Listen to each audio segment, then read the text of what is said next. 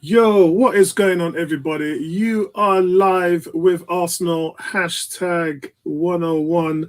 And this is Arsenal versus Leicester. A lot is going to be riding on this game, guys. This game means everything to us. And first and foremost, I want to thank you all for joining me for the stream. And let me know what your thoughts are in regards to this game. Where do you see it? I know a couple of you guys talked to me about your predictions yesterday, but for me, guys, this is a big game. And I don't want to discount the fact that Aston Villa or Spurs wasn't a big game, because in those, remember, these are direct competitions for Arsenal Football Club in regards to that top six position. So these are the games that for us are 6 pointers. A win against Villa, a win against Spurs dictates that those teams don't have those 3 points. We have the 6 points. It's the 3 points. It's a 6 point spread. Therefore, for us, it means more than anything else. So I just want to discount the fact that those games were as important as the game today, but winning today would mean that we've directly beaten three of our competitors for that top six spot. Very important, guys. So let me know what your predictions are, and yeah, let's take a look at the team sheet. So team sheet. Sorry, guys, let me just bring in Tony and then change the screen up a little bit here. Tony, what's going on, my brother? I'm all good, brother. I'm all very good.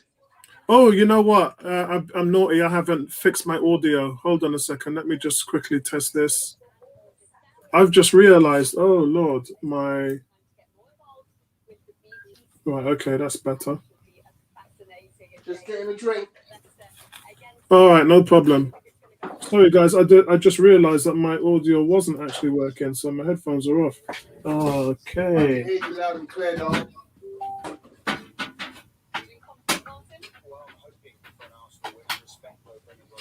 See, that's what happens when you fly solo and you think that you're ready and you're actually not, because my headphones wasn't in sync, and now it looks like they are. Yes, they are. Good. Right, now I can hear everything. See, when you're in the studio by yourself and you kind of think, yeah, everything's all sorted, then someone comes in and you start to hear their voice coming out of the PC. Let me see what them guys are saying. Kuke saying Odegaard on the bench, no Ricardo for them is good news. 18 is saying 2-1 to the Arsenal. Kieran, we missed you last night on the Premier League show. Tottenham got... there's a lot of talk about Tottenham on there, but Tottenham. Kieran says Arsenal Sunderland in the cup. Is that confirmed? They did the draw this morning on Soccer AM. So is Arsenal at home? It's Arsenal at home to Sunderland. Wow. West Ham play Tottenham. Wow. Trying to think of other fixtures. Yeah. Chelsea play Brentford. Liverpool at home to Leicester City. Yeah. And Spurs at home to West Ham. That's going to be a tough one for Spurs. Yeah. Whoo, that looks, we got a great draw. Thanks for that, Kieran. Draw. Yeah, I've been so busy this morning. It's taken me time to get the stream up, to be honest. So let's go through the team sheet, Tony. Team sheet it's the same as it was against Villa. So Ramsdale in goal, Tomiyasu, Ben White, Gabriel, Tavares, Partey, Lokonga as the two holding, Smith Rowe and Saka on the flanks, and Lacazette just going to be playing behind Aubameyang, or two up front if you like. And that's what we're going with. Kieran says, we've got Man United today. Good luck to Arsenal there. Yeah, man, listen, it's a Rockweiler fight up there for that top spot now, man. It's absolutely fantastic. It's brilliant. It's what we want. This is, last season when this was going on, what was upsetting to me was that we weren't competitive. You got to be in it to win it. It's like playing the lottery. You can't complain about not winning the lottery if you don't buy your ticket on a Saturday. And last season, Arsenal weren't good enough. We weren't buying the ticket. So this season, the reason why I'm all pumped up, and I've set my expectations low, and we're going to actually do a stream in the midweek to talk about the 10 games predictions that we did. Guys, it's up to you and when you want to do the stream. Monday, Tuesday, Wednesday, any day is cool. and then we'll revisit what our predictions were. Now, in this game, nobody gave Arsenal a win in the panel. Yeah, none of us. So it's really good to see that we are in it, even if, say for instance, we miss out and when we don't get it. The fact is that we're competing right now. We're a part of the argument, and last season that wasn't the case. So, Tony, what's your thoughts on the team sheet? Well, having seen how well we played in the game last week with exactly the same team, I'm expecting nothing less. I just feel the boys need to up the ante in terms of effort, because this is a very good team. I know Villa are a good team. I mentioned it yesterday. You know, I just feel this is a game which is winnable, but we're going to have to up the ante in terms of effort, in terms of closing down, in terms of retention of the ball. You know, all the key elements of the game. We're just really going to have to be on our best today. We're going to have to make sure that Tielemans doesn't get any efforts, because he's just in form right now from outside the box. So yeah, big game. Neomis, they're missing Ricardo, and I don't know whether you saw the preview I did with Jamie yesterday. We were talking about Ndidi. He thought that Ndidi might be ready for the game today. He isn't. He's not going to be there in the middle of the park, which is going to be making it a little slightly more easier for the young Sambi. And well, Party would have rock wild with him anyway. You know, Party would have gone 12 rounds with Ndidi, so it's a shame we didn't see that. But yeah, what's your thoughts on the team sheet and where Leicester are at the moment? The midfield, I think, even with or without Ndidi, I think would have still been a battle, because I think Samara is a quality player. But looking on Leicester's side, there's one player that I've never heard of, Luke Thomas. He's their left wing back. Because I don't know him, I'm assuming he's young and inexperienced, and that is probably our route going forward, which means it will be the Arsenal's right side to really cause damage for Leicester. So I still think that with Tielemans, let's not sleep on Boubakary Soumaré, but everyone else is what I expected. But I think it's a good opportunity for Arsenal to kind of capitalize on that, because without Ricardo, who I think was their better fullback, a wing back, I think he would have caused us a lot of damage. So, you know, I take it. For me, it's every little helps. Looks like we're going with the same formation, same players as we did the last time. So, you know, you stick with the tried and tested model. That's all I could ask for. And even though I call this one down as a loss, I think that we could get a draw out of it, because, like you said in the preview yesterday, and like I called out, they're playing with this 3-4-1-2, the same as Villa's. And we beat Villa with that formation. So, you know, maybe Rodgers has something to stop Arsenal, but I think we got everything that we could possibly do. Yeah, I think we've prepared the best, we've set up the best, and there's no reason why we can't get something out of the game. Yeah, and the be all and end all of that is, regardless of what the setup and the tactics is, it's what's happening here in your heart. If you bring that heart and desire that you brought against Tottenham, that you brought against Villa, then Leicester City won't be able to beat Arsenal today. That's the bottom line to it. And I think I was just listening to Sports Soccer and Jeff Sterling and those guys, Paul Merson, and they pretty much shared what I talked about throughout the week in terms of this is where we get to see where Arsenal are, because they are playing so well this season. This isn't going to be an easy game for Leicester either. Oh, no, I completely agree. Like, when you look at the table and where we are right now, like if Arsenal were to pick up a win, we instantly get catapulted. I think it's 5th. If we draw it, we stay in and around but where we are right now. And if we lose, potentially we could drop to 12th. So, I mean, this will set up Arsenal fans with how they feel for the next 10 games, honestly. And it will set Arsenal up for the season. So it's a really important game. So, yeah, I mean, I think we've done the best that we can. I have nothing to criticize Arteta so far. Yeah. I often wonder with games like this why they go away from traditional red and white, because this is a game you're playing a team who playing blue and white. Red and white is complete opposite. So, guys, Dee's just said, I did the polls, Apollo. Yeah, I thought I'd put it in. There was a big discussion between Tony and the African Guna, and I was asked to actually put the polls up. The bottom poll is for me because, you know, everyone knows I'm Arteta in and has been since day one. I've never waned or moved from that position. So let's take the game's actually started, by the way, but let's take a look at the polls quickly. I've put down there, since he's been here, Pepe now has 26 goals and 18 assists, the third most productive player behind Aubameyang and Lacazette. What do we do with him? 70% of you said we need his production, keep him. So I think that kind of scatters the argument out about, you know, whether we keep him or not. 28% said we need to sell him ASAP, and 3% said send him on loan. I'm not sure why you send a £70 million player on loan. That doesn't. Maybe that's my fault for actually putting that option in. That's ludicrous. And then at the bottom, I mean, that's just ludicrous that people actually even can contemplate doing that.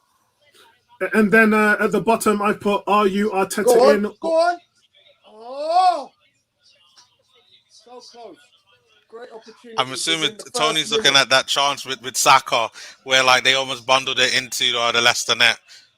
Oh God! Right, so just to let you guys know, I'm on 1 minute 35 at the moment. That's got to be a back pass, same. surely. Yeah, I'm watching it on my on my Samsung Note 9. Nice. So guys, quickly, let's get rid of this. It's the second one is, are you Arteta in or Arteta out? 52% of fans said that they are Arteta in. Tony Neomis. I'm actually really surprised on how high that is. But to be honest, when you kind of look at it and you look at the bottom one, if we finish in the top 6, maybe if we finish in the top 7, how that would be, if you combine both of the results, then it's pretty much even, which is how I think where the fan base are right now. I think most people, all we really care about is, are we going to make kind of minimum progress this season? And I think the bar is set pretty low with, can we finish 7th or above? Like that's really it. Like if we finish 7th or above or qualify for Europe, like the Carabao Cup, like I don't know if you guys saw the draw, but spoiler alert, we got Sunderland. If we win the Carabao Cup, we qualify for Europe. Like for me, I won't care what else we do. I really wouldn't, because no foul there. Good. Getting into Europe is the most important thing. Go on, Benjamin. Are we really going to continue calling him Benjamin? That's his name. Could you imagine? Someone's like, "Oi, Ben, how do you think the game went?" And he just ignores you. That's mad. I'm going to turn off my Sky Sports News here on my Xbox because I can't focus on the game, which is at the bottom here. So I'm going to turn that off. Let's see what the guys are saying while the match is going on. Let's get rid of this. That is 18 said that's a great poll. It says a lot. African Kuna got it wrong there. It's not that he got it wrong. It's his opinion. But the fans don't share his opinion about Pepe. That's really what it's all about. It just makes absolutely no sense. And when pushed, I asked him, who do you bring in? And he didn't name a player. Because there isn't a player that you can think of who's easy to get, who's not going to cost you £180 million, but you can simply go, oh, he could naturally bring us that kind of production. Yeah. The action is happening so fast and thick, guys. I mean, wow. Leicester are on the back foot right now. Yeah, it's. Who's that? Vardy gets on it. And guys, remember, I'm going to bring up that statistic again. When Arsenal score first, they are unbeaten in 25 games, 120 and drawn 5. Where are we at, guys, time-wise? I'm at 3:58. I'm at 4:30. Oh! 4:30. Oh, my God! The Sentinel has done it again. Gabby! Oh, my God, Gabriel. 1-0 Arsenal. Whoa! Oh, my God. Oh, my God. Jesus Christ. Sorry, Tony. Oh, my God. Tony, when you see it, set piece goal, it is wonderful. Oh, absolutely my wonderful. God. Gabby and Saka doing a dance in the corner. Well done to both of them. But, like, Leicester have been on the back foot. Oh, my God. The corner comes in, and Gabriel, he's near post. Ben White, oh, look, I don't think he knew much about that. He was getting pushed while he headed it. Look at this. He was getting pushed. He's twisting to the right, getting pushed. The ball comes off him, goes straight into the back. It's astonishing. It is absolutely astonishing. Wow. Get in. Wow. This is unbelievable. That is brilliant. Well done. That is Absolutely brilliant. unbelievable. Get in. And guys, what happens when Arsenal scores first? Like you said, Oh my they win. God. Let's not get too ahead of Oh my God. Oh. What, Tony, the counter attack. Yeah, 6 minutes. Very early goal. Yeah, there's like, look, we're on it again. We're on it again. It's a shot. Oh! It's a shot that's saved, and it's nearly spilled by the goalkeeper. Wow. So, guys, from that corner, Arsenal go ahead 1-0. It's Saka that gets the assist. Saka swings the ball in. Beauty corner. And ever since they've had Smith Rowe and Saka taking the corners, they've been putting them right on the 6-yard spot. He swings the corner in. Beautiful. It's caused all kinds of problems for Leicester. They push Gabriel. They're actually holding Gabriel and Ben White, both of them as they run in. Initially, it looked like a Vardy own goal, but it skimmed off the head of Gabriel as he's getting pushed. His body twists to the right, and the ball ends up in the back of the net. Goalkeeper has no chance. Just now, Arsenal come flying in. Aubameyang breaks free on the right. He runs into the box, shoots with his left foot. It's an acute angle, but Schmeichel gets behind it, nearly spills it. But Arsenal are 1-0 up. Tony. Wow, that's just the start you want. Hope that gives you a lot of confidence that you can get into this game. Yeah, let's just keep this going, guys. The confidence has got to be high now. Those players are flying out. Yeah, I'm well happy. Neomis. I'm gobsmacked. I'm shocked because Leicester look all over the place. When you were looking at the guy marking Gabriel Abubakari Samaria, I was talking him up. What? Go on, Oba. 8 minutes ago, 10 minutes ago, as being a potential threat. Ooh, and good shot like goal literally, there by Gabriel Aubameyang. just outmuscled him like he was nothing. They're doing the replays right now. Defensively, him and Evans are all over the place. Like just absolutely brilliant from Arsenal so far. Like they're defying my expectation. And if they do live up to that stat where if they score first they win, I think it's absolutely incredible. I think a lot of us are going to have to eat more than humble pie, cherry pie, pecan pie. Just pick the pie you want. Did you guys see the Aubameyang shot? Yeah. Yeah, I think we just talked about that as well. Okay. Let's see what you guys now. What minute are you on? 8 minutes and 30 seconds. 8:30. Wow. Jeez. Just aren't you, Tony? Aren't you with EE with your mobile phone? No. Oh, okay. Yeah, it's easy. It's easy pickings with EE. You get it free. Kuke says Tavares a bit of a worry. I think he'll either be great today or shocking. Oh, I better put it up. And nothing in the middle. Hopefully, it's a former. Fancy us to edge the match. Ikuke says, pretty incredible. Saka already played his 100th game for the club, just turned 20 a month ago. D says, bless up Apollo on 101. So Leicester are lining up with a 3-5-2 as predicted. I want to see Lacazette close the space. There's Tielemans. It's just like he did against Luiz and force longer balls into their strikers. Vincey, who should be on the stream today. Where are you, Vincey? Vincey says he'll be on at half time. Excellent. He says, I'm excited to see how Suman plays. D says, I'm looking for the same energy and effort from the team. Performances, everything. He'll check back at half time. Vincey said, Suma, whoa, he's in there. He says, I don't believe the second poll. Fake news. Well, polls don't lie, mate. I don't control them. I just put them up. Dan says, I'm unable to be on the panel. Am I able to be on the panel one day? Yeah, you can be on the panel, bro. All you got to do is let me know when you're ready, and I'll send you the sign, and you can come in, bro. It says polls should be about quality of a football played. Nah, this Arteta in and out thing's been going on for too long, bro. We need to nip it in the bud, and when we do, we get behind the manager. Kuke says Lacazette is the best playmaker at the club. It's time we accept it. And even Effie's leaving. Yeah. And G says, Gabriel, you baller. Vincey, great goal. We've got a set piece coach too. Jared says, positive signs, guys. Yeah. Positive signs is that this team is hard to beat when they go 1-0 up. We just know how to defend the lead. Close that.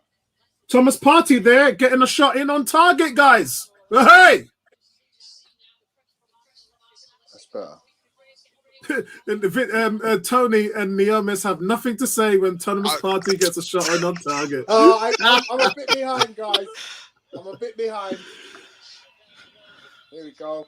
I'm about to sit now. Yes, nice. Oh, is that a booking? Yeah, I'm at 10:23. No, I think it's a free kick.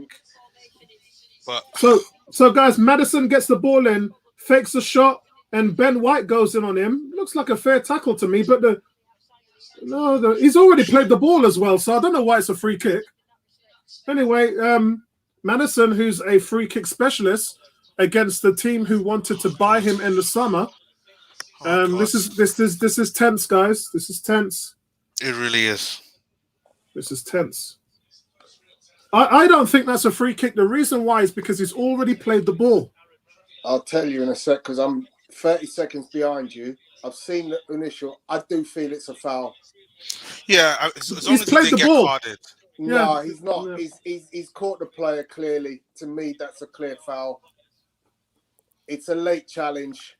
The ball has gone, but he's played for the ball and got the player instead. So that's a clear foul for me, Apollo.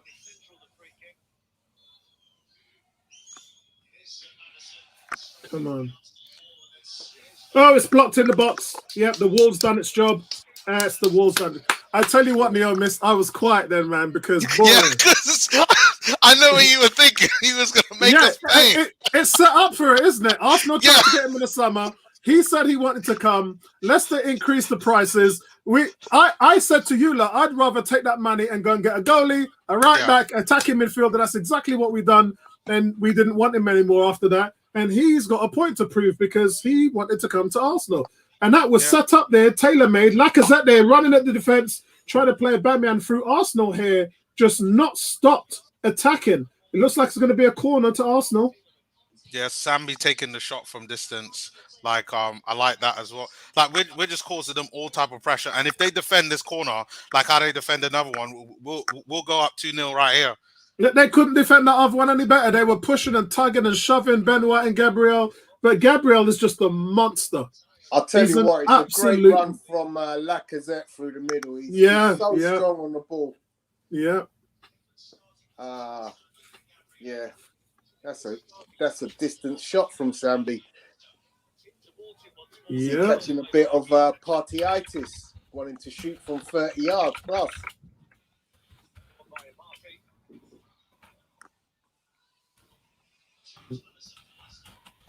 Why have they got the remembrance thing on today when Remembrance Day ain't for 2 weeks? Yeah, so weird that is. Vincey says so much changes when you start the game positively. It's because the Leicester owner died. This is the anniversary. Oh yeah. I've seen that on Twitter. Okay, I am. Funny, Jamie didn't mention that last night. It says, it's been positive fast starts from Arsenal for a while now. Vincey says, I'm loving Ramsdale's gloves. Kuke says, Apollo, why do you wear your headphones like that? I've been wearing them for years like this. The reason is because in this ear, which is actually connected to my ear, I can hear the studio and the guys. But with this ear, it's not actually on my ear. It's so I can hear the match. So I have to have it. I have to wear it like this. It's a little bit offset. But yeah, I can't hear the match otherwise because it's noise cancelling. So if I put them both over my ears, I wouldn't be able to hear the commentary. Not that I hear too much of the commentary anyway, because I'm more focused on what Tony and the Omis is saying than I am the commentary of the match. Daniel says, yo, what's going on, cuz? Lovely start, mate, continue. He's saying 4-0. Oh, my God. My man said 4-0. Wow. You know what? I think this is one of them games where we know we need a second goal because I predicted yesterday Vardy gets his usual goal. Oh, God. Lacazette would have had a Tavares. tap in then. Tavares with an amazing run. Lacazette would have had a tap in then, guys. That was close. You can see here, Sambi, so much poise and patience in Sambi's build-up play. He puts the ball out. I think Aubameyang's just slightly offside there. So, yeah, the ball came in. It looked like it was Tavares, right? Yeah, it was Tavares to making that run. Great run. Oh, yeah. Wow. Wow. Great run from Tavares. And it's great. Look at how two-footed he is. Because he can come, brilliant. Instead of taking the run down the wing, he comes in more central. Bro, he gives us a different dynamic. I've got nothing against Kieran Tierney because I like Kieran Tierney. I love Kieran Tierney. But Tavares, to me, is Tommy Atsu there with the putback. So good. Speed and sprint. You know, the thing is, I'm surprised they haven't tried to exploit Tavares yet. Because defensively, he isn't great, but going forward, he's an absolute beast. Like, he can't be stopped.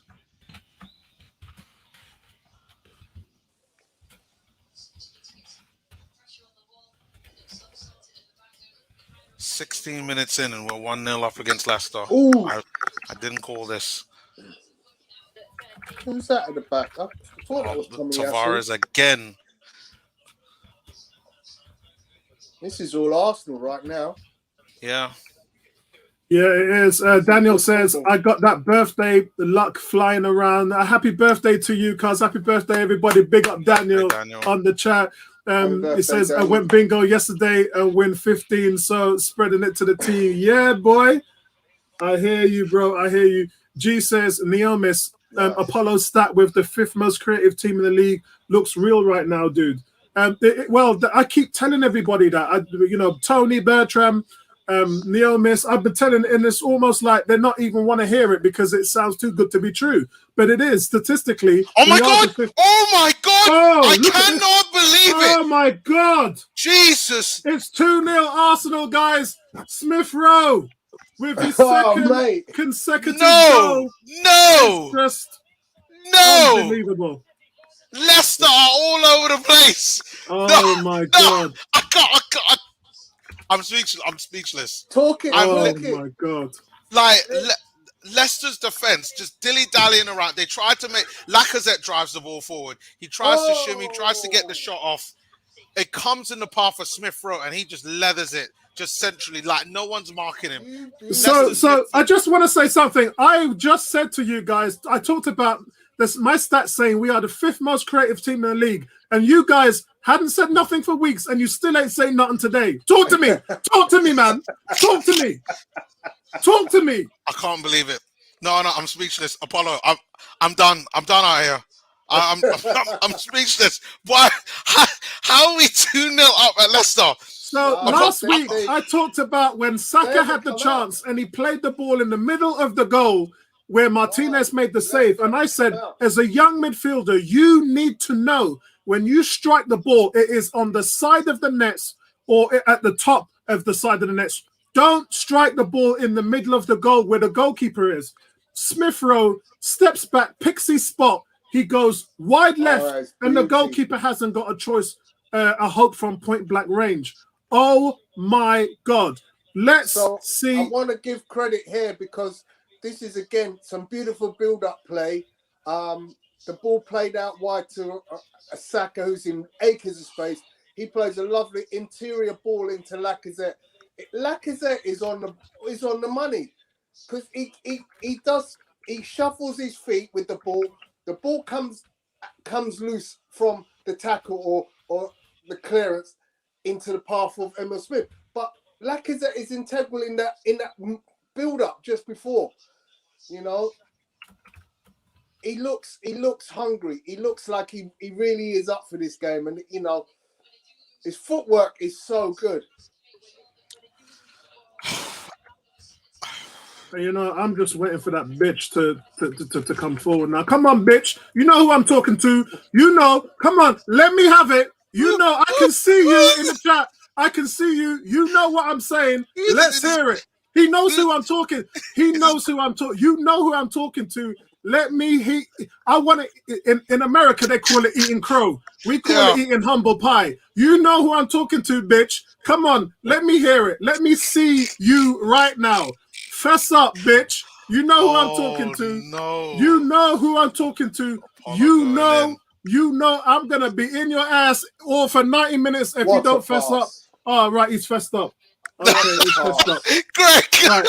Okay, yeah, you bitch. Yeah, what did I tell you about Arteta out, Arteta in? He says, Tom Aston, Tony Cox, Neomis Brown, Bertrand Spence. Okay, I'm ready to commit to Arteta in now. Right. I'm done. No. Let's flag that up. Let's flag that up. Yeah, bitch. I told you. What did I say to you? Man been trolling me about Reggae Boys for a month, you know. Yeah. Okay. Yeah. Apollo come with the gift. Let's talk about this right now, man. Arteta in, my brother. Yeah, that's what I'm talking about. That's spreading the love for all of you guys that are onions out there, and onions are the hardest thing to peel layer by layer. Yeah, Arteta is peeling your onion right now. Yeah, Arteta is peeling your onion back. Yeah, Arteta is peeling your onion back. Vince is saying no bullying, admin. No, bro, I'm just telling the man to step up and be a man. That's all I'm saying. Yeah, I'm just telling you come at me. Yeah, and then you give me that. I'm gonna ask you to pay up. Daniel saying, please. Vince is saying, leave him alone. Vince is saying, it doesn't count, Greg. I haven't signed it off. Oh, my God. Wow, this is unbelievable, man. So, James Madison, that is why he's probably feeling a little bit pissed today. Wow, I tell you, this top 10's prediction, I was way out, man, because they're looking at 17 points now, and I think I was 12. Oh, man, I'm way out. I was way out, man. Oh, my God. Biomis has got nothing to say. Well, what have I got to say? I still can't believe it. I still can't believe it. Even now, I'm thinking, like, surely Leicester are going to come back 2-2. Don't go there, bro. We're 20 minutes in. Don't go there, bro. Okay, so remember my stat. Arsenal, yes, I know your stat. In their last 25 games where they've scored first, Arsenal are 20 wins and 5 draws. And guys, it's about the shape, the pressing, the intensity, the heart, the commitment. That's where it all comes from. We talked about the tactics. We talked about the formation. But none of that is important if the team doesn't bring it. And so on that second goal, Saka is found on the right with so much space because he's creating his own space with the movement. He attracts 2 defenders. They flock to him. It leaves Lacazette free. Lacazette in space, receives the ball in the box, kind of couldn't really get it out of his feet, but he only sort of half clears it. It falls to Smith Rowe. He picks his spot from 12 yards. He goes to the right, not in the middle like Saka did last week, and it's 2-0 Arsenal. Tom Aston says, G, welcome to the board. Yeah, you bitch. Welcome, yeah. Let's see. He's going to try and come at me with some America versus Reggae Boys thing. You know that's done, man. I'll give you credit for that. But what I'm telling you right now is it's about Arteta in, man. Jay, Tom Aston, myself, we've been telling you it's all about Arteta. This thing is happening right now. He is my manager, and it's taken you this long to get on the train, and I'm glad you're on board. Big up Tom Aston as well. Big up Jay. Big up. I'm not sure whether Mark Thompson was Arteta in or not. I wasn't sure about that. Maybe he was, maybe he wasn't. I'm not sure about that. Anthony says Bertram is a solid 17. So Bertram's the one that got it correct. Wow. Son of a bitch. I didn't know that. Sure? Oh, man. Bertram. Wow. Okay. So we'll revisit that. Ooh. Yeah, we'll have to revisit that. I predicted 15, so I'm only 2 points behind. Ooh, my God. So, guys, Leicester, what you guys have to understand is Leicester's giving the ball away so frequently here because The ball originated from Maddison to Vardy not being on the same wavelength. They were being pressured by Sambi, and that's what led to that breakdown. Leicester's midfield is being broken down by the persistence of our midfield play. This is brilliant to watch, man. Yeah, and I've got to say, I mean, the two centre halves are tidying up everything. You know, I can see Leicester trying to get the ball to Iheanacho and Vardy, but you know, Ben White and Gabriel are reading every one of those through balls and intercepting well. Yeah. This is good football, Arsenal. Leicester getting a few passes off now, but the block is there. The nice shape. The shape is lovely. It is. A Facebook user, I don't know who that is. Remember, guys, there's a link at the top of the thread. It's where you allow StreamYard to show your name, because you know there are laws against that. But once you do that, we can tell exactly who you are. He says, "G, welcome aboard the hype train." And he also says, "It's the system, Apollo. They'll know all their roles. They know their jobs, and they are playing as a team." But even with that, James, it still comes down to your heart and your desire and how much you're willing to commit to running yourself into the ground every game. And we've seen that against Spurs, against Villa, and now today against Leicester City. So you're right, but it's so much more than that, because as I said on the last week on one of my videos, it's 30% everything else and 70% heart. If you don't bring the heart and the passion, because a guy can be more talented than you, but if you show more heart than him, you're just as good as him. It's always going to be 11 versus 11 at the end of the day. Leicester go close there with Iheanacho. It says, in contrast to that, United, who are 11 players, loving the team. Brilliant, I agree. Oh, it's James Hanbury. It's James. So G says, James Hanbury, are you happy I'm Arteta in now? We look much more dynamic in this 4-4-2. And James is saying, always happy. Power of positive thinking. Big shout out to James Hanbury, brother. Vince is saying, to put it into context, we win against they're our competition. Vinci, Spurs, Leicester, Villa. That's our competition. Where many puts wins down to against Norwich and Brighton. Either way, we are ending this 10 game much stronger than we started. Agreed. I wasn't quite sure, Vinci. Are you Arteta in or Arteta out? I never quite figured that out as well, Vinci. I know you've always challenged him on the tactics and the formations and that, but I never really defined you as Arteta in or out. Apollo, so the problem is that poll showed you that most people are like somewhere between in the middle to like Arteta out. Like you had some people just weighing it on where Arsenal finish, and I think that's what it is for most people. It's more about they just want to see some type of improvement. But I'm still shocked. I'm still shocked with what I've seen. Oh wow! Okay, so Leicester's getting close. Iheanacho's causing us all kind of sorts right now. Kuke says Tony is Arteta out or in. Neomis is Arteta out. Oh, Neomis, I didn't know you were Arteta out. I thought you was on the fence.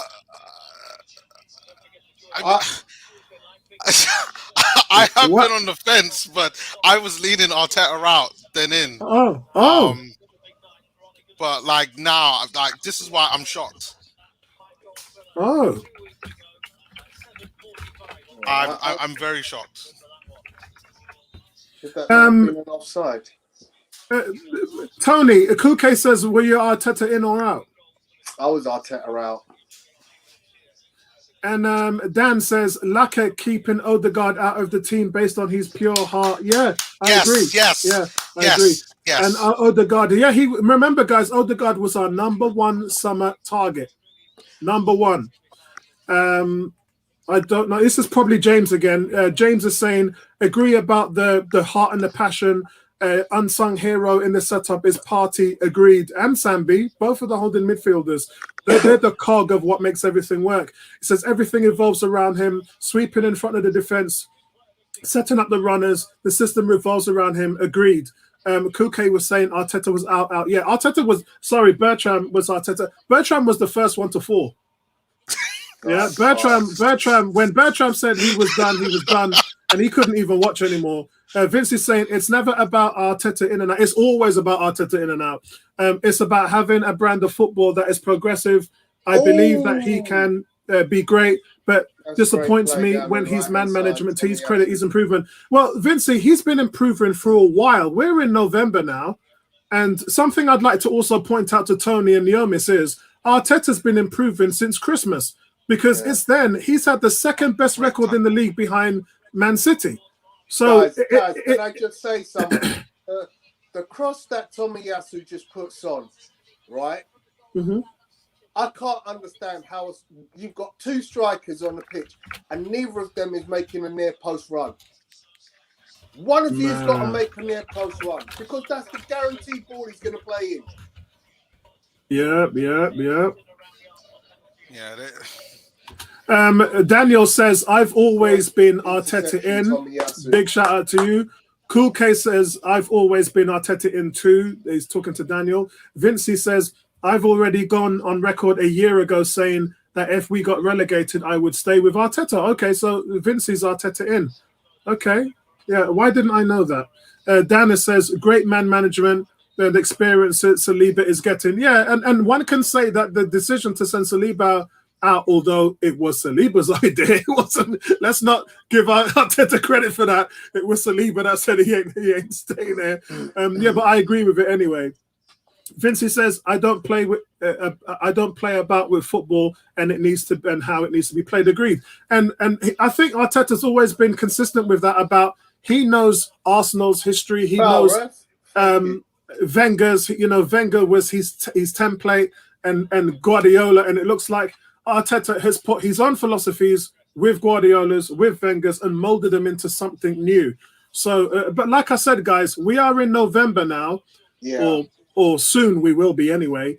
But this improvement and resurgence has been going on since last Christmas. So we can't sit here 11 months after and talk about we don't know what's going on. That this team has the second best record, the most points, second best most points behind Man City.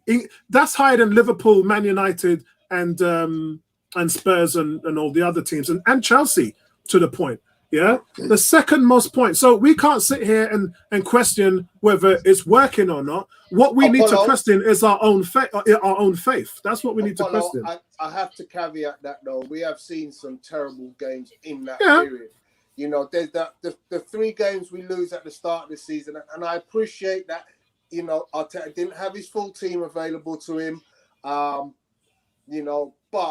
in that period, the 12-month or the 8-month period, 10-month period that you're talking about, we have seen some games that we've drawn or lost. The football was awful. We've also seen in that period several changes of personnel and system. Yeah. So I think what you've got to understand is when we see that changing of personnel and system, you kind of get the impression there's a guy who doesn't know what his best 11 is. There's a guy who's playing people. Yeah, I mean, I've always admitted to that, but at the same time, I've said to you that's because he's still trying to figure it out. The difference between now and then is he was still working with players that weren't suited for his system. Now he's working with players that he's brought in that are suited to his system. So on top of that, playing devil's advocate, those teams like Liverpool got trounced by Leicester 5-2. Those other teams we took Chelsea to the sword 3-1 at Christmas. Those teams have also had disaster classes as well. The difference is we've overreacted, in my opinion. Yeah, I think that we might not all agree on it, but I think we've overreacted. And what's worse is we have got the biggest social media following than all the other clubs. That's why they're scared, because if we lose a game, social media goes into meltdown. YouTube goes into meltdown. If Liverpool, Man United, look at Man United, lost 5-0 last week. Did their fans go into meltdown? Yeah, of No, course they didn't. Um, No, they didn't. They were quiet. It's- They never, no, they they did. did. They never. Listen, If we lost 5-0, it'd be worse. it would be worse. That's what I'm trying to it'd be say. worse. If It would we be lost worse. 5-0, it'd be worse. I have It would seen be- absolute meltdown at Man It would be a United solar fans. eclipse. No, it would. Yeah, It- if we I lost have 5-0, seen meltdown. Yeah. if we lost 5-0, it would be deep impact. A meteor coming to hit the ocean. It Yeah. would be a solar Yeah, yeah. I've eclipse, seen that at Yeah. Man United this week. bro.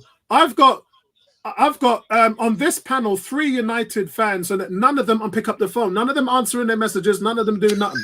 Yeah, if that was an Arsenal fan, it would be front page news. It would be first column in the Sun.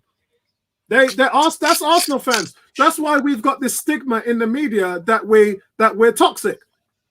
Yeah, that's why, and the players know it, and that's why when Bellerin was talking in the interview, he explained it. He said the players think that Arsenal's fan base are toxic because their expectations and the pressure they have in the media. Talk Sport, that's what they say. Sky Sports, even though they're just jealous. But we've got this stigma that we expect too much. So I always talk about our expectations, and in my opinion, our expectations as fans is too much. Yeah, I mean the thing is, you got to remember, Apollo, is football for any fan of any team is like the be all and end all. Yeah, it is the poison chalice, if you want to put it that way, because if you lose, you're ruined. You know, football ruins a lot of people's lives at the weekend when their team doesn't perform.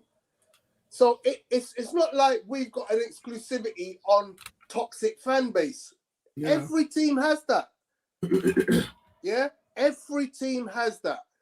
It's just that ours gets shown more because we are the most social media active team in world football, probably. Yeah.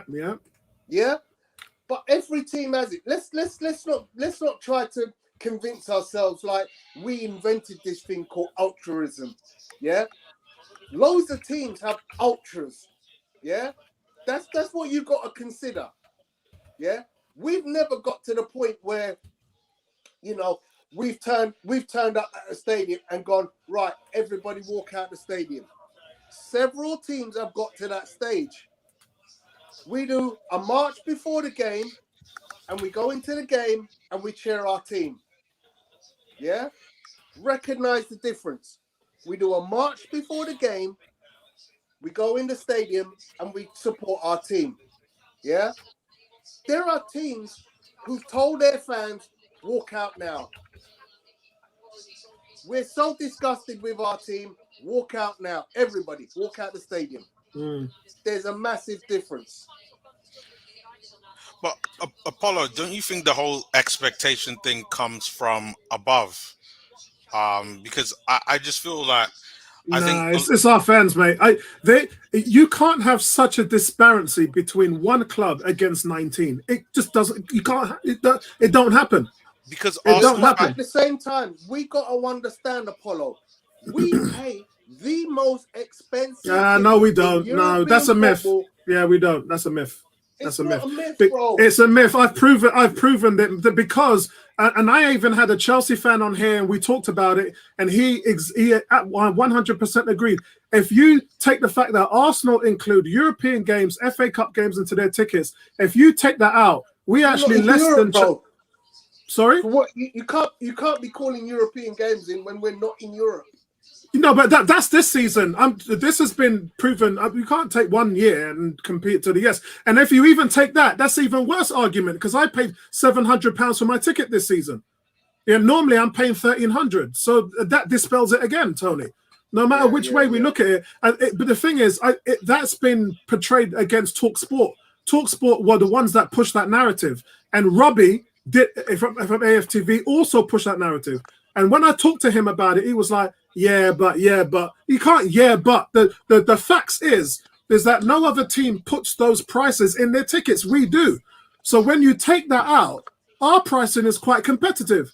Even with that pricing, it works out to £42 per ticket. Are you telling me that £42 to £44 per ticket is a lot to pay to go and see Arsenal versus Man City? I disagree. Yeah. I've been a season ticket holder for 13 years, and to me, it's good money. For 1,300 quid a year for 19 league games and 7 Cup and European games is a great deal. That's 27 matches. That's a great deal. So I don't know. I mean, I talked to a lot of Chelsea fans. Chelsea fans are paying 125 tickets for European football. £125 per ticket. That's included in our package when we were in the Champions League, and the price went down when we were in the Europa, and now we're not in the Europa. It's gone down even more. So yeah, but again, what makes it's like Trump. What's important is that our fans believe it's the most expensive. Doesn't mean it's true, but the fans believe it. So that's why we get riled up. The media shout and we get riled up and angry, and they know that that's who we are, and we can't stop that. We tried. I've tried everything, but when we've even got Arsenal YouTubers that are jumping on board and spreading the same kind of misinformation, it makes it very difficult to defend. It really does. A couple of people here are being look, let's talk about the situation right now. We're having to weather the storm towards half time. This has all been Leicester. Apollo, we're going to win. Yeah. I can't believe we're going to say, like, we're actually going to be, like, we're going to be in 5th. Like, but this is part of it. Part of it is, remember when, and I keep revisiting this all the time, that Arsenal are the hardest team to come back and beat when they go ahead, because they're unbeaten in their last 25 matches. And when they go ahead 1-0. And right now, we've seen in the last 10 minutes, it's all been Leicester. But what's the score? 2-0. It's still 2-0 Arsenal. So Arsenal are very difficult to break down. Let me change this score thing here. Talk to me about the free kick, bro, because that doesn't look a free kick. Yeah, he gets a little nudge, but he's they haven't taken it yet. Yeah, I don't think that was, but then I didn't think the other one was. Maybe I'm being too biased there. No, the first one wasn't, but this one is just he's fallen over like a.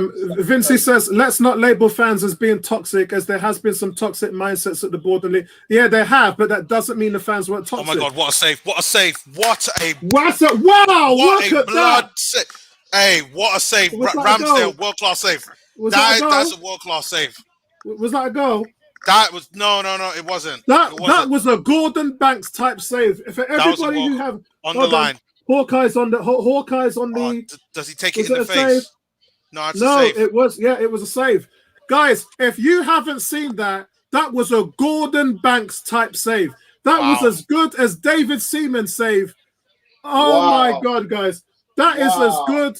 Wow. Okay, so 2 of my favorite saves in Arsenal history have been David Seaman's save against Sheffield. What was it, Wednesday or Southampton? Sorry, and Jens Lehmann's save against Real Madrid in the semi-final of the Champions League. And that was as good a save as you're ever going to see in Arsenal history. Look at that. That's phenomenal. Take a bow. Take a bow, young man. They've even zoomed in on Leno. I paused my TV. They zoomed in on Leno looking at that and having a smile.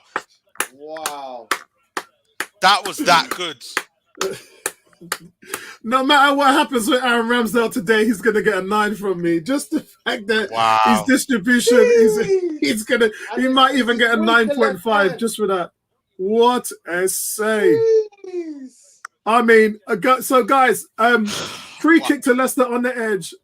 James Maddison, who I'm scared shitless of, by the way. I just the guy, every time he takes a shot, I'm in all sorts. He is. Yeah. But that's 2 silly fouls from Ben White on the edge of the box, I must say. That's 2 silly fouls. Wasn't a foul. That was why I know. I looked at what he did. Guys, but he never puts enough on Maddison to make him fall over the way he does. I mean, guys, so Maddison takes the shot. It looks like it's heading in. It's poster stamp. 100%. You can't place the ball any better than where he placed the ball. It's postage stamp. And Ramsdale has pulled off a ridiculous fingertip save onto the crossbar, Gordon Banks style. And Evans comes in, steaming in for the rebound. And it squirms off Ramsdale, underneath Ramsdale. It's cleared off the line by, guess who?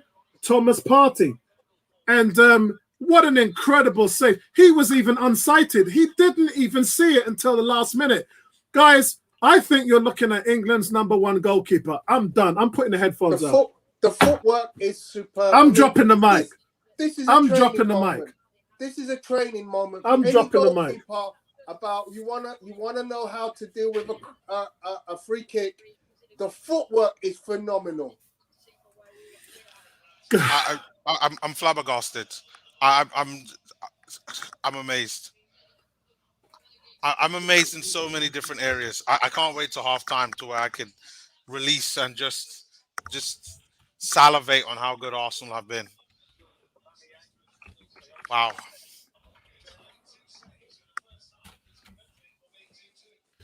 Wow. I mean, guys, I think you're looking at England's #1. His confidence has got to be so high. That is a super save. Because it makes the difference in this game from being 2-0 to being 2-1. And, that's going to make such a huge difference as half-time whistle blows. When we get to if we get to halftime at 2-0, for me, that's it. That's it. Yeah. We're pretty much there, innit? 1 minute. Yeah, I mean, seconds. even if Leicester score in the second half, I think Arsenal will score in the second half, so it might end 3-1, but... Yeah, I'm lost for words. I'm lost for words. This. I mean, we keep talking about which is the best first half performance. Villa, Spurs. They guys. I'm gonna throw you an intangible here. These guys. I'm gonna throw you an intangible here. They are playing away from home against the top seed side, against the top 6 side. Yeah. So let me just park Spurs and Villa right now. Yeah. They're not playing at the Emirates. They don't have the 60,000 faithful behind them. They are playing away against one of the top 6 sides who have just missed out on the Champions League football, and they are demolishing them. They are demolishing them. Vincey, I'm not saying that we're out playing well, but I don't think we can call it a demolition job yet. Bro, you're away from home. We're better than them. That's what it is. We're just better than them today. It's not a demolition, but we're better than them. We've beaten them.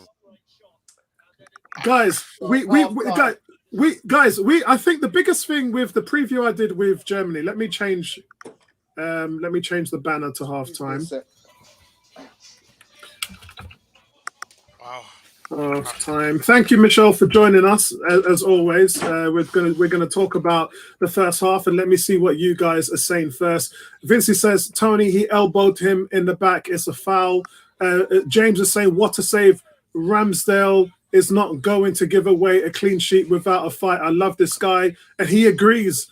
James is saying it's England's #1 goalkeeper, in my opinion. That is. G is saying. Apollo says Ramsdale should be England's #1. So he's mentioning to Lewis.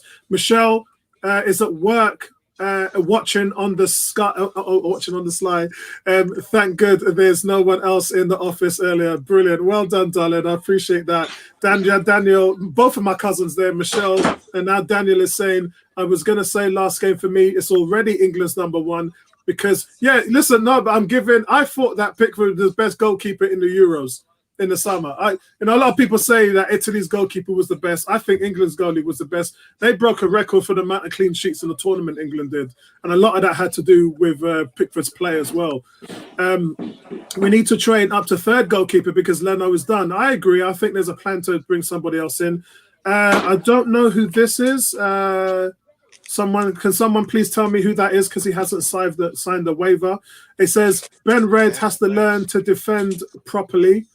Well, I think he's been our best defender over the last few games, but I think he's been a little bit overly aggressive in this game because he's got to prove a point as well. But Tony also says that wasn't a foul. Vincey says he got pushed and nudged in the back by Ben. James is saying, should the wonderful Kieran Tierney get back into this team? I don't think so. I think the thing about this, James, which is what I call for, a lot of people think I've been harsh on Xhaka, harsh on Leno, harsh on Tierney. But what I'm trying to say is you've got to have some level of competition in the team, because when you make mistakes and you don't play well, and things like that, if you do it for Man United, you do it for Liverpool, you do it for Chelsea, and you do it for Man City, you get dropped. But with Arsenal, these guys make mistakes, lead into goals and cost the team, and guys get don't play well, they give the ball away, and guys don't turn up and they're inconsistent. And in the reign of Kieran Tierney, his distribution has been awful. Like, he's crossing into the ball where there's no Arsenal players. He's played well defensively. His energy is brilliant, but he hasn't played well this season. And to a point, neither did Saka. And again, let's not label players. Let's call everybody out. Saka, for a long period this season, hasn't played well. And that's why we were saying Pepe's got to come in and replace him, or they should mix it around a little bit. Odegaard hasn't played well, and he's been dropped. So we have to have that level. We need to be like the top 4 teams, where when a player doesn't play well, you've got to put someone in and replace him and let them show you the competition. Let them see what's going on. Tony. So on that vein, I want to talk about a player that I've been looking at this half, Pierre-Emerick Aubameyang. Because for me, we're missing the creativity of a Pepe. Yeah, all the people that talk about, oh, well, Pepe this, Pepe that. But yet we got this guy's playing out on the left wing. He's doing a lot of running.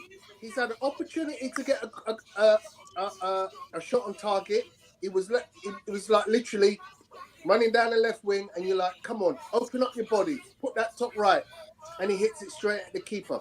Now, more often than not, we hope he makes that and scores a goal. But what I'm looking at with Aubameyang is clearly everything's going through Lacazette down the middle.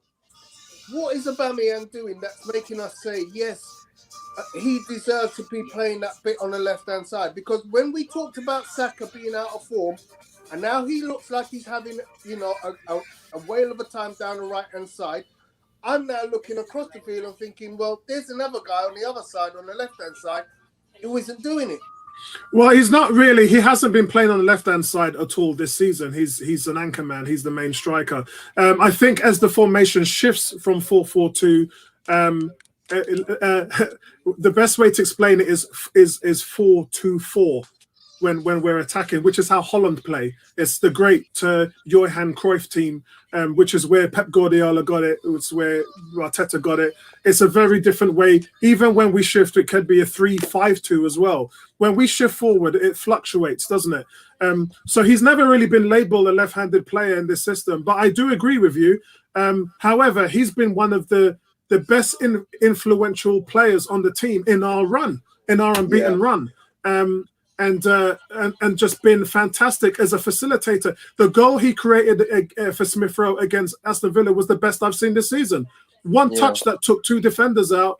That's, he's been playing really well. But the question at the beginning of the season, because Lacazette was our leading goal scorer, wasn't it? And we all sat here and said, what's going to happen? Lacazette is free to leave on the free. Who's going to be the main striker? And the decision was it was going to be Aubameyang. And Aubameyang's taken that on board and played really well and has deserved to keep his position, in my opinion. The difference with Lacazette was trying to find somewhere to get him into the team. And unfortunately, Odegaard has been the deciding factor in that decision, because Odegaard, Tony, hasn't been doing enough. I mean, he's been really poor. We talk about Saka, we talk about Tierney, but Odegaard, I mean, there's players in this team that deserve to be dropped. So for me, how is Xhaka going to get back in the team? Tierney going to get back in the team? Odegaard going to get back into the team? Do we have any more names? Pepe. How Pepe going to get back in the team? So you've got 4 players who are no. Let's put Rob Holding back in, because Rob Holding was starting last season. You got Rob Holding as well. How are all those guys? Chambers was playing at right back. He was starting in the team. That's 7 players. We got 7 players who were starting last year who are not in this team right now. It's about accountability and it's about battling for your place. What James Hanbury's talking about is 100%. You've got to fight for your position, and when we're in a position now where we can no longer carry players who are not doing enough. And I think the answer to your question is Aubameyang doing enough to facilitate his play? Yes, I think he's doing enough. And as long as he continues to show that heart and passion and desire, even if he doesn't score, Bertram used to say, what does he do if he doesn't score? Well, last week in the player ratings, I said that has now been at the stage now where Aubameyang is doing enough into the team where if he doesn't score, he's doing enough. I mean, we talked about Lacazette and Aubameyang in Smith Rowe's goal today. The way they draw defenders away and opened up that space for Smith Rowe in the middle, that's what you want your wide players to do. Sanchez and Walcott used to be masters at that. The way they used to spread the diamond and free up Giroud in the middle was brilliant. You can't defend. As a defense, who are you going to mark? Right now, are you going to run to Lacazette? You're going to run and take Aubameyang on? You're looking at Saka. Are you going to nail Smith Rowe? And if you're a defender, who are you going to defend against? In this Arsenal front three, it's fantastic. Let me get the perspective of Vincey because he hasn't spoken yet in regards to the second half. Vincey, what's your feedback on the second half so far? Well, first off, I think the biggest thing that we've got to be grateful for is the mentality. It's been 100% positive throughout the team, and yes, we've started many games positive, but this is positive with intent. It's very good, intelligent football, passing the movement. And one thing I haven't noticed that anyone's mentioned about is Ramsdale's contribution. Put the save aside, his sweeping up, has been exceptional because at times we've put some hospital balls through him with the press from Leicester, and he's literally handled it like as if he was he's a sweeper. Beautiful, set up the play, and again it continues the momentum. So for me, 2-0 up, it's great. We're all in dreamland, but it's just great just to see positive football and actually positive intent with the ball. I'm always focused about our ball movement. I'm not focused about, at the end of the day, we just win a game. It's what we do with the ball through 90 minutes. And it's impressive from the last game carried on to from the Villa game, carried on today, away from home against a Leicester team who they have everybody fit. We've come out and we've played 45 minutes of intelligent football. And I'm just happy just to see that, really. So we've got a lot to get through here, guys. Before I go to Neomis and I think Tony, have you already commented on this on halftime yet? Yeah. Yeah. All right, Neomis, chip in quickly, and then we'll go into the chat and see what the guys are saying.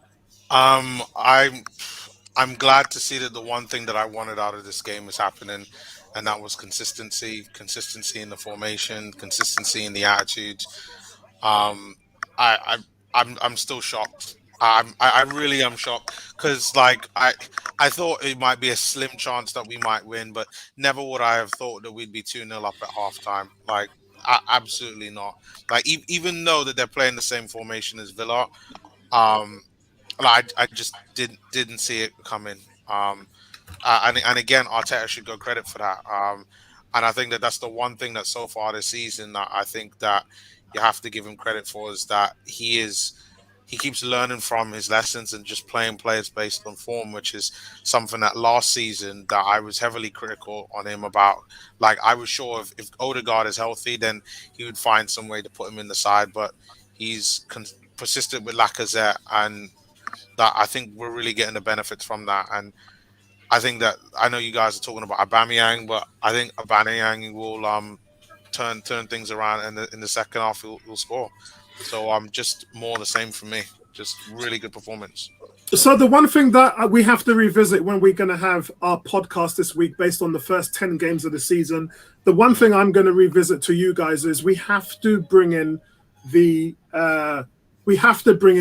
deciding factor of we've had a great summer transfer. We've had a great I remember coming out saying it's either a 5 or a 7.5 depending on how these guys pan out. I think our transfer system, my grade is actually going to be an 8 or maybe an 8.5. That's how good I think, especially with the goalkeeper. I think that the business done with bringing these players in who have just swept aside those players that we talked about, and done the Kyle Walker and Mendy flanks play, which Man City have taken on board. The dynamic in this team at the moment is completely changed. The energy is completely changed.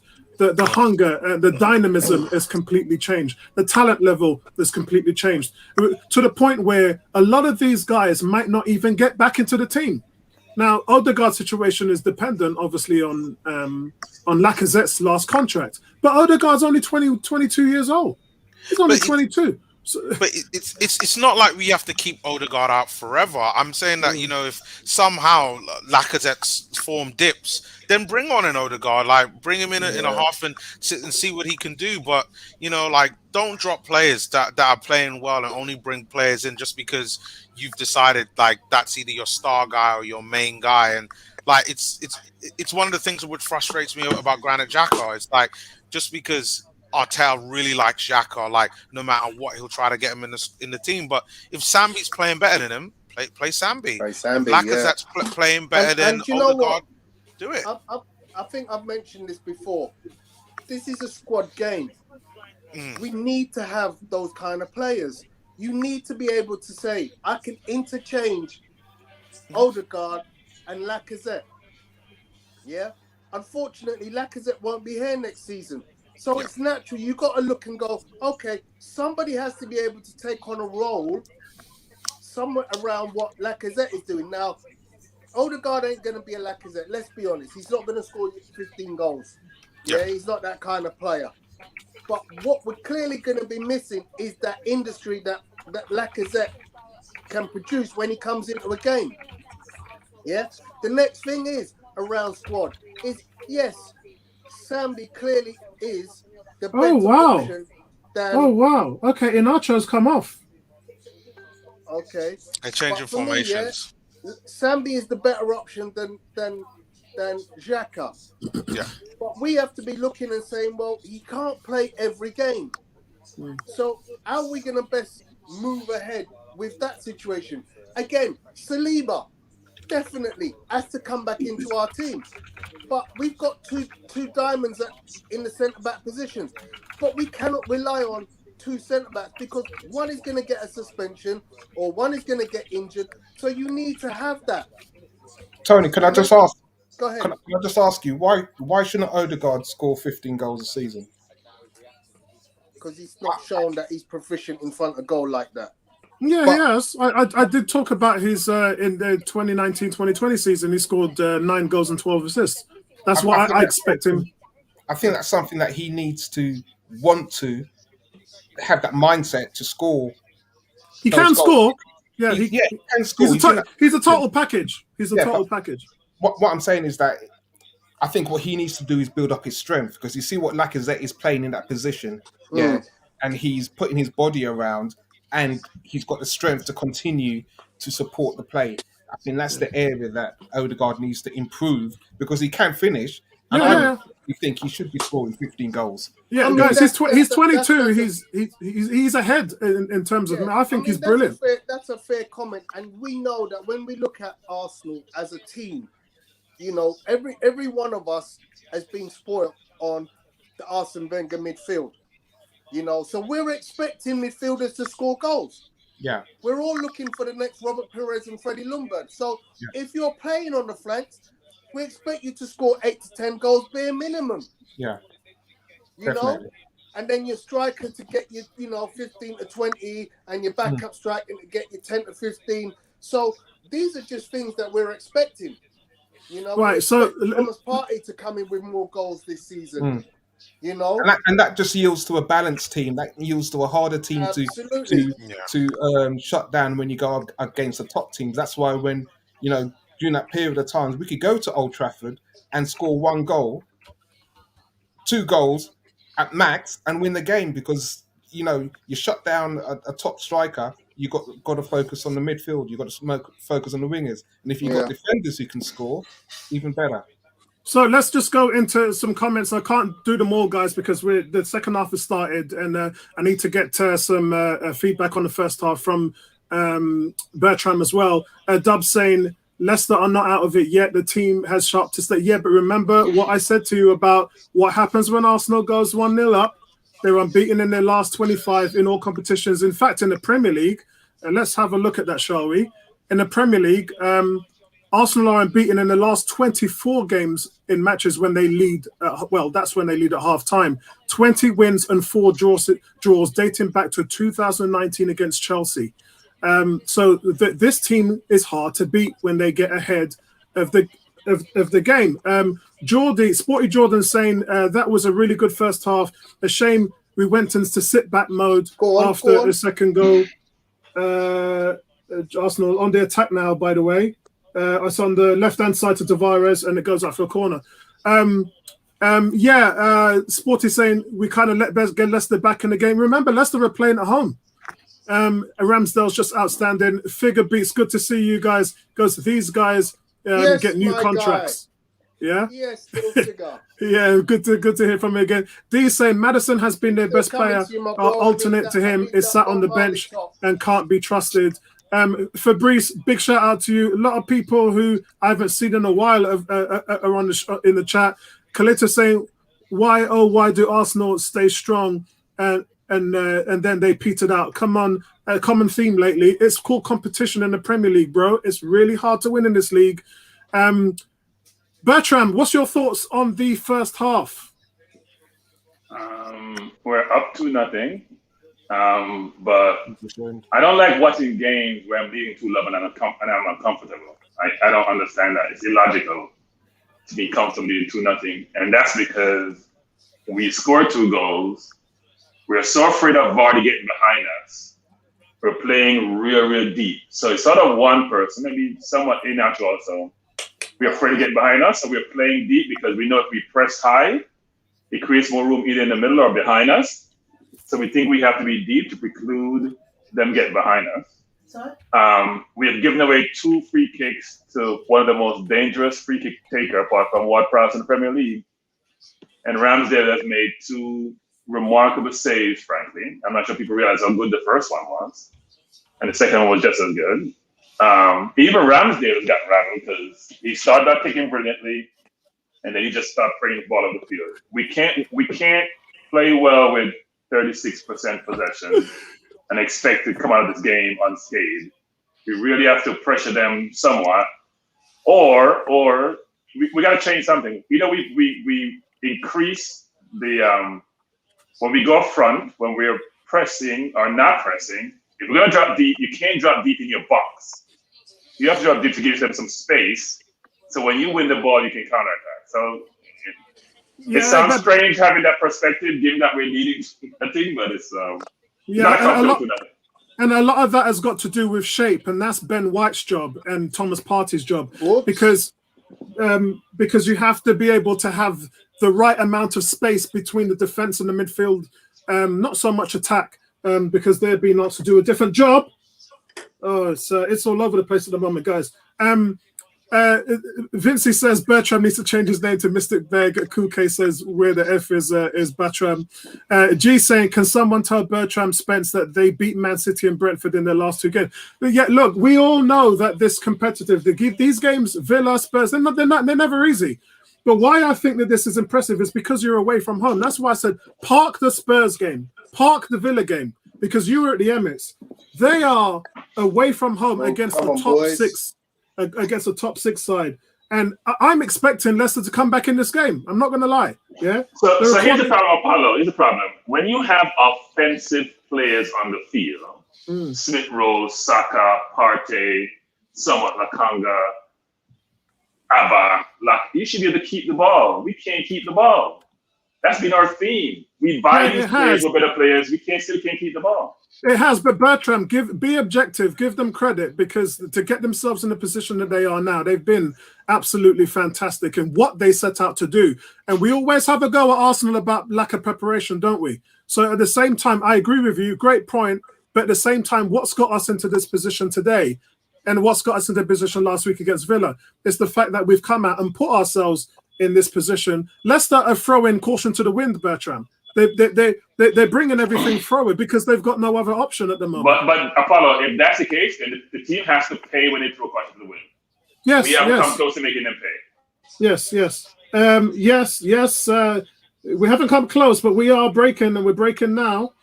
I think times like this, and I've been critical of them in the last few games. I've said it to Tony, Neon, Miss and Vinci. I've said you have to know when to go hell for leather and when to be poised in your play and play possessional football. And it's times like this where we need to sit back, play the ball a bit sideways, find some space, and play possessional football. And because the more you get, the more your attack falters, the more chances you have of giving them the ball where they can hurt you. It's all about right now keeping possession of the ball. Where is it here? So she was just talking about, now we're trying to play up higher and Vardy's getting in behind. That's what we're concerned about. That's why we're playing so deep. But you got to manage how deep you play. Yeah. But James is saying it's a very different feel on Tuesday night versus Leeds. Different players, lack of energy, lack of confidence. The chasm between our first 11 and the second 11 is huge. I agree. And remember, 7 of those players were actually starting for this team last season. And the energy in the crowd on Tuesday, dipped as a result. I 100% agree. Oh, Kuke says he's put £10 in. Oh, sorry, I didn't realize that. Let me just check. What the hell is that? Yeah, I've received that. Thank you very much for your donation, Kuke. Much appreciated. Much appreciated, guys. D says catch us at full time. Jimmy Jones is in the house as well. Jimmy says, got to watch that. Yeah, that's the guy. When I had the preview with Jamie last night from Leicester Fan TV, he said that Daka was the guy who they're looking to replace Jamie Vardy when he moves on. He's 34, 35 at the moment now, but that's their replacement. D says he'd go for Ollie Watkins to replace Lacazette. I can see that. Yeah. G says, why isn't Neomis wearing an Arsenal jersey? So Tony said, Tony's reaction. It's not an attention. Tony's like, yeah. D saying Ramsdale looking like newer out there. Yeah, that's Listen, true. let me tell you something. This guy on the performances I've seen in an Arsenal team, and remember, he's been in some real shitty teams. But in an Arsenal team, this guy's looking like the second coming, man. People are waiting for him to fall apart. That's a great ball into the box, and it just goes wide of the right post. Wow, that was lightning quick. They're gonna score it. I mean, they're getting chances. I mean, they could have scored 2 already. We have to. The problem we have is we get the ball up to Laka and Abba, and their passing has been awful today. And they get the ball in space to pass the ball. They can't make a good pass. So then you turn the ball over, and they come right back at us. The people up front have to be. Saka keeping the ball well, so it's Smith Rowe, but Laka and Abba have not been keeping the ball well. Yeah. It's this game. I mean, this is one of them games. I don't like this game. You read the pattern of play, and obviously, we come out the traps, we score two early goals, and then we start to. We are just scrambling, Tony. We are all over the place. All over the place. Is this game calling out for an Odegaard right now? Yes, I would agree. Odegaard for Laka. Or Odegaard for Abba, one of the two. Yeah, isn't it funny that everyone thought he was supposed to start today, by the way. G saying, unlike a lot of Arsenal fans, I approved of the big signing of Ramsdale. He was, most of us didn't. That's the truth of it. Can't lie about that. His performance is no surprise to me. Arsenal needed a top goalkeeper, and Leno was not consistent enough and prone to massive errors. Now we have to hope that Xhaka doesn't come back straight in. Cool K saying, sums it up. Jordan Pickford must be watching Ramsdale and feeling worried about his England spot. No, Pickford was, in my opinion, the best goalkeeper in the Euros 2020s. So as long as you keep your level up, then you should have nothing to worry about. When your level's dipping, that's when you need to worry. I think Ramsdale is a better goalkeeper than Pickford. I agree.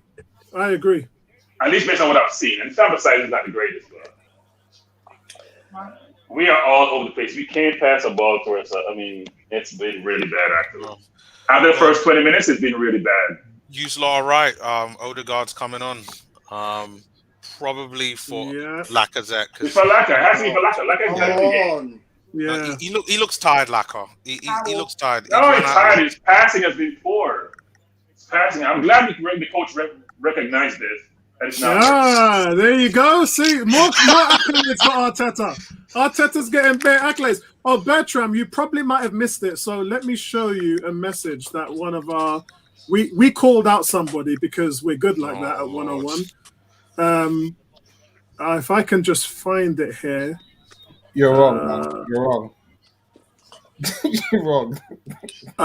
Is this it? Here it is. Bertram, can you read that? Can you read that post? It was sent quite a while ago, about an hour ago. Tom Ashton, Tony Cox, Neomis, and Stan Kroenke. Okay, I'm ready to commit to retain Arteta now. Whoa. Yeah, that's the guy who's been giving Arteta the most crap over the last year on this. Not just that, but the reggae boys as well. But that's a different conversation. I swear to God, you wait till this guy's gonna go at it. I swear to God, he's still in America at the moment now. I don't know when he's coming back to the UK. When you're back into the UK, by the way, G. Great save. Hey, Ramsdale might be my man of the match. This carries on. I'll pause the TV for about 5 seconds. I'm 58 minutes. All right, I'll pause it for 5 seconds. I'm about 5 seconds ahead of you. This is a joke. I mean, our goal is not target practice. I mean, we have to realize something has to change. Wow. Guys, all right, okay, guys. You guys have known me. I've never given a 10 out of 10 score for any player on any player ratings. I've given the manager a 10, but not any player. Ramsdale right now is putting on a 10 out of 10 performance. God.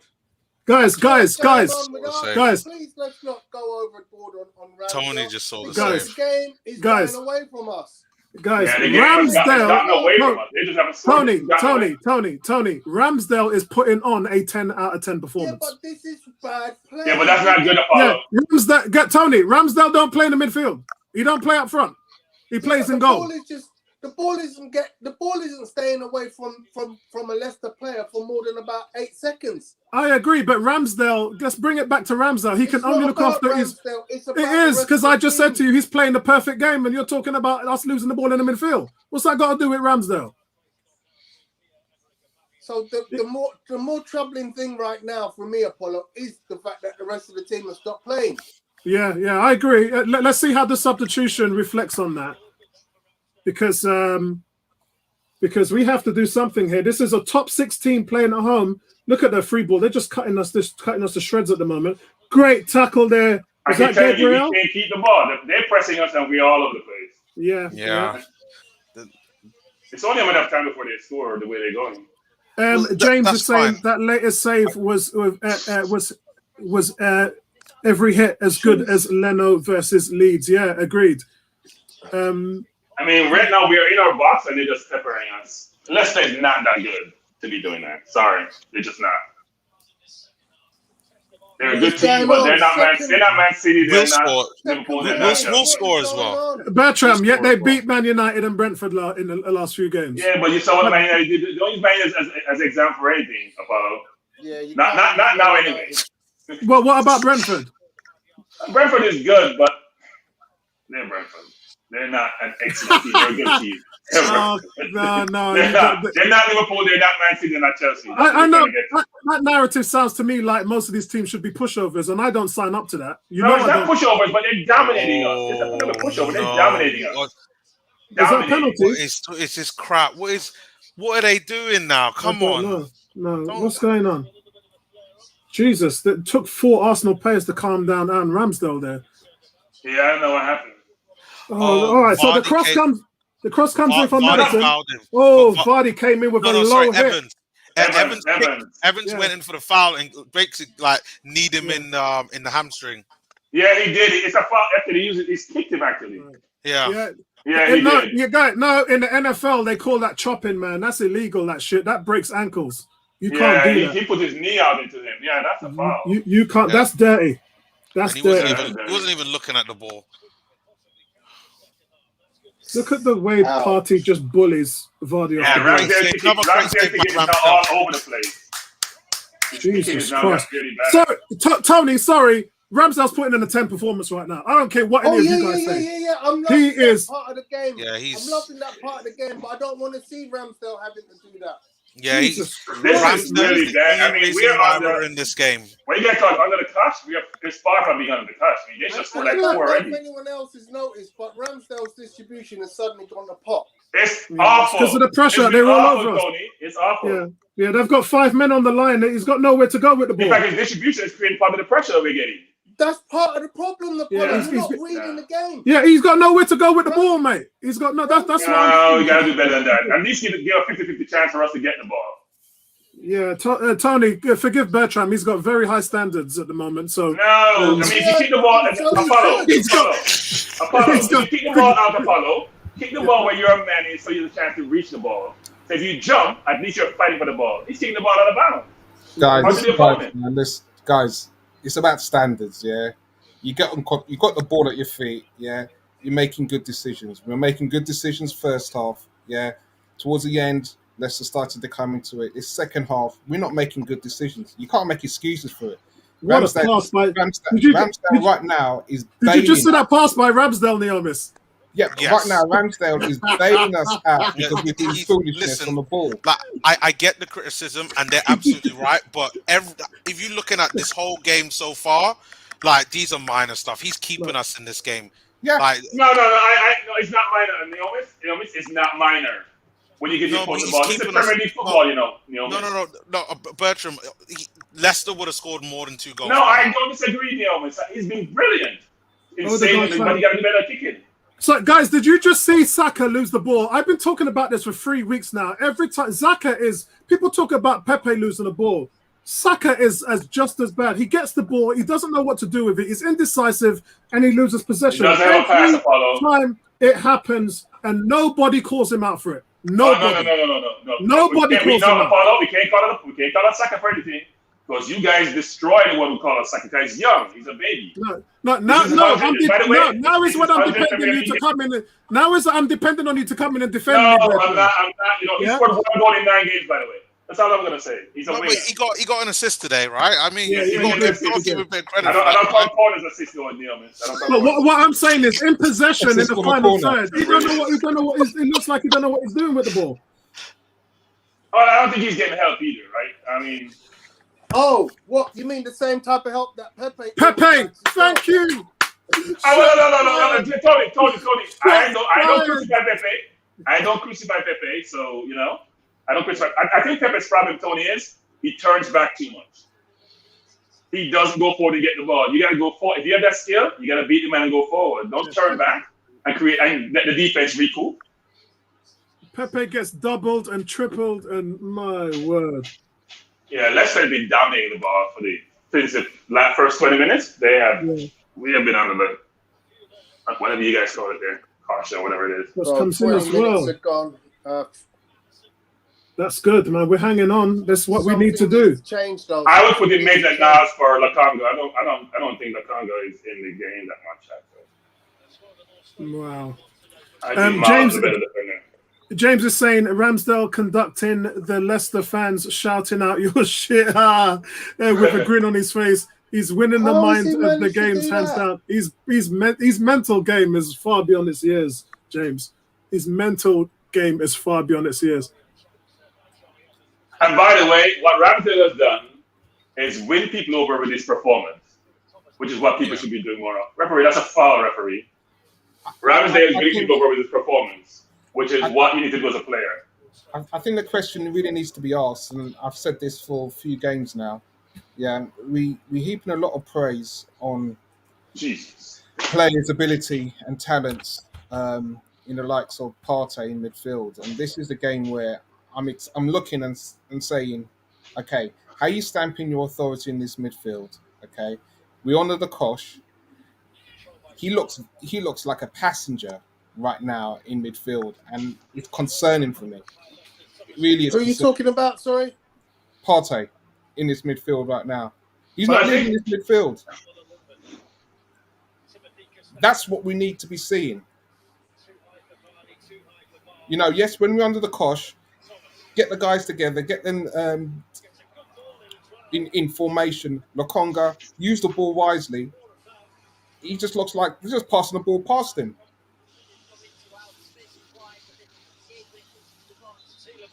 You know, Wow, Vardy's so close. You guys are way ahead of me. Why is I'm so far behind? Oh God, they're If bringing we've on got- Bats and Daka now. if we've got 11 players on the pitch, why can we not keep hold of the ball? A good question, Vinci. You know what I mean? We've got 11 against 11. It looks like it's 10. It's not even 10. It's like it's 9. This because score is flatters to deceive. This score is not reflective of the run of play. Listen, we have lost a lot of energy and pace to keep up with the game. Like I think Bertram, you mentioned about was it Maitland-Niles? Oh, he's thrown into the floor. Come on. Like- Hold on. Wasn't he the Yes, last yes. man? That's a good point there, Miss. Continue with what you were saying. Yeah, Miss. No. I was gonna say that maybe we need some more energy. Like That should be a Oh, red wasn't card. he the- That should be a red wasn't card. he That's the not a red yellow card? yeah, card. that is. That's That's a red last card. man. He's the That's last a red man. card. He's the It's last not man. a yellow That's a card. red card. What's going That's a on red here? card. That's a No, red card. It should be a How red. is that not a red card? He's He's the last man. That's a How red is that card. not? What's going on here? He literally That's a turned red card. and dragged him That down. can't be a yellow card. Bar should send it to the monitor. He's the last man. Arteta's Yes, talking to the it has to be a fourth red ref card.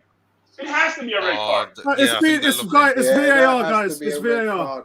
It's a It's red card. VAR. It's a red card. That's No, a it's not a send red it card. off. The last man. It's a red card. It's a red card. Yeah. It has to be a red card. That has to be. He's Yeah, the it's a last red man. card. It's a red card. Great It's a hold red up there. card. Great work there by Bamian. That's a red card all day long. red card. That It's a red is card. by the book.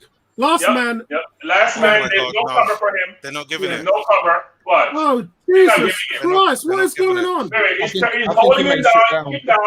That's not a red. No, Oh, that's bullshit. I think Oh, he makes that's it down awful. after this next That's week. awful. Because that's a red. We get bad calls against us all the time. You know, Arsenal Because and when he said VAR. that against Crystal Palace, they didn't give a red for that either.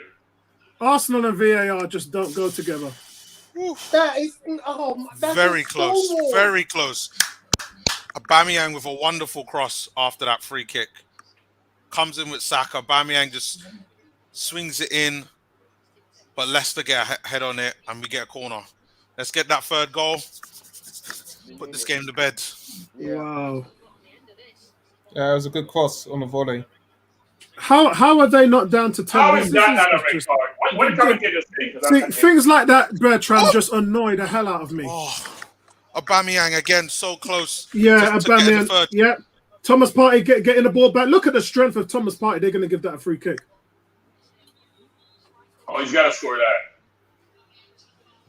That's a great save. Schmeichel's always been a fantastic. Look at that. Hold on, is that? That's a terrific save. He should have That's a scored great that. save. It's Arsenal come again. Arsenal on the attack. Oh, the guard slipped through. Oh! It's blocked. Saka, come on. Saka's Oh, getting better Saka than has a that. score goal. Come Saka on, has a score goal. Saka. You gotta bend that in. You gotta No, bend it he in. got blocked. He got blocked. Whoa, and then he had right. He has no Yeah, right he had foot. one on his right foot as Yeah, well. but he Yeah, has it's a- no right foot. That's the last game when he's missed the goal against who we played. Well, Pepe would have cut that in a little bit harder on that. If you look, Saka's not cut it back enough. That's why the defender's able to get a block on it. You cut Nah, it he back a was little offside bit on the more. second one. He was offside. You cut it back a little bit more. Madison's. What's going on now? Madison's off. Yeah, they brought in Daka for him. They're going for Yeah. broke now. You cut it back a little bit more. The defender doesn't block that, and you can curl it in the top left corner. Well, the thing is- Saka's been poor in this game, apart my from the God. corner, which he got the assist. Saka. Oh, the guard picks up the ball again. He goes right to Saka on the right again. It's a terrible. What is Saka? What was that?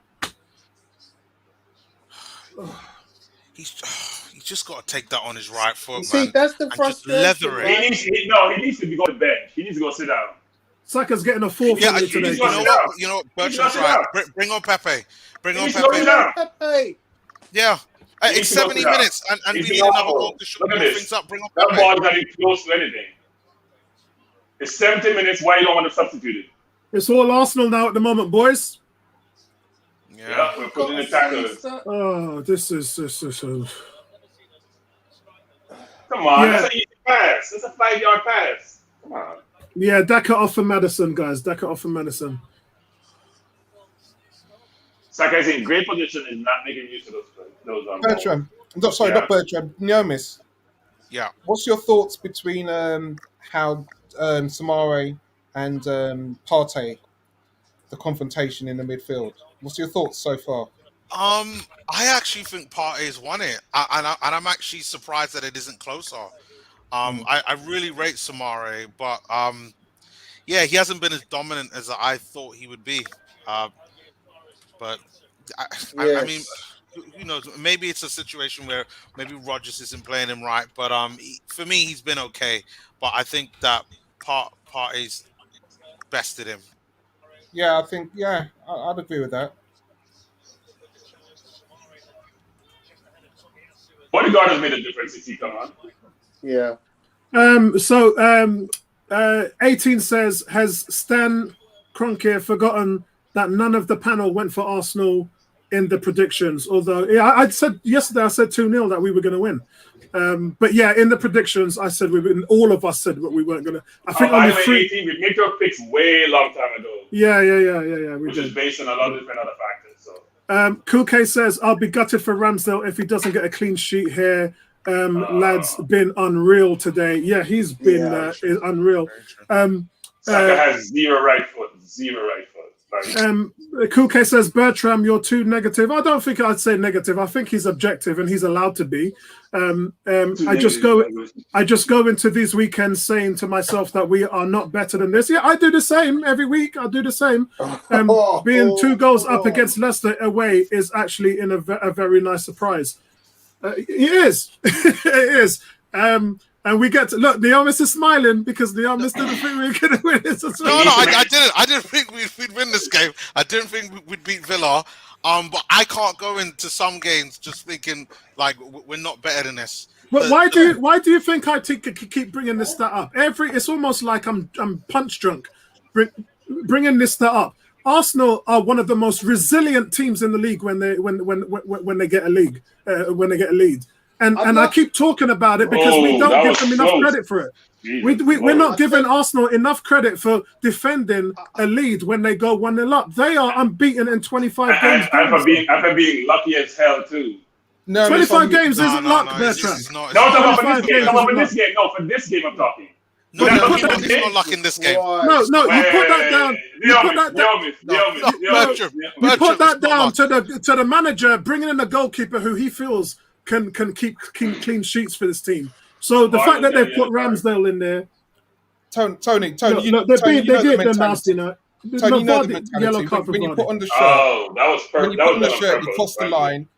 You play the game to you expect to put in a performance that's either going to give you a draw or is going to give you a win. You don't expect to lose. So my mindset when I look at a game is how you set up the team, how you set up the formation. You've got to be positive. If you're going to be thinking, you know what, it's just Arsenal, not expecting to win, you're defeated. Your mindset's defeated before the game. That's the ball. Guys, what are we? We're playing a top 6 team at home. Yeah. That can still be beaten. That can still be beaten. My mindset, regardless of who you're playing at, if you set the team up poorly, you don't stand a chance even before the game kicked. That's correct. That's why there's teams who are lower in the table end up beating teams who are top. Why? Because they've got the mindset that, you know what, we're going to win this game. So every game is winnable.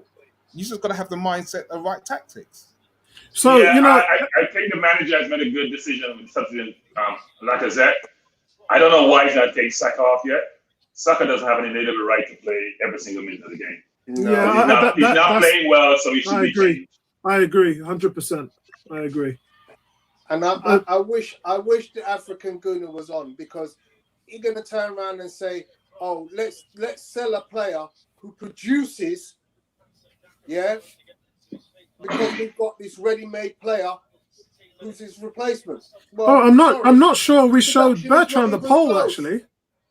I think Bertram didn't. I don't think we showed Bertram the poll. Hold on, let's see if I can bring it back up. See if we can bring it back up. Bertram, can we get your? Actually, we didn't get Vincey's opinion on it as well. Can we get your opinion on the poll that we talked about in the last podcast? Big discussion it was. Can we get your opinions on the polls that we ran from the last podcast?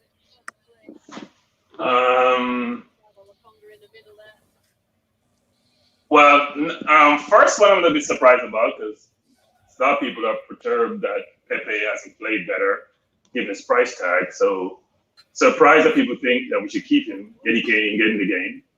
And Arteta, look, we are fair with our fans. If you're winning, I'm all on board. If you're losing, you gotta go. No different from any other fans. So the Arteta one doesn't surprise me. We have what? Unbeaten in 6, 4 wins and 2 draws. No, we're unbeaten in 8. We're unbeaten in 8.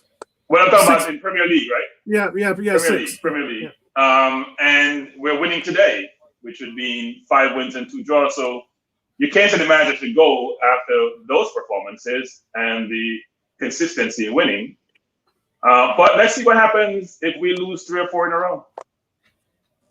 Vincey, you're on mute at the moment. You're on mute.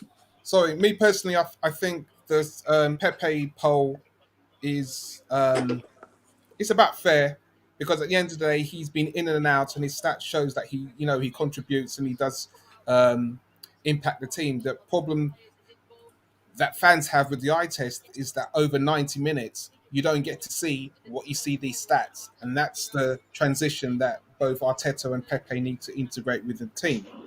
In regards, Vincey, before you go further, over 90 minutes, Saka's stats are horrible.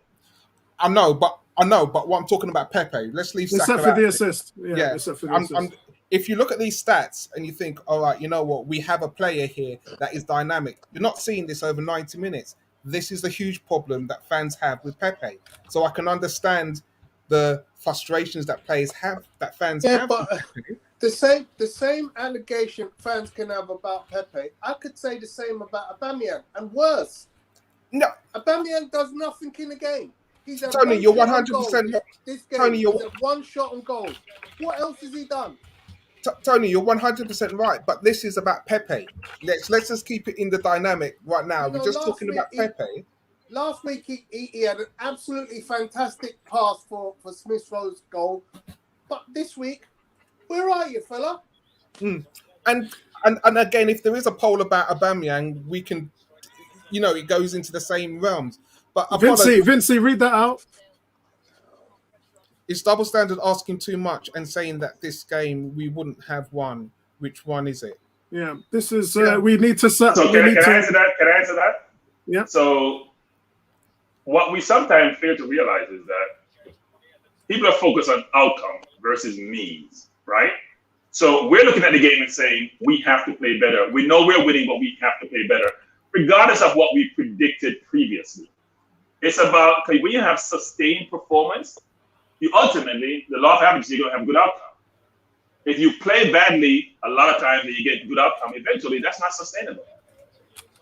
And I just wanted to go back to that thing that you put up with the Arteta poll. Come on, boys. The problem... That's a simple pass. Apollo, the problem that I have with that poll is it's based, as Bertram says, it's based on results. Yes, he's making a difference in the transition with the whole club in general, but our ball play, our movement, has been quite slow and stagnant throughout last season. And yes, the stats are there that, we finished towards the end of last season strong and we started poorly, and now we've started to get back into some sort of the rhythm. But still, what happens during the game is going on is a big frustration to a lot of fans. So if you're going to be binary in the Arteta in and Arteta out, you're going to get these type of results. Come on. That's why I said if you were to put a poll up and ask about how we move the ball and our tactics, you may get a completely different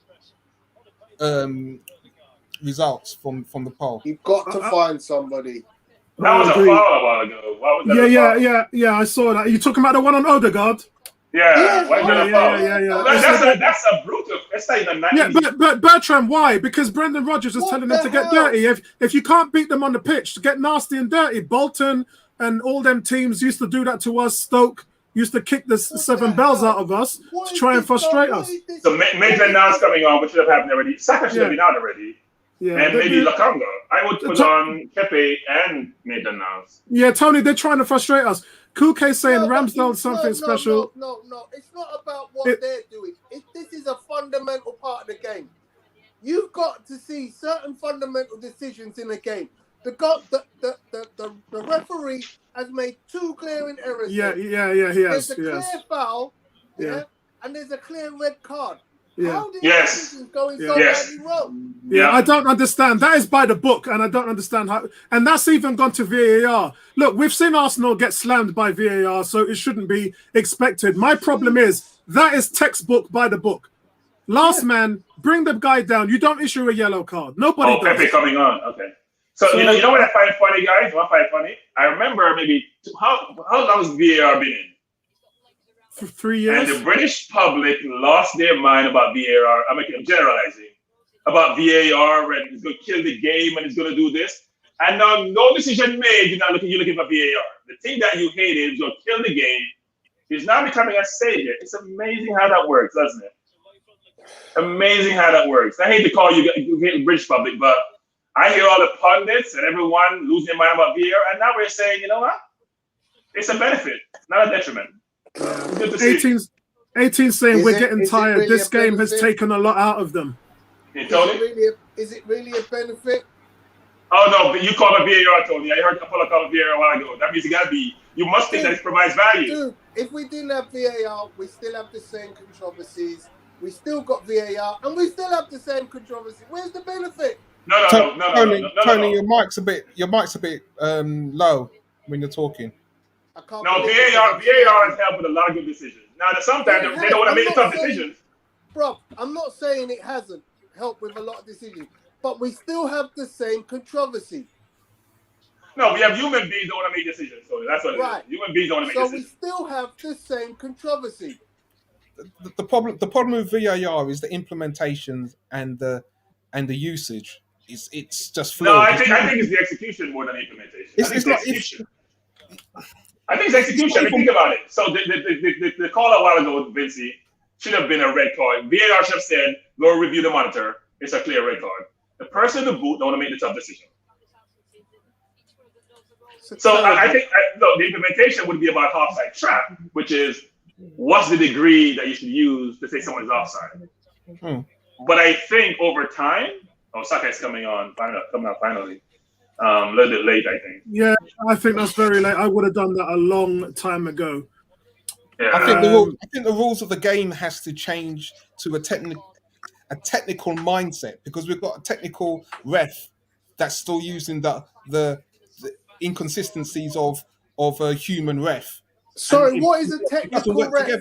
There's no such thing as a technical ref. But all right, listen, Tony, Bertram, and Vinci.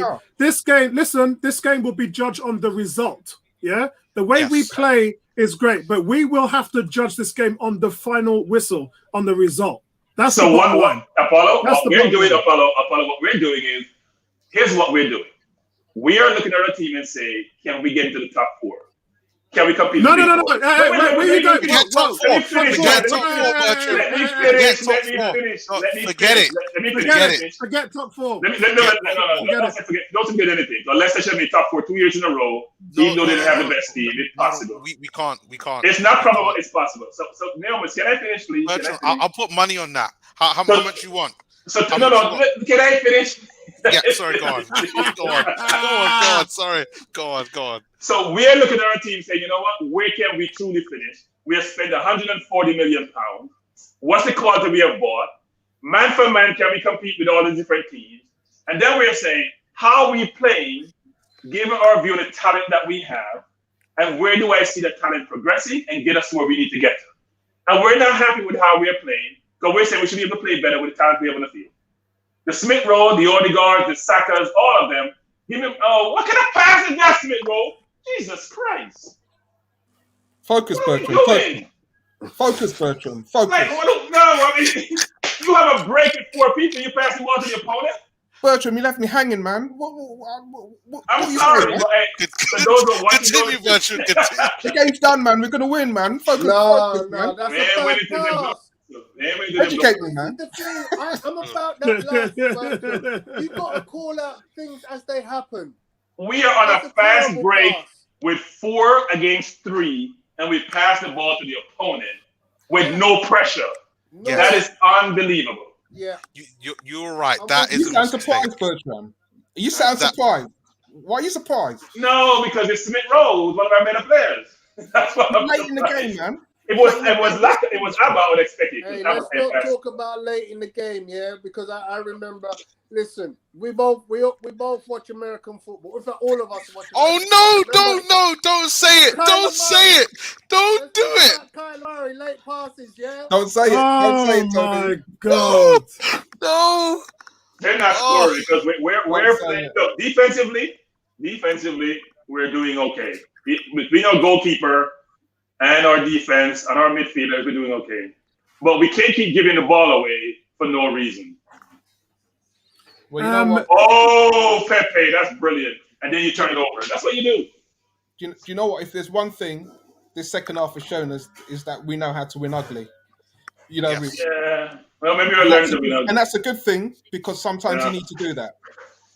Vincey, you're finally starting to get it. What the heck was that? I always had it. It's about The reason why I show you guys the stats about us scoring first and holding on to a lead is because we are at the moment statistically the most resilient team in the league.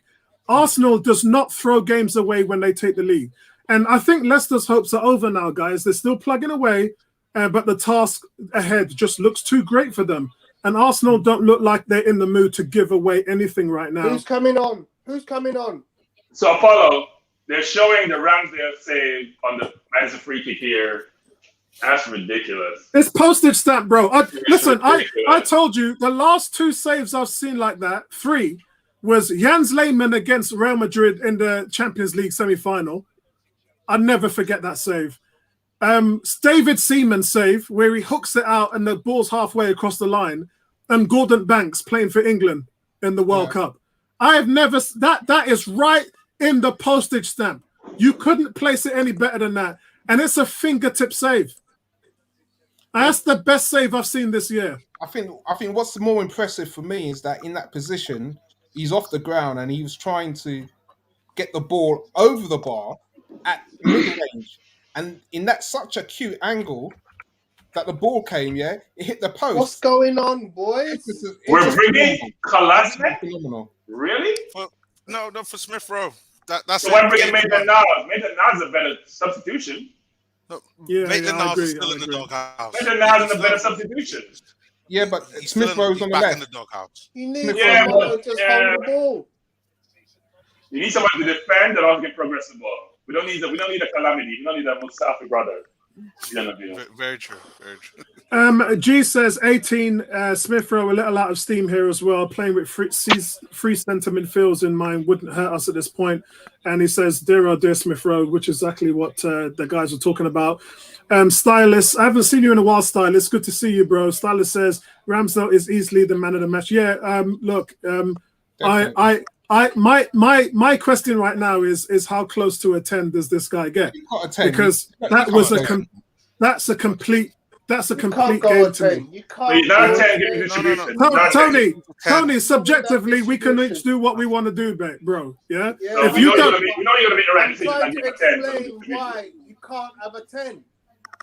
Explain to me why you can't. Explain why you You can't can't have have a a 10. 10 if your distribution is all over the shop.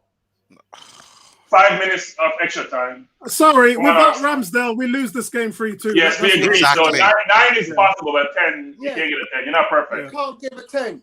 Okay? Every ball has to go to the right man. Every ball has to go to a player. I don't think that's ever been done in the I history of wouldn't say football every before. ball is going to a player. What I would say is you got to go in the player's direction so you get a chance to win the ball. And right now, Ramsdale had balls with himself. Miomis, did you hear what I just said? Yes. I just said to Tony, I don't think that's ever been done in the history of football before. Every ball goes. That's like a quarterback throwing 100% passing accuracy. It just doesn't happen, my friend. Hang on a second. Ramsdale pretty much did that 2 games ago. Did he? Do you remember the stat from his distribution about 2 games ago? I thought that was 98%. I thought that was 98%. And that game, you wouldn't have given him a 10, though, would you? No, because he wasn't as good as this game. Yeah, it wasn't as good as this game. Give him the ball. And then the nature of the game as well. It's Leicester. That's what I'm saying, guys. Today is all about Leicester. We're talking like we're playing Norwich. When you're talking about distribution, it doesn't matter who you're talking playing, like. The pitch is still the pitch. Neomis, Vardy's had 11 goals in 13 games against his team or something strange stat like that. Like I'm telling you this right, no one's getting below a 7 for me. Vardy ain't even come close to scoring today, mate. Style is saying, "Good to see you, man." Even Saka, Neomis. Oh, yeah, Saka will get the lowest. Okay, I was gonna say Saka will get the lowest. Listen, Saka to me has been a 4, but he got the assist, so I'm probably going to give him a 5. The overall gameplay, I know he's made mistakes and he hasn't been to the level that he has been, but it's Leicester.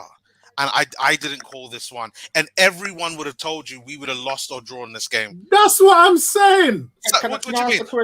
Yesterday, Simon Jordan and Martin Keown did an interview talking about this. And Martin Keown got shut down because Simon Jordan says, well, Arsenal haven't played anyone. This game against Leicester, this is the one where you start to say, because they're a top 6. Because they're a top 6 rival. So you don't call Spurs is not anyone. The preview last night with Jamie from Leicester Fan TV was all about the fact that Leicester is a direct rival. West Ham is a direct rival. Spurs is a direct rival. These teams are battling for European positions. These are the games we need to win. So we can't complain about it. This is a direct rival. Are we saying Spurs doesn't count? Are we saying Spurs doesn't count? No, they do count because they're a direct rival for the European spot. I would agree. Can I ask us what formation are we playing today? It's a hybrid. It was 4-4-2, I think. It's a hybrid 4-4-2. Yeah, it's a hybrid 4-4-2. And this is guys, just so you know, this was the game. 22nd of October. All 12 of his open play passes resulted in unpressurized AFC possession and made it more likely that AFC scored net. Additionally, 7 of those passes successfully broke Aston Villa's lines and took multiple players out of the game. That, with today's saves, would have been a 10. Yes. Okay, so all I can say about that is Villa did in no way press this team in the way Leicester's pressed us today. It doesn't matter. It matters. It matters to me. So the question I would ask then, in the Villa game, with the saves that Ramsdale made, why didn't he get a 10? Because he conceded a goal. And these saves are world class, They're not ordinary saves. But didn't he just make one good? He made one good save against Villa, right? He did. Yeah. But these 2 saves they're worldly, they're ungodly saves, Apollo. Yeah. He's made about 3 or 4 good saves here. One of them was probably the best I've seen this season. Actually, one of them here is probably the best I've seen since Jens Lehmann, and that was 10 years ago or longer even. All I'm going to say with all those Arteta fans, okay, I have been speaking about formation and playability.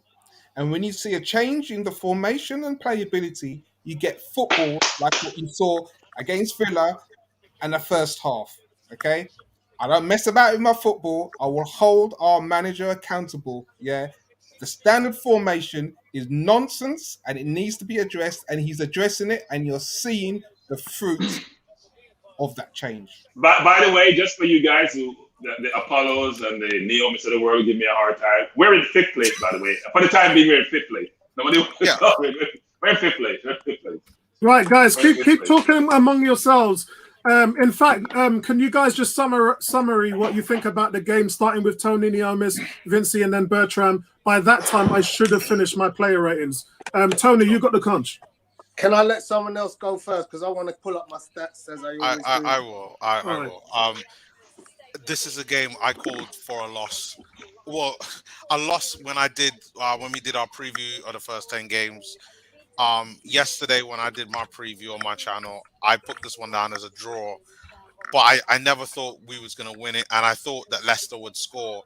And for us to go and get a clean sheet away from Leicester, who, like, Leicester's form recently has been good. Like, they've been on the up. I know this season they haven't started out as brightly as I thought that they would, but I to put in a performance like that,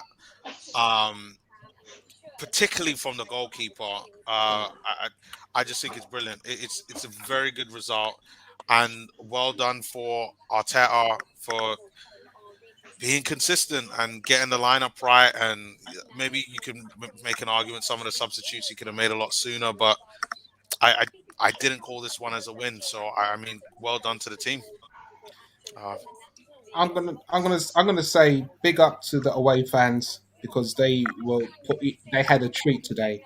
You know, fair play and much respect to Arteta and the players because change of formation. I keep on saying this team can play football. Okay, it just needs to tweak and be positive in the tactics, and we can cause teams problems. So today, I'm happy. I'm really happy for Ramsdale. I'm happy for Arteta. Happy for the fans, and this proves, guys. This proves that you have the right mindset, the right setup.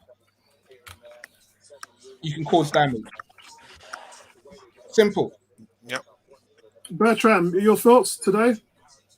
So you can't argue with a win. And so when you play first, also on the weekend or on Friday like we did last time, you have the rest of the weekend to bask in the glory or the pleasure of winning. So we can all feel good about a weekend because sometimes you lose this early, just destroys your entire weekend. So it's a great victory, actually, away from home against a very good Leicester team with very good offensive firepower. But I have to give a balanced perspective. And basically, as everyone is saying, Ramsdale has been exceptional.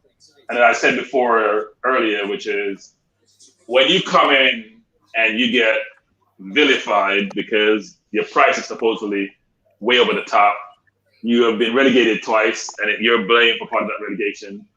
And you're showing, small sample size still, that you have a lot of the attributes that's required for you to do really, really well and be compared with the best goalkeepers in the Premier League, whether it's Alisson or Edison or Martinez. Your stats and your play is demonstrating that. And when you basically saved us today, either won us the game or at least allow us to tie the game, given the saves that you've made, then you have to laud the goalkeeper. You also have to give the manager credit because he gets blamed when you lose. So you deserve the credit in terms of the team. He started the same team. I do think sometimes Arteta way too long to make changes, but I thought the change of Laka was right on point. I didn't think he should change Saka sooner. I think Saka has not played well this season, apart from the Spurs game. And you shouldn't be assured of your position in the team unless you're playing well. So it's great to win, and long may it continue. And by the way, we seem to have assembled the back four without Tierney. That's an interesting one. So when we have the injury-prone Tierney being out, we have someone who can replace him who we're confident in. Therefore, we're getting people in positions to have cover when injuries occur, suspensions occur, and that's a great thing for us. Tony. All right. First and foremost, obviously, I'm super happy with the win because it sets up the rest of the weekend for me. I'm looking forward to FSU playing the Clemson Tigers this evening. I'm going to the O2 this evening to watch a couple of my friends boxing. So I'm expecting good things there. So this is an action-packed weekend for me, and it started off in just the right way. To say I'm a little bit frustrated is an understatement because, as you know, I'm very vocal, and I'm looking at, I think Bertram and I are very similar in our viewpoint of the game. We can win a game and not look good. Yeah? we can all highlight the great things about the game. And Aaron Ramsdale, without a shadow of a doubt, is player of the match. Because he has stopped us from losing this game. Yeah? And in the process, has pulled off at least 2 to possibly 3 what we would consider to be worldies. Yeah? But I have to look at it and go, what is the point of my frustration? The point of my frustration is players play and their inability to do some of the simple things in the game. Passing the ball straight, influencing the game at the top end of the field. You know, I love Smith Rowe, but when you got 4 men running through and you play the ball to nobody, that's massive frustration. Because all you had to do was play a forward pass to one of 4 men. And you played it in the only place that nobody was running. I have to look and go, I had an argument this week with a man, the African Guna, about productivity. And he's trying to tell me that we should sell an asset of our team that is the most productive, yeah, and continue playing other players who, on today's performance, you'd be like, why are we playing that guy? Why are we playing certain players when their productivity just doesn't even come close to the productivity of a player who's sitting on our bench? Yeah? And I love Arteta, and we've had this debate about Arteta in, Arteta out. Well, again, you know, you look at certain games and you go, today wasn't one of his finest. But you're going to turn around and say, but we won 2-0 at Leicester, a top 4 or 5 team. Great, fantastic. Well done, Mikel Arteta, on that. However, today was one of them games where we had to guts it out and tough it out. But for our goalkeeper, we would have lost today's game. And I look at the whole game and think to myself, could he have done something different? Could he have recognized the domination of play and made changes sufficient to stop that constant pressure? Okay, so hold on. Just being objective here. I thought we agreed that he did that when he brought on Odegaard. We all called for it, and he did exactly just that. One thing is very difficult on a manager is it's always great to come up with concepts and ideas, but at the same time, and I've said this many times, it's down to the players. When you cross that white line on the field, the manager no longer has a responsibility. It's down to the players. So there's a comment here. By the way, thank you, Kurt. I really appreciate that. Thank you. Big shout out to you. And Kurt says, yes, panel, get in Arsenal. Ramsdale will be England's #1 for the next tournament. I'm buzzing. What a big win. It was a huge win. We cannot understate how big this win was because we can no longer hide anymore. Unfortunately, guys, the news is out there. Arsenal are unbeaten in 9 games, 7 in the Premier League. They're up into a European place. The cat is out of the bag. That's what's happening. Teams are going to be coming for this team right now. And it's still a young set of players. We still have only played a handful of games together. The number, I believe, now is 7. So this team has played now 7 games together. That's 8, actually. 8 games together on the trot. Including the League Cup game. It's a work in progress. He ain't there yet. A manager is playing against teams that have been playing together in the same system for years, and Arteta's teams have been playing for a couple of months. So we're still going to be having teething issues. I talk about this every single week because we are going to see issues. But what we have seen now is that this team came off the back end of last season with 5 wins in a row.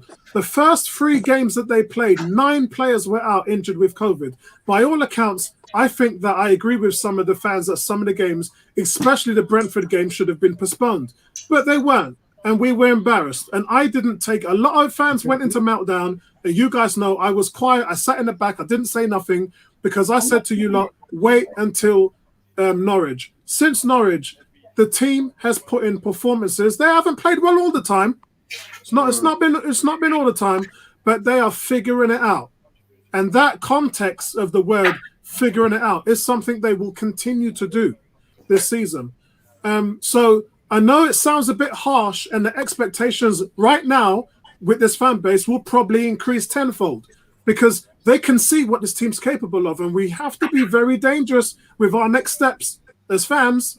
We've got to be dangerous in what we expect from this team. Can we listen to Aaron Ramsdale? Yeah. What he's going to say.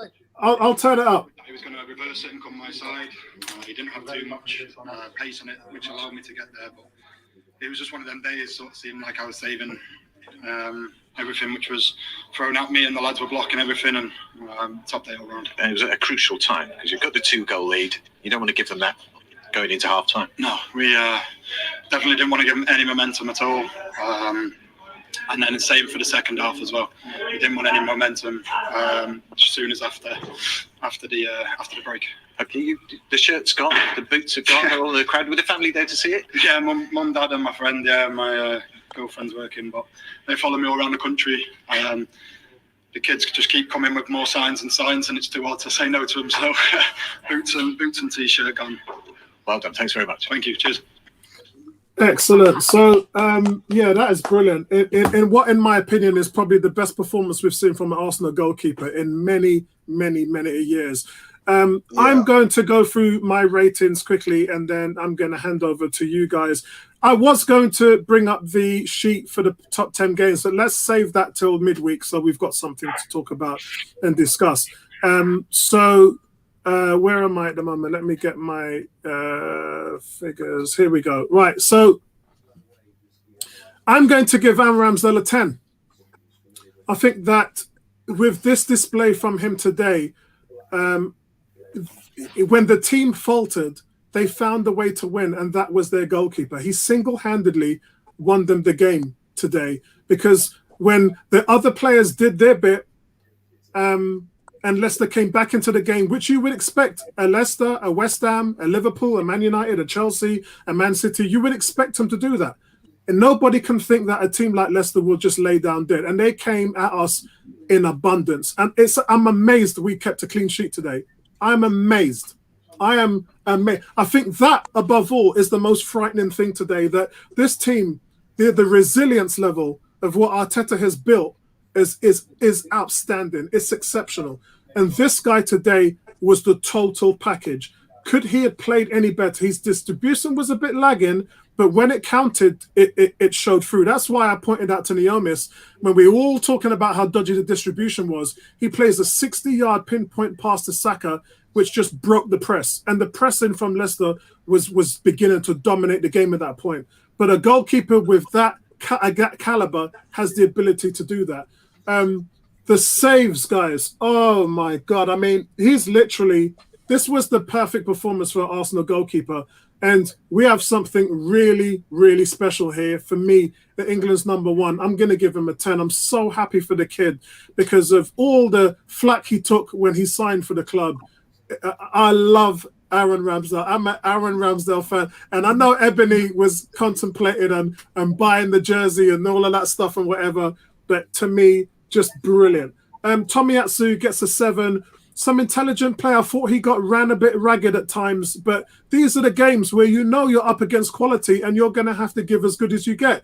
And this is the second time he's done that, by the way. Sometimes when a guy gets overrun and starting to struggle a bit, they just go into a pan. And, you know, this guy's mentality is that he will not be defeated, that he will stand up and be accountable and fight. And that's what he did. Some really intelligent reading of the game. He's showing me a lot, you know, well-timed tackles, well-timed interceptions, fantastic gap play. Not an exceptional game from him today, but a solid game. So I'm going to give him a 7.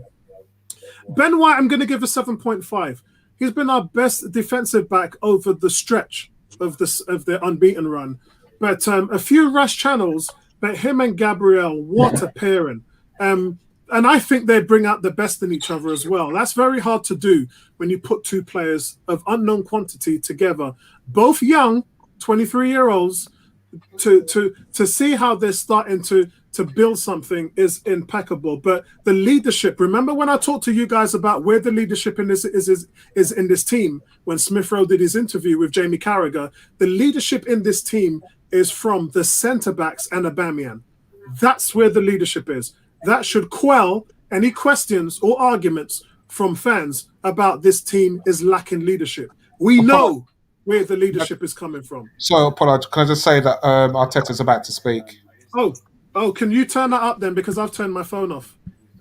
Turn that up and we'll have a listen. Can you hear? The way we have to suffer against a really dangerous team that's going to create you issues, and how we manage the game the last 20 minutes as well. So overall, I'm really happy. Yeah, good game management in the second half, but we have to talk about the star turn. Your goalkeeper before half-time, I think, a spectacular save. He made a few saves, but that was the pick of the bunch. I just seen the picture; it's incredible. When I was looking at it, I said, "Goal once, goal twice," and he saved them both. And those moments, those individual actions and performances, they are very necessary when you want to have set some momentum and consistency in results, and we are getting a lot of them. He's getting praise from some unusual quarters. Peter Schmeichel's just tweeted that it's one of the best saves he's seen in years. When you consider the person in the other goal, it's praise indeed. Well, coming from someone like him, he should take it the right way because it's a big compliment. As you said, first half, you were very, very positive. That's the intensity that you've been trying to get into the side. Yeah, we started the game really well. We created them a lot of issues. We should have scored after 1 minute. And we carried on playing. After 1-0, we carried on playing and scored the second one. And then we knew in the second half they were going to change players, the formation as well, and they were going to get at us. And there were moments that we didn't manage certain situations well enough, some spaces that they wanted to use, and they created issues, credit to them. And then in the last 20-25 minutes, we modified a few things and we got control back in the game. And you've been working on set pieces a lot more this season, corners particularly, as we saw in the It's a process, setting that as part of the culture, as part of the training session, implement this as part of the game, as it is, because it's a huge league.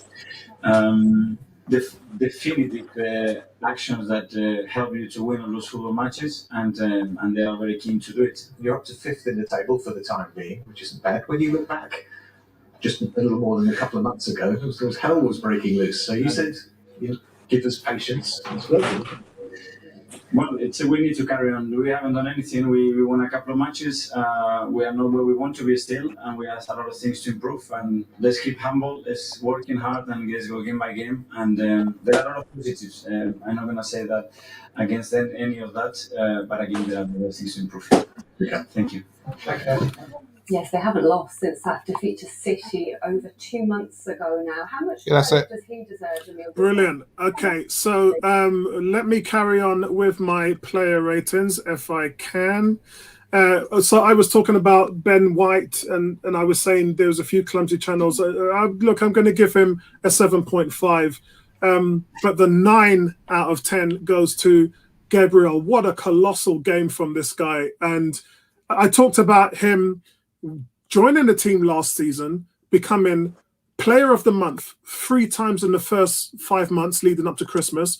And then he had injuries, he had COVID, and it all went to pieces. And having been someone who had really bad COVID, I know when that attacks your body in a certain way, it leaves you with no energy at all. And some people recover better than others. And he just didn't recover. It took him a long time to recover.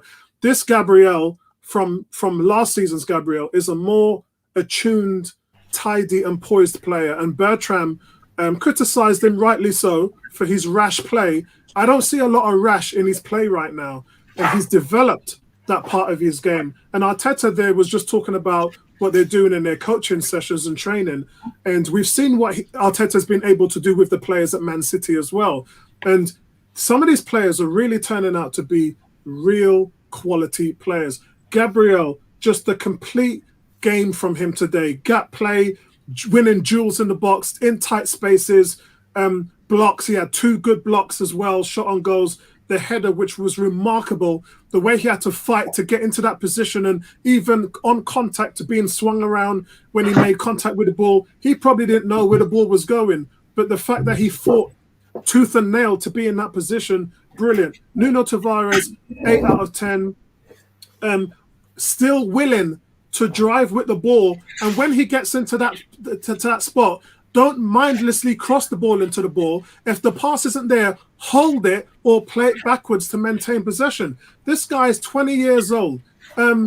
It's just amazing what he's been able to achieve at this point. Nobody heard of him before Arsenal bought him. Just quality. I think his biggest flaw is that he needs to know when to get back quickly enough and how to support the back line. And so that's a work in progress. But great display from him today. The midfield, I'm going to go with Saka of 5.5. And I said if it wasn't for the assist, he probably would have got a 4. Look, every time he gets on the ball, he just looks indecisive. So I'm repeating what I said against Villa. I'm repeating what I said previously before against Palace.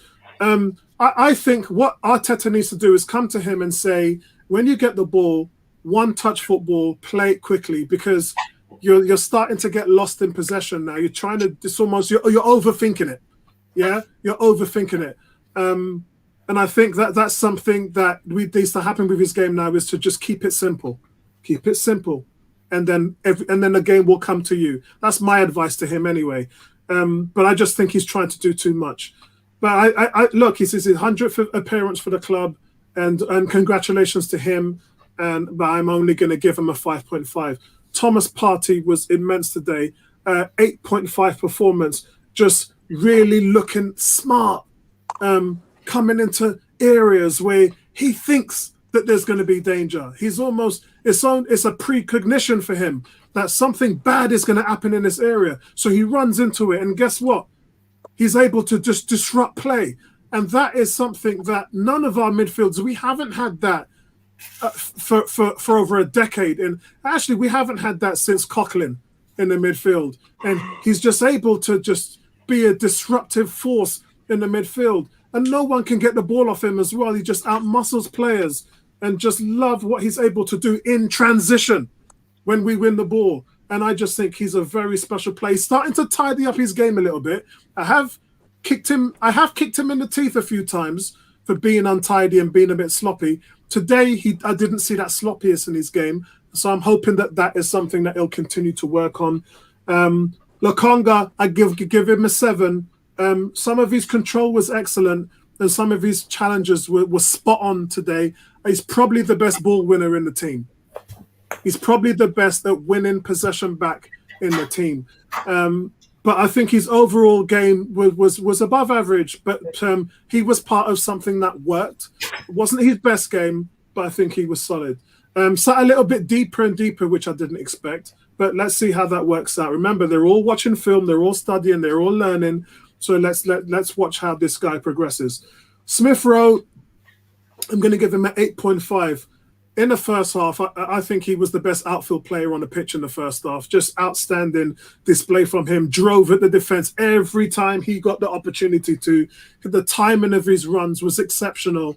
Intelligent movement. He took his goal really well. Remember, I told all of you, I don't think Bertrand was here. Bertrand, I said when Saka had the shot against Martinez last week and he placed the ball in the middle of the goal, it's something that young midfielders do all the time. They have to learn that when you're hitting the ball on the goal, it has to be to the left or to the right. Put the ball where you'll see a Phil Foden do this. You'll see an experienced, quality young player put the ball in a position where the goalkeeper cannot make a play on the ball. Smith Rowe teed up the goal, put it to the right out from 12 yards where nobody could have made a block on it. Just showing maturity beyond his years. That's now 4 goals and 2 assists from this guy in his last 6 games. So he gets an 8.5 from me. Aubameyang gets a solid 7. Not the best of his games that he's had, but he's had, again, the tempo, the pressing, the change of pace, the ability to start attacks, the timing of his runs. All of that, for me, is what is needed. Very effective and efficient performance by the captain today, and I want to see this happen, and it's happened since Burnley. I said there's not one game that this guy hasn't put in a shift since the Burnley game. I thought he was average against Norwich, even though he scored. But since the Burnley game, the game after, he has been a different player than what we saw last year. Lacazette, I'm going to give him a 7. I thought he was a bit sloppy, but I thought a lot of his play in the first half, again, especially for the first goal, the way he held up the ball in the box with 3 defenders around him and was able to put the ball in space where it fell to Smith Rowe for the first goal. Second goal. I thought it was fantastic. But his intensity levels dropped in this game.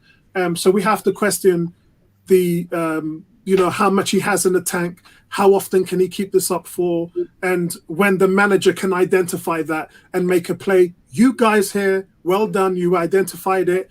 You talked about Odegaard, and it's almost as if Arteta understood that and made the change in unison. So well done for you guys who identified that. And well done to the manager and for identifying that as well. But that's something that I'm going to give. Not going to spend too much on it. For the manager, I'm going to give him a 9.5. He managed this game better than as he could have. I don't think he could have done anything more to help these players win this game and put this game in a position. This is the highest mark I've given Arteta. And I just think that he's been a big reason of the success of this 9-game unbeaten run, and he won't get the credit for it. He won't. You know it, and I know it. Yeah.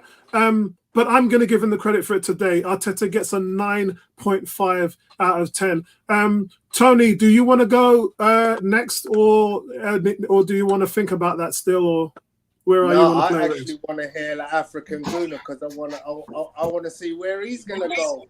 Okay, so the African Gunner, you can either do player ratings or you can talk about the game and what you thought. Let's hear your thoughts. Cool. Yeah, I mean, nothing really bad to say. This team looks completely different. A lot of pressure. I think the only question I would have is like the Crystal Palace game and the Brighton game. Why didn't we play like this? Because if we played like this and we pulled those 3 points in one of those games, we would have been in the top 4 right now. It's looking a bit pretty, but I don't want to be too greedy. I'm still happy with where we are. We're in the mix of things. United, Tottenham are going to be playing later on today. They're going to be dropping some points.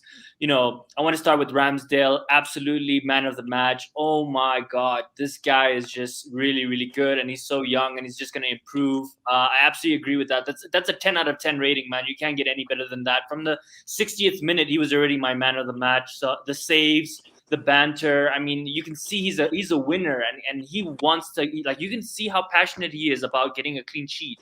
And in my time as an Arsenal fan, I haven't seen a goalkeeper that has been that adamant and is just that happy to have and proud to have a clean sheet. So that's actually great to see, and I think it sets a precedence for the rest of the defense because they know that they're liable and they're gonna get an earful if they make any mistakes. So that's great to see. The next point is on Tomiyasu, and I agree with that rating. I mean, when I look at this guy and I compare him to Bellerin, like miles apart. Like how a Premier League player. It's absolutely crazy. Tomiyasu is strong. He has some techers. He has good ball control. I mean, he wins all his headers. He's good defensively. Really, really happy with him. Ben White, I'd agree on that 7.5 rating. I think he's really good. Since that Brentford game, he's come into it and he seems at home. I mean, him and Gabriel have a great partnership, communicating very, very well. You can see they're both leaders, and it's great to see. And yeah, Gabriel, have to agree, a 9. He was colossal today. I mean, this guy's he was a steal for us. He can score from corners. He can defend. I mean, he again all-round players, which is great to see. Tavares, I think, is an underdog. I agree with a rating of 8. This guy is he's like a Usain Bolt, man. He just wants to go forward. He's a sprinter, and every time he gets a chance to go forward, I love to see him. African Gunner, before you go further, Tierney or Tavares? Tierney or Tavares? Yeah, it's tough, and I think that's great, Bertram, right? Because you don't want to have like a favorite. I'm glad that I have to like actually think about both of them, whereas before with Kolasinac there was really no thought process. I'm happy that I actually have to think about it and say, actually, you know what? I don't mind whoever plays. I'm not a huge Tierney fanboy anymore because I'm happy with the backup. He's as good, if not even better than him. I think he has more skills than Tierney. Tierney, as you said, Bertram, only has that one move where he beats his player on the outside and crosses. Tavares has different combinations and skills, which is great to see. In terms of Saka, I think it's a bit harsh. I'd give him maybe a 6.5. I think he was doing well today. Again, you can see naturally on the right. He had the assist with the corner. I remember we spoke about this on Tuesday with Pepe's assist. So you have to give Saka his assist as well with that corner. Great corner. Partey, I'm going to give him an 8.5. I agree. amazing game, super solid. You can see he's way more fit. You know, he made a slide tackle challenge. I was really impressed with. He completely got the ball cleanly. He looks settled in. He looks fit, and he looks like the player that we bought. Sambi, I agree. I'm going to give him a 7. He didn't have a bad game at all, but you can see he's raw. Some of his passes sometimes, a bit sloppy, but you can see that he's trying. There was a moment where Lacazette was quite upset with him because he lost possession, and we wanted to keep the ball and keep the pressure on. So it's good to see that the older players are, helping mold someone like Lukonga. Yeah, 8 saves. I mean, absolutely amazing. The next player, Smith Rowe, 8.5. Bertram, you got to be happy, man. I mean, these guys are productivity, right? We were talking about Smith Rowe being in the team, has to score goals, has to assist, and right now he's doing the job, and it's really good to see. I think he's faster than I thought. He doesn't look like a fast player, but when he's in stride, you can't stop him. When he beats you, that's it. And if he makes the right pass, then we're in. Today there was one opportunity where it was like a 3 or 4v1, and he made a bad pass to Pepe. But that will come over time. It'll get better and better. So that's quite exciting. Aubameyang, have to give him a 7. Looks completely different than the Aubameyang we saw in the beginning. When we said if he's not touching the ball, if he's not scoring, he's not in the game. I think he's way more involved in the game these days. You can see he's trying, running a lot more. Lacazette, I agree, 7. I think there's a little bit of chivalry going on with Arteta because Lacazette is playing well, but he's not going to be here next season. So it's okay to give someone like Odegaard 30 minutes to kind of remind Lacazette that at the end of the day, yes, he's doing a great job for us, but he's not our future, right? And if we're winning 2 or 3-0 up, we can take him off and give someone else who is our future some minutes. So that's great to see. I'm going to give Arteta a 9. I mean, nothing really to say. He did really well. I think we did back off a little bit, and Leicester definitely had a lot of opportunities to get back into the game. I think some of them we were quite fortunate, and obviously Ramsdale also making a lot of great saves. But Arteta just needs to continue like this. I mean, I'm happy. Arsenal's making me happy, and that's all I can ask for. But we need to be consistent. We have Watford, and then we have Liverpool, and that's quite testing. I want to see where we are by the end of December. And quite honestly, guys, if we make the right signings in January, maybe one player like a striker and another center mid to replace Xhaka, we have a real chance of making Champions League. Forget about Europa League. If we can keep consistent like this and get 1 or 2 players in January, it's looking all good for us. And our plan of the next 2-3 years of this Arteta project, it looks very promising right now. But again, I don't want to get too carried away because we know in a couple of weeks, this team can completely just collapse, right? So let's just ride the wave and see where we go. You're on mute. So, yeah, that's a fair assessment. And I think, look, we would all love to get back into the top 4. I don't think that it's possible that it can happen, but I mean, we don't know. I've always said to fans, let's see what Arteta does this year. Let's follow the plan through. Trust the process. And we've got so much flack about it, but I'm happy to see in the poll that we did that everybody's on board. And was it Neomis or Tony? I think it was Neomis that brought up that it wasn't so much as the fans are on board. It was the fans that said if he gets into the top 6, I think it was 26%. So the 26% was still higher than the Arteta out. So there's actually, forget the 52% of fans that said they're Arteta in, forget them because they're sold. We're talking about the people that are unsold. The ones that are not so sure, there's still a higher majority of the fans that are giving him a chance to get into the top 6 and will back him, like Greg, I'm calling you out, Greg, than the ones that want him out. So the ones that want him out are hugely in the minority because only 21%.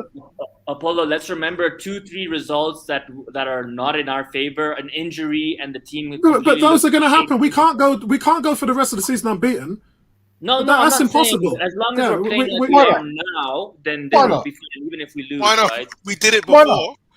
You're supposed to be the goal. Why not? Tom, let's stop this. You're on some Tom Ashton thing now, man. You're on some Jay Lewis type thing now, man. Come on.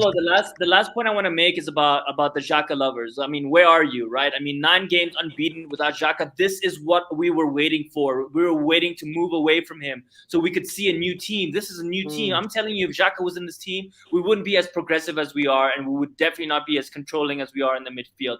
This team looks amazing without Xhaka. And to Tony's point, I mean, we didn't miss Pepe today. I think he should be an impact player until he pulls up his socks. But you can see for now, as long as our wingers are doing the, providing the goods, we don't really need Pepe. I didn't miss him. All right, so without talking about Pepe, I just have to say that Saka was not good today. Again, he wasn't bad. He wasn't bad. Come on, he wasn't good. He wasn't good today. I can't wait for my turn. It wasn't good today. It wasn't good today. I mean, African Guna, I gave him a 4 against Villa. I gave him a 4 today, but only a 5.5 because he got an assist. He wasn't good today at all, mate. He wasn't good again. That's because all our other players were just so much better, and I think that's what it why. is. Yeah. Well, so where's that Xhaka stat? Kuke has just typed up. So all right, yeah. Let's talk about. So the Xhaka stat.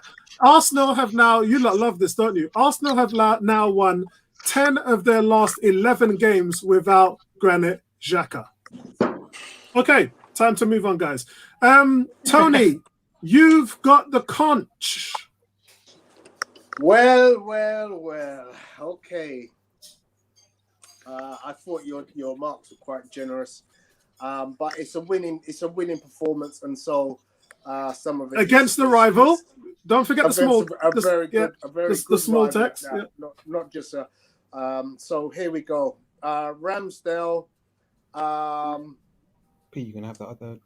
His passing, just so you're aware. No, you can have it. 36% accuracy today. Sure. Compared to Aston Villa at 90-something%.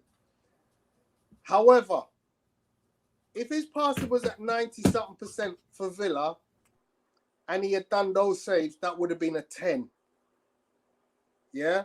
Today would have been a 10 had he got probably 70% accuracy on his passing. But 36% passing today, I'm going to give him a 9.5. And he's easily the man of the match. Easily. Okay, so that's all right. So hold on. Why not give him what Vincey gave him? Since you and Vincey have got the same point, you both agree on the point. Hold on. Give him? All right, hold on. Vincey's going to do his scores, by the way, but okay.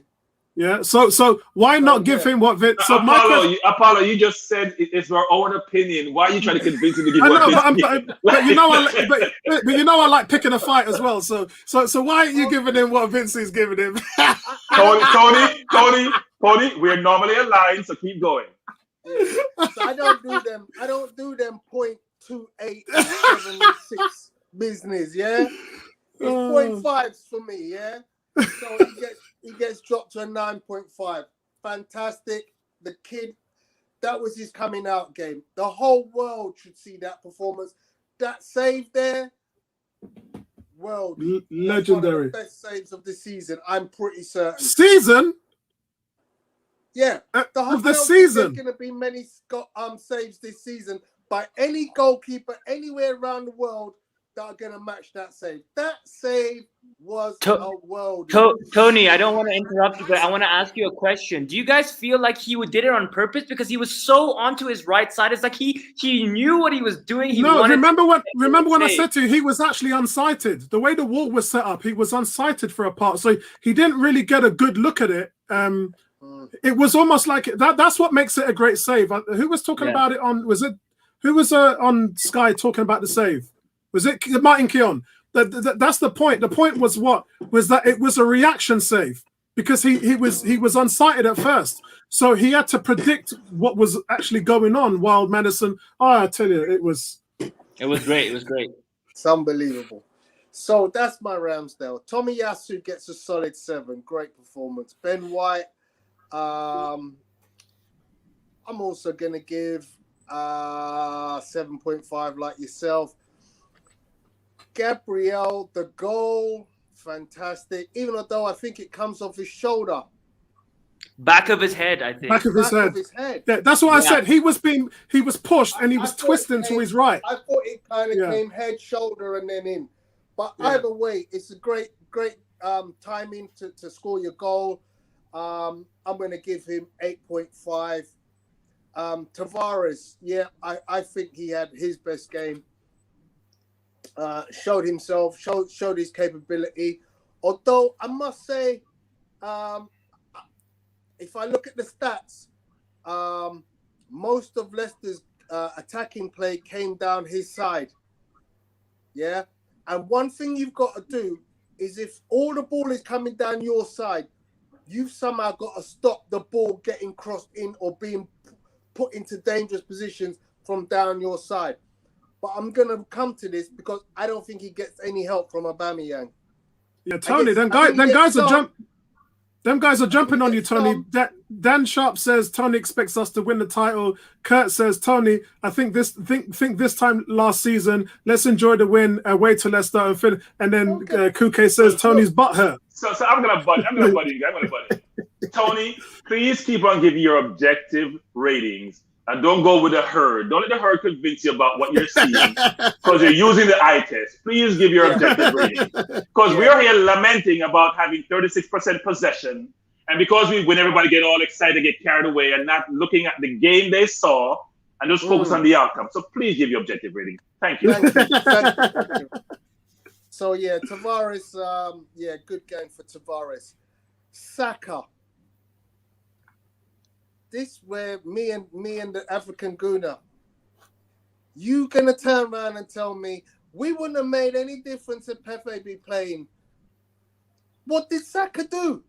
But see, he holds on to the ball. He gets involved. I think Pepe would have lost the ball. Like that's why I'm saying, even if he that's had a what bad Saka game, did. Saka lost the ball. Yeah, but Pepe would have done worse. I mean, maybe ask the other guys in the panel. Maybe ask Bertram. I just don't see a big difference. Even if Saka had a bad game, I still think he brings more to the team than what Pepe does. Pepe would never have given. Gabriel Guna, you don't want to ask me about Saka because I've been getting grief for the last year and a half about Saka. He has 5 goals last year in 36 games. He has 1 goal this year in 10 games. Yeah, but those do you stats, think Pepe, wait. About if that was Pepe, you would crucify him.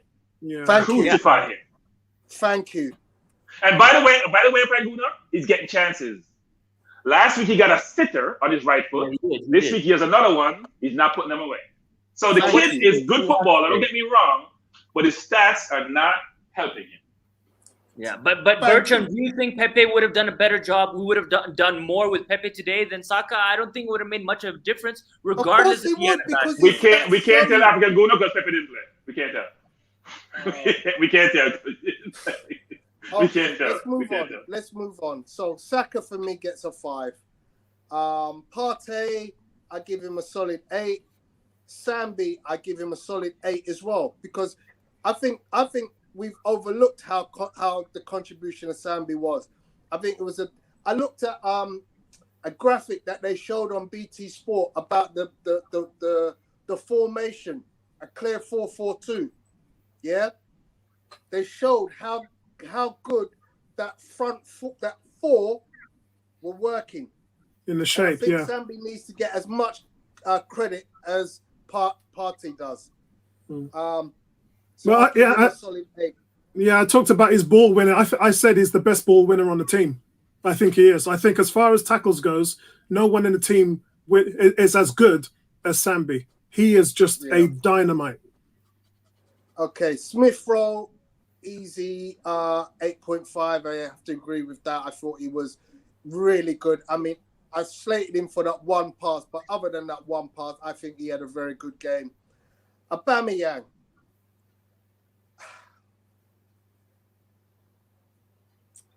Aubameyang distribution 68%. His distribution is poor. Everybody else's is above 80%. Everybody else's, apart from Lacazette, has also got poor distribution today. But Tavares 92%, Tomiyasu 81%, Gabriel 81%, Benjamin White 85%, Sambi 90%. Partey 85%, Smith Rowe 90%, and then you get Lacazette 63%, Pierre-Emerick Aubameyang 68%.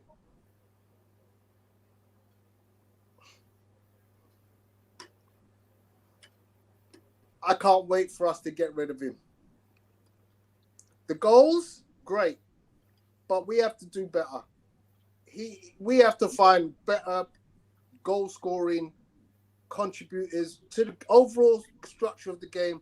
Because let's be honest, when Aubameyang doesn't score, he's absolutely not doing anything for the rest of the contribution of the game. Yeah, I don't agree. That's no. He's I pressing don't agree. way fine. more these days.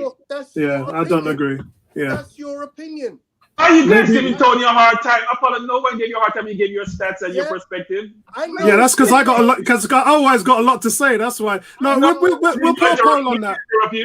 We'll put a poll on that, Tony. That's a good. That's a good subjective insight. So we'll put a poll on it. The stats don't lie.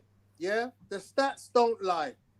If we're playing basketball and your passing is 60-something%, and everybody else is passing at 85 plus, you ain't getting a game. I do think what's fair on the situation, And you Tony. could be playing for the Chicago Bulls with Michael Jordan. Yeah, I do think what's fair, Tony, is If you're passing, this is Arteta's team. Is his goalie, his defense, the midfield, and the strikers. He ain't bought in a striker outside of Martinelli. Edu and Arteta ain't really bought in anybody. So what you're saying is fair, and what you're saying is correct in that they will look for their striker. That's on their to-do list. I think we can all agree. Yeah. I mean, I like Pierre-Emerick Aubameyang, and obviously he started the season pretty well. He's scoring goals. He has that big cheesy smile on his face. However, I'm not one to get overblown by the fact that he can score a goal and play the rest of the game and do nothing. And the rest of the team are stacking it up for him. Yeah, I mentioned it earlier. He had a one-on-one today. He played the ball straight down the goalkeeper's throat. Yeah? No, the angle was harsh, though. We can do better. We have to do better. Yeah? So for me, Aubameyang, I'm giving him a 6. I'm giving Lacazette a 6. Arteta won the game. He won the game. He got a clean sheet. I'm going to give him an 8. And that's a good 8. That's a good 8.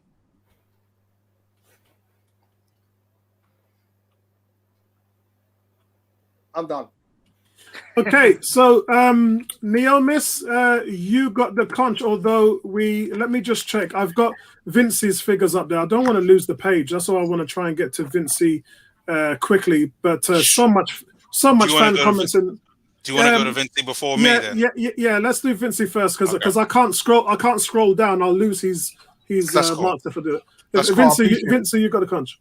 I appreciate it, yeah, mate. Yeah, man. Right. Ramsdale 9.99999 could easily be a 10, but obviously, it was highlighted about his passing, and there were times, obviously, his passing was not great. But what I did notice in the first half, he swept up so well because at times we did give him some short passes, and he had to come outside his box, take on a defender, an attacker, and set up play. So Ramsdale, that save. Everyone's just said it.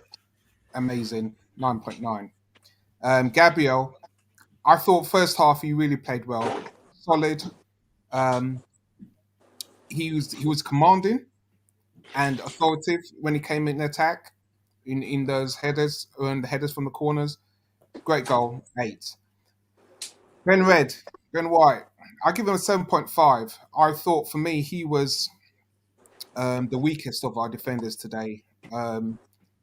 He had a very petulant mindset for me today, and he's got to be careful with that because if we were on a more stricter ref, he could have cost us. With those silly challenges on the edge of the box that give away free kicks when we were in control of the game. Yeah. So for me, 7.5. Ben White. Tommy Asu, absolutely love the guy. I give him a 7.9. He's just solid on the right-hand side. And also in attack, he looks comfortable. So yeah, 7.9 for him. Tavares, I love the guy.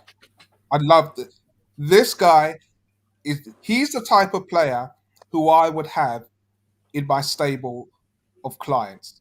Yeah, the guy's versatile. He's not afraid to go forward, comfortable on the ball, and not afraid to put a challenge in. I thought he had an outstanding game. I give him 7.7 there. Party, I give Party a 7. For me, my only concern for the game was how we looked very abject in midfield second half, and I was looking for him to step up and lead, and he didn't lead for me. And we were under a cosh for long periods of the game, and if it wasn't for Ramsdale, yeah, we would be talking about a different scenario. So that's why I'm giving Partey a 7. Sorry, just stop you for 1 second there. Tony has come in with some big news in the game today between Palace and Man City. Patrick Vieira and Man City. Tony, what's going on in that game? Yeah, Palace are up 1-0 at home, away at the Etihad. Who scored? Can't tell you. Zaha. Don't know. I just know that they're 1-0 up. Well done. Well done. My Ah, second team. That's what I want to see. You know that. That's Yes. what made that hold up.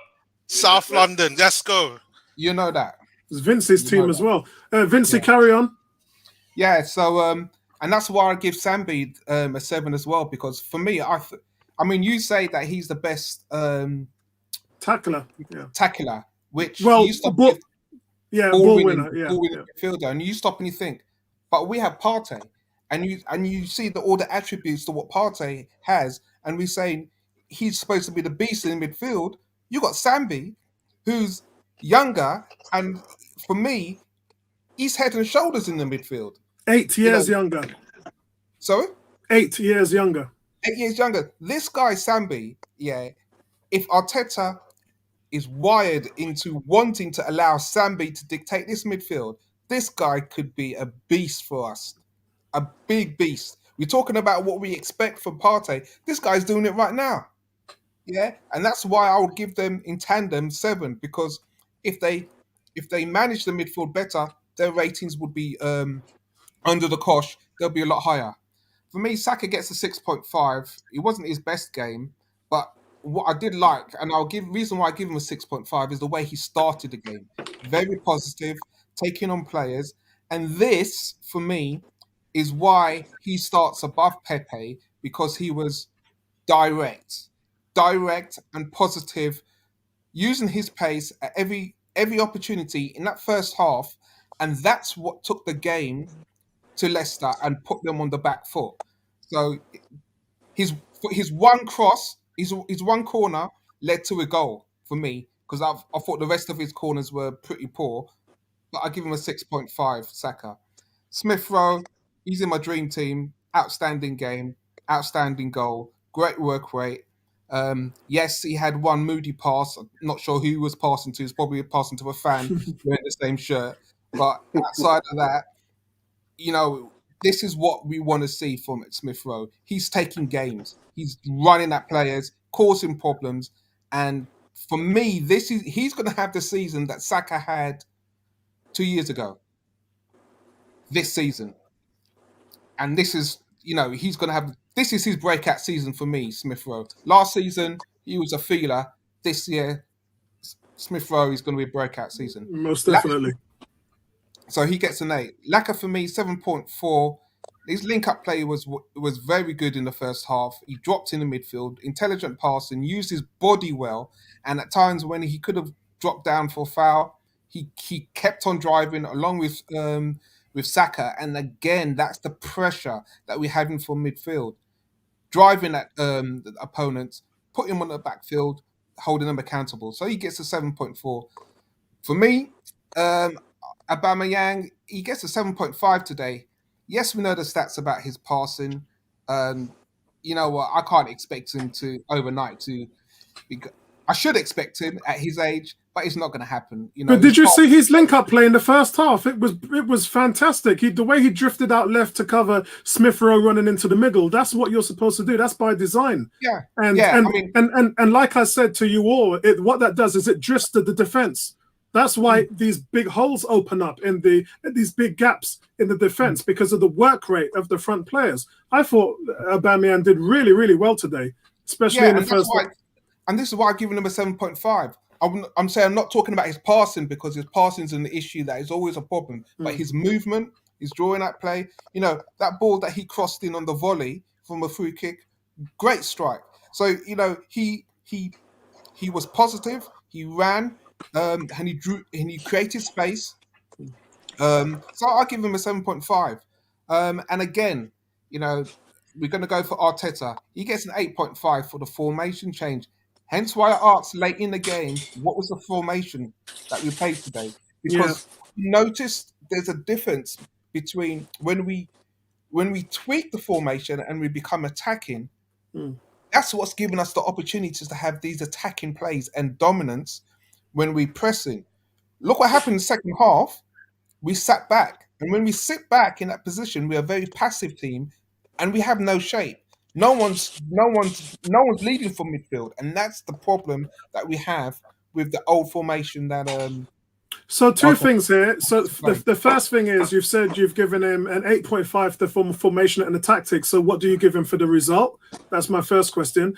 My second question is I think that you brought up a fantastic point because I've talked about the inconsistencies with the Palace game. Patrick Vieira showed up and took us out of our game plan and we didn't have a plan B. What we've seen from today was the team because you're not set in a static formation, you are shifting into multiple different formations when you have the ball, when you don't have the ball, when you're pressing, you're in a different formation. And then when you're going deep, you're in a different. So I saw 3 or 4 different formations today. That's what we didn't do against Palace. That's why we wasn't able to handle with how they were dealing with us because it was we looked lost, we looked confused, we couldn't hold on to the ball, and there just wasn't any plan B. It looks like they've definitely worked on that in training, and the team is evolving. Yeah, I mean, I'll give him the reason why 8.5 is including the result today because the second half, when we were under the cosh for long periods of time, there wasn't a change. And these are the things where if we have that change, I thought there was a change to Odegaard. We were talking about it, wasn't we? Yeah, 60th minute.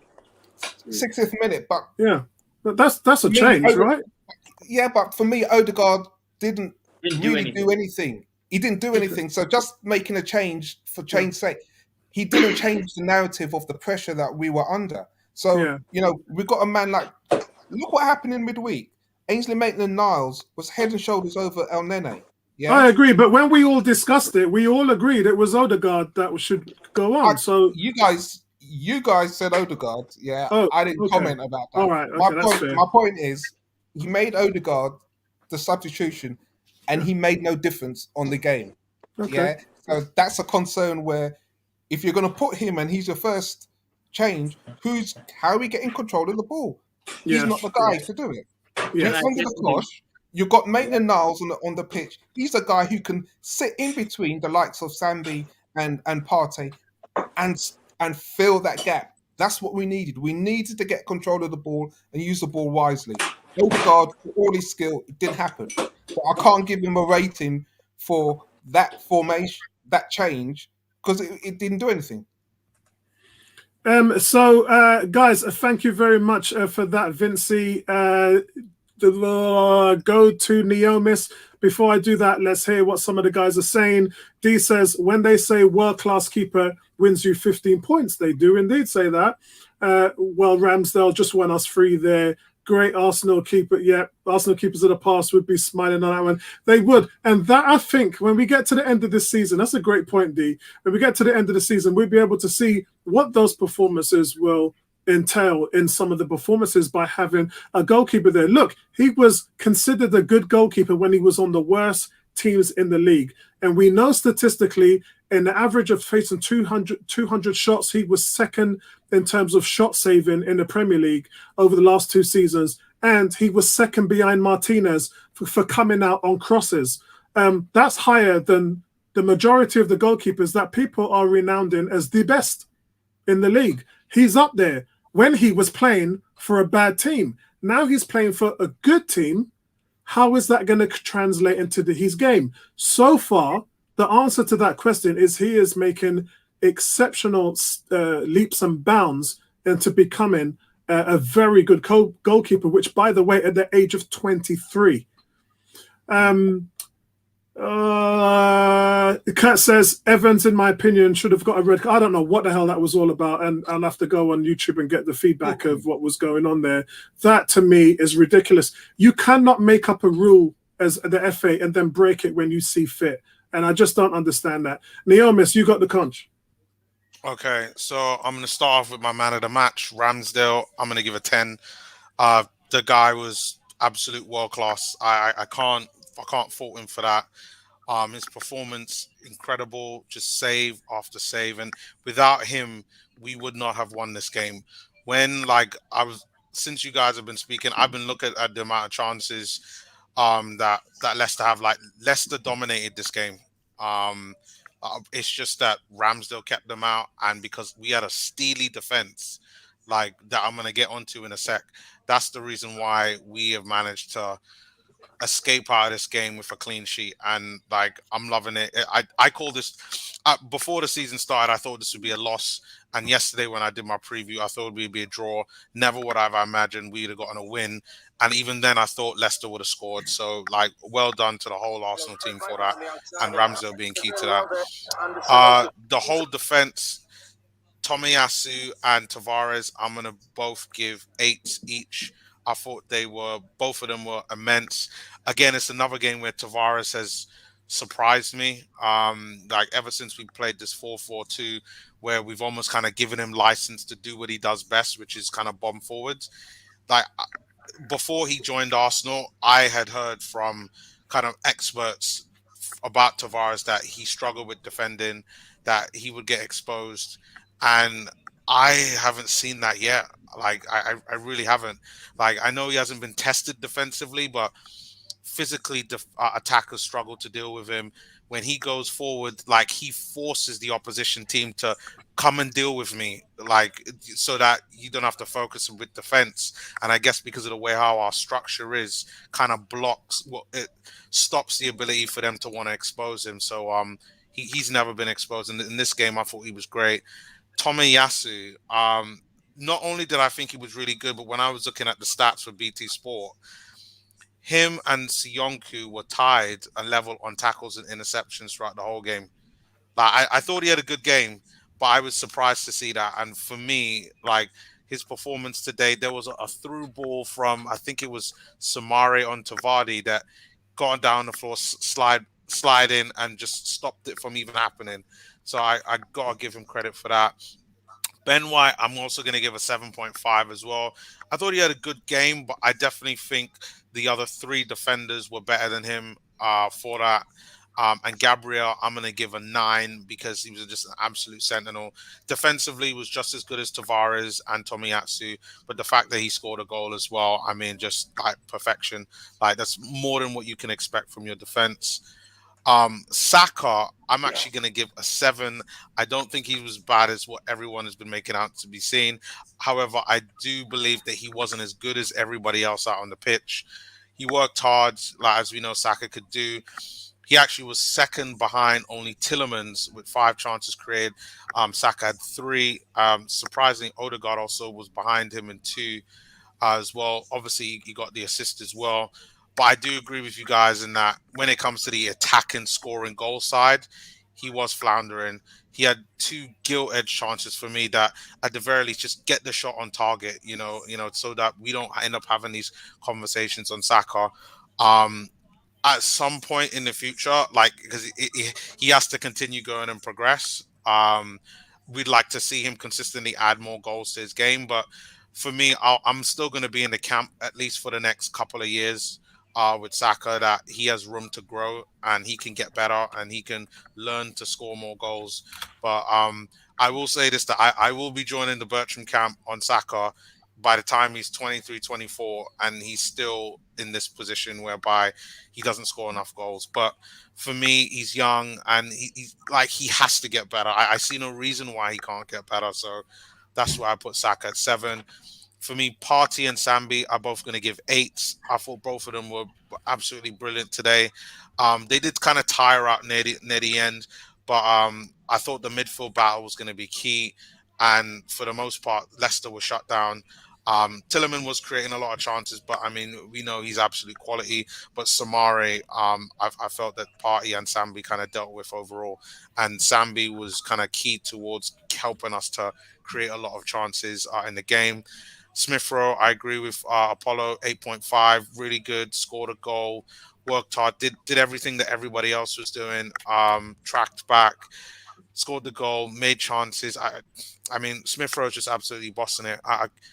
I didn't think he would be this successful out on the left wing, which I know one thing that eventually we're going to be talking about is what does this mean for the likes of, I know we've been talking about Pepe, but what does this mean for the likes of Martinelli as well?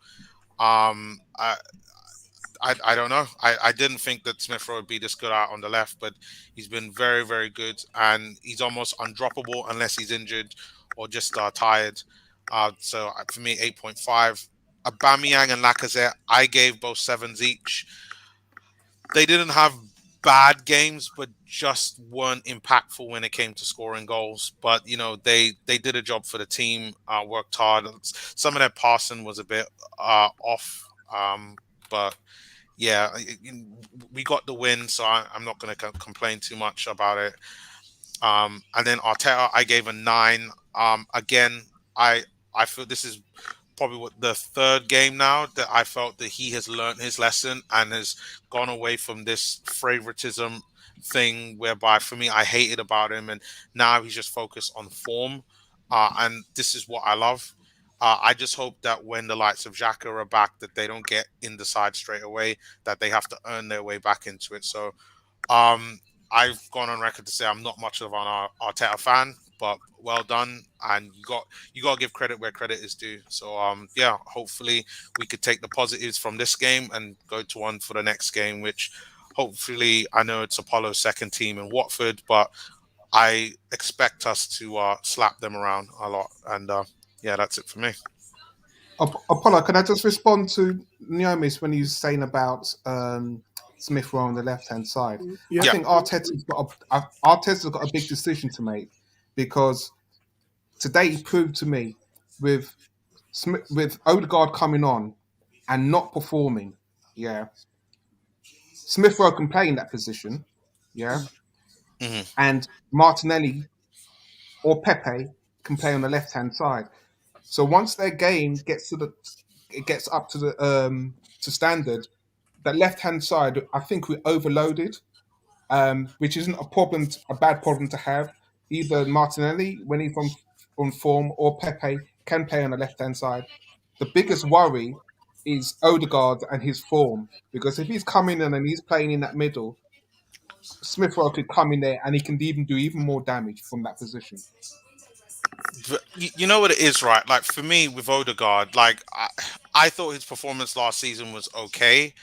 But I do see his value just not in the 10, but more like in this 8 position. Like a lot of the times when I notice when he picks up the ball is normally in and around where Sambi and Partey normally are.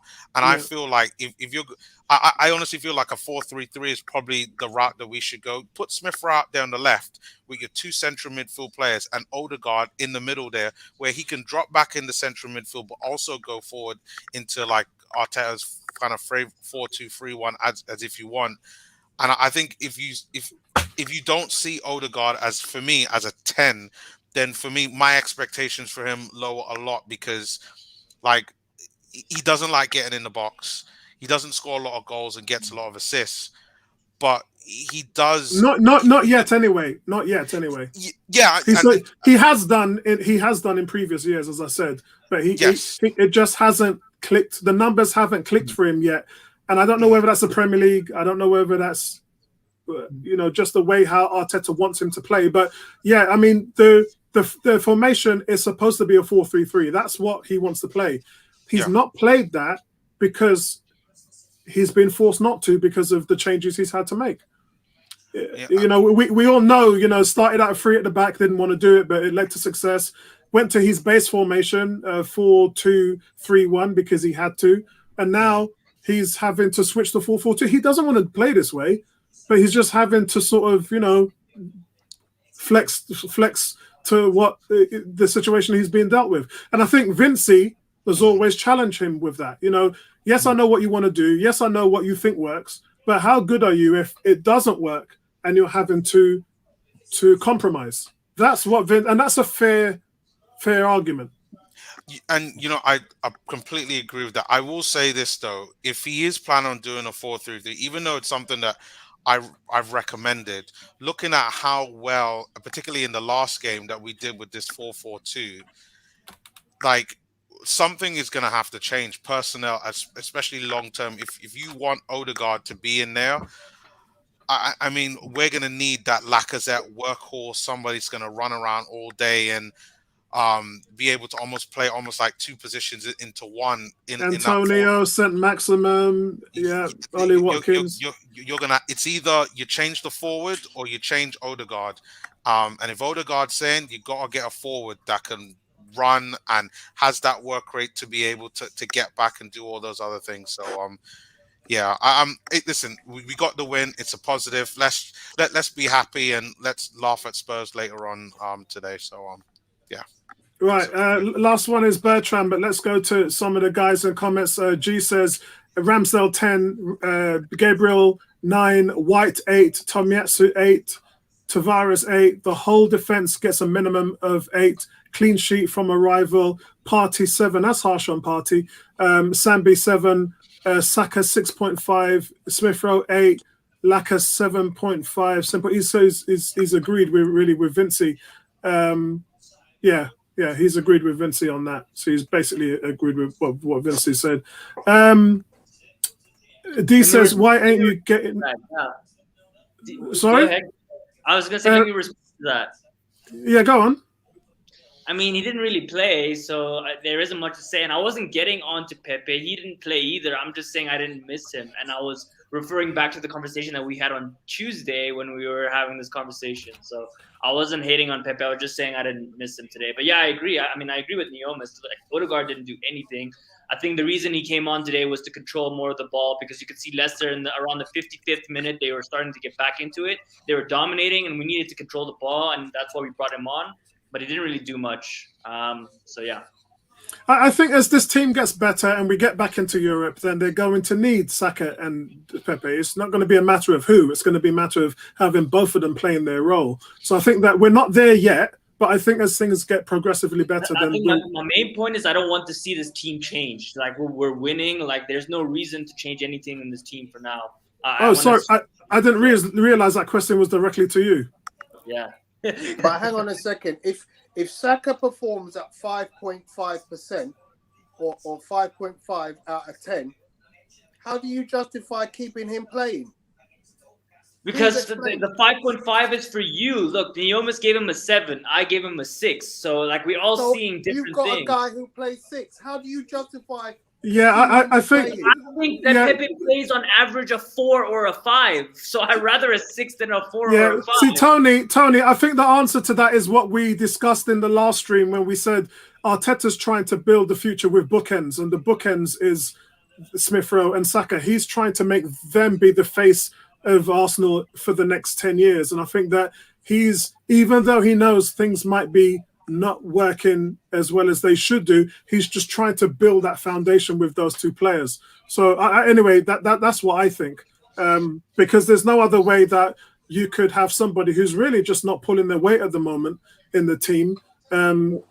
Odegaard got dropped for a reason, and Saka's not playing no better than he is, to be honest. So D is saying, who have we got over the next few games in the league? Well, I can show you that because I do have a picture of that before I go to Bertram.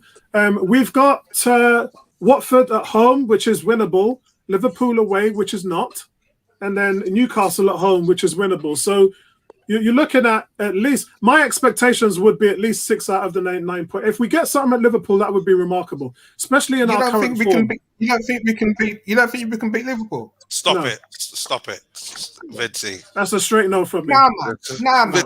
I don't like that mindset, man. I don't like that mindset. 4-5-1. Yeah, no. I don't want the Pools. That's a straight. Look.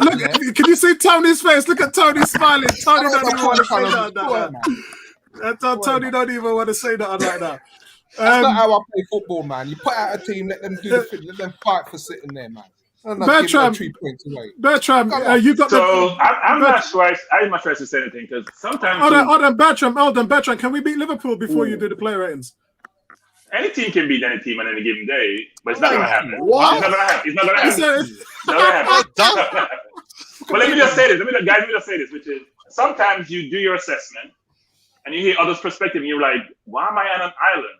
Where have I been? Was I watching the same game? I'm confused. I'm really confused. So here's the thing.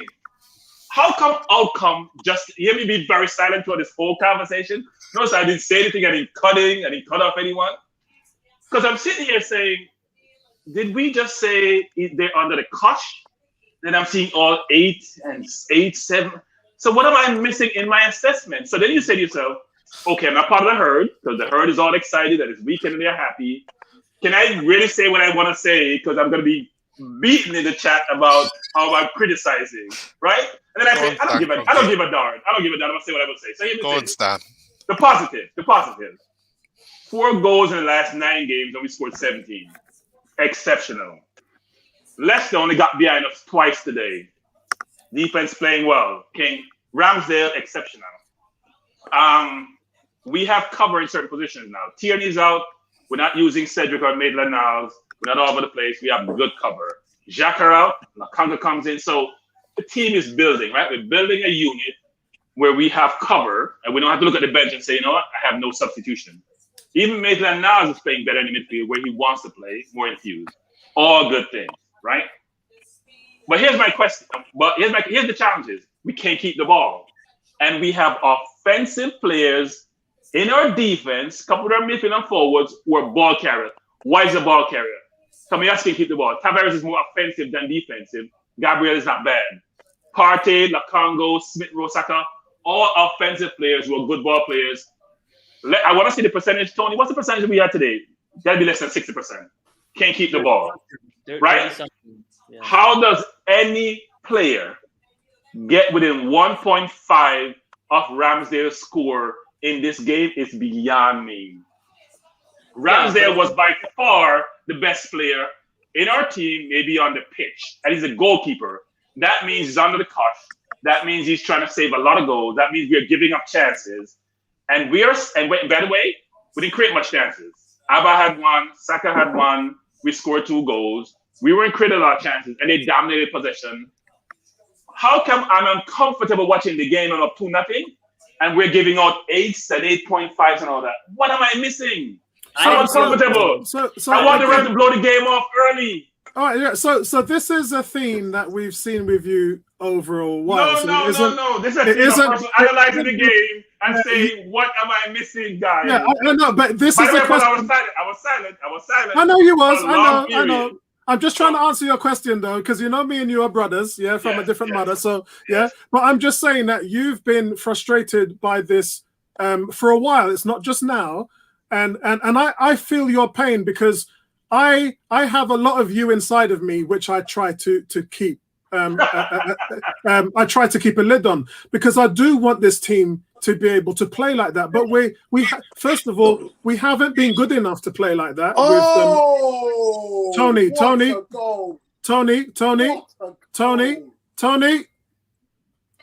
Sorry. I don't know. Tony, what's going on?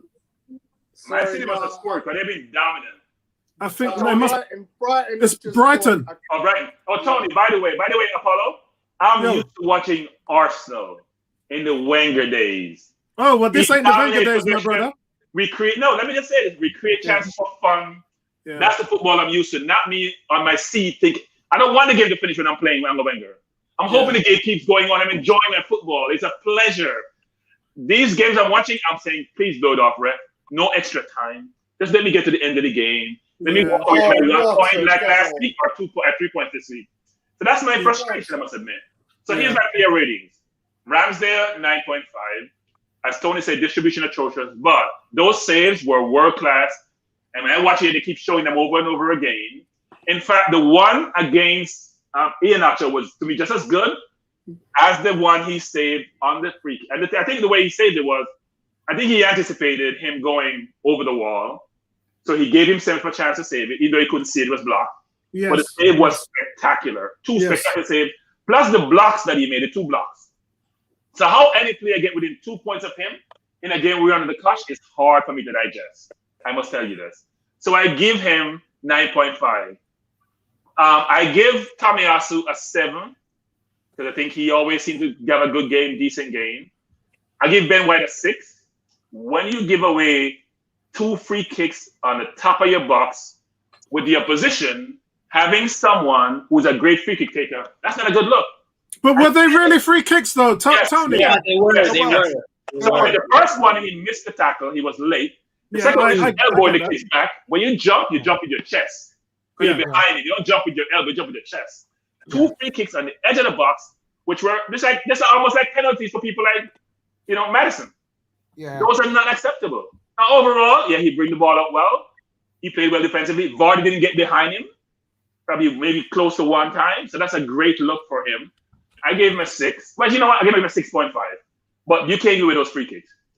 Gabriel, I'm going to give as I said, no one gets within 1.5 off Ramsdale. I'm going to give him an 8 because we kept a clean sheet. I've been doing that since he's been playing. He's playing well. Tavares, who is new to the team, who has done better than I thought, and who, as Naomi said, the perspective coming in was he can't defend, good going forward. He hasn't been tested to say can he defend or not.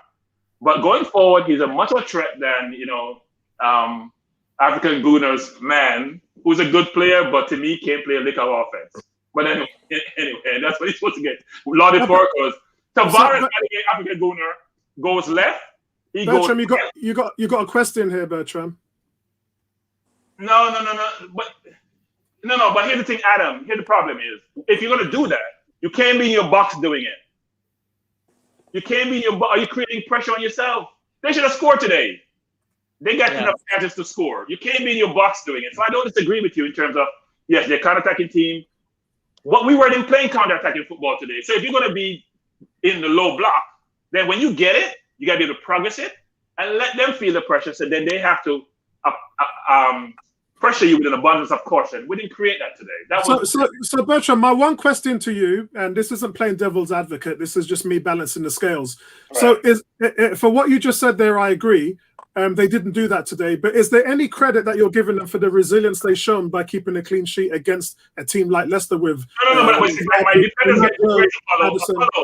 My defenders, Gabriel got an 8, Tomiyasu got a 7. I gave White a 6 for the 2 free kicks. Tavares got a 7.5.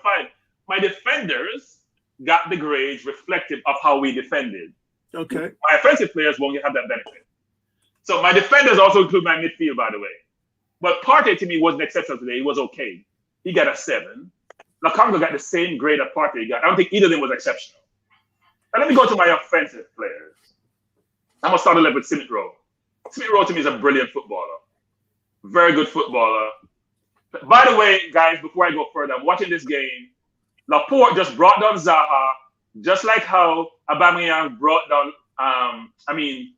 Evans brought down Aubameyang. Let me see what he's going to give Laporte. But that should be a red card. Let me see what he's going to give him. But I hate to stop the game, but they're now reviewing it 4 or 5 times. He brought him down, just like how red card. He set him off. He set him off. Same play, guys. No different. No different. That's just one. It was even worse because the player closer than we had to Evans. No, and that's VAR's looking at it. Yeah, he probably got it. Yeah, and that's why I said in the live game that ref, he's got to sit down next week for that because he's. By the way, he's supposed to be the best ref in the Premier League. He's supposed to be the best ref in the Premier League, by the way. Yeah. So my fault. So Smith Rowe today got a 7. He was an 8.5. He scored. I think he got a 7.5, 0.5 for the goal. But he wasn't dominant going forward to get an 8. Because when you get an 8 to me, you're dominant going forward. Like I said, got a 5. Laka was poor today. His fast stats tell you that he didn't do much today. Aubameyang, a little bit better than Lacazette. He gets a 6. But Abba, as I said before, can't play football unless he scores. He's not a good footballer. He's just not. Saka gets a 4.5, and he's lucky to get a 3. He was awful. He's only had one good game this season as against Tottenham. Yeah, that's one good game against Tottenham. He has played poorly, and how you play poorly for 9 of 10 games and still start is beyond me. So this notion that he's young, he's played 100 Premier League games, 100 games today, he's no longer young. He's old. He's coming gray. He's playing much more than Pepe. We criticize Pepe, rightly so, because pride tag kills him. He doesn't go forward enough. But Pepe is a more goal threat than Saka is. And by the way, Pepe nowadays play defense. Pepe plays defense, guys. That's game also because he's playing defense. Yeah. He's learned to play defense, killing his game. Who else is on the field? Odegaard. I thought Odegaard helped better than Laka in keeping the ball and trying to progress the ball. But Odegaard does really well, actually. He plays the ball through the lines. He gets the ball out wide in dangerous positions, which Laka wasn't doing, and which Smith Rowe doesn't do as much, actually. I gave Arteta a 8.5 because we won, and he's on a winning streak. And I gave Stan Kroenke a 7.5 because he's spent £140 million. He has kept the manager, and we're doing really well. And he has to get credit when we are progressing and what he has done more lately. So Stan Kroenke gets a 7.5 to show his progress and deserve it so because he's all down. Yeah, because you know what? Guys? If the owners didn't put the money into this team, money which, by the way, they didn't have because they've been in the red for the last 2 years, then the team would not have progressed. We would still be seeing the likes of all these players that were playing last year in the team on the field today. That is not the case, and the reason for that is because of the investment that the owners have made, spent more money than any other team over the last 3 seasons, by the way. Yeah, and here's my thing, guys. Go ahead, Vinci. Bertram, I can't believe you're showing no love to the invincible Edu, and you're going above him and going. I'm sorry. You know what? Because I'm just using the label, so I have to give myself credit. Edu gets. I know. In fact, Edu may get an 8, frankly, given how we're progressing, right? Because think about it. The Ben White buy was a good buy, even though we all say Saliba should get a chance. The Ramsey buy is a great buy. Right? Yeah. Leno made too many mistakes, ball between his legs. And the Tavares buy is a very good buy. All the players we have bought, frankly, are contributing. Yes. Tomiyasu. Yeah. All the players we have bought, Tomiyasu is a great buy. We have bought 3 of the 4 defenders that we're playing today. And we have kept a bunch of clean sheet more lately. So I won't use the start of the season as the analysis in terms of how I view the team. I will say, though, is I'm still very disappointed about how we stand up to the better teams. Like, you and I want to sit and say, you know what, we can go toe-to-toe with Leicester.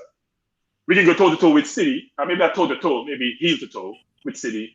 And I want to go something with Liverpool, right? I don't want to be sitting here thinking, okay, I hope we don't get slaughtered today. Because we're Arsenal. And we have to have that view and that perspective that we're Arsenal. Yeah, Bertrand, can you ask me a question? Huh? Can you answer me a question?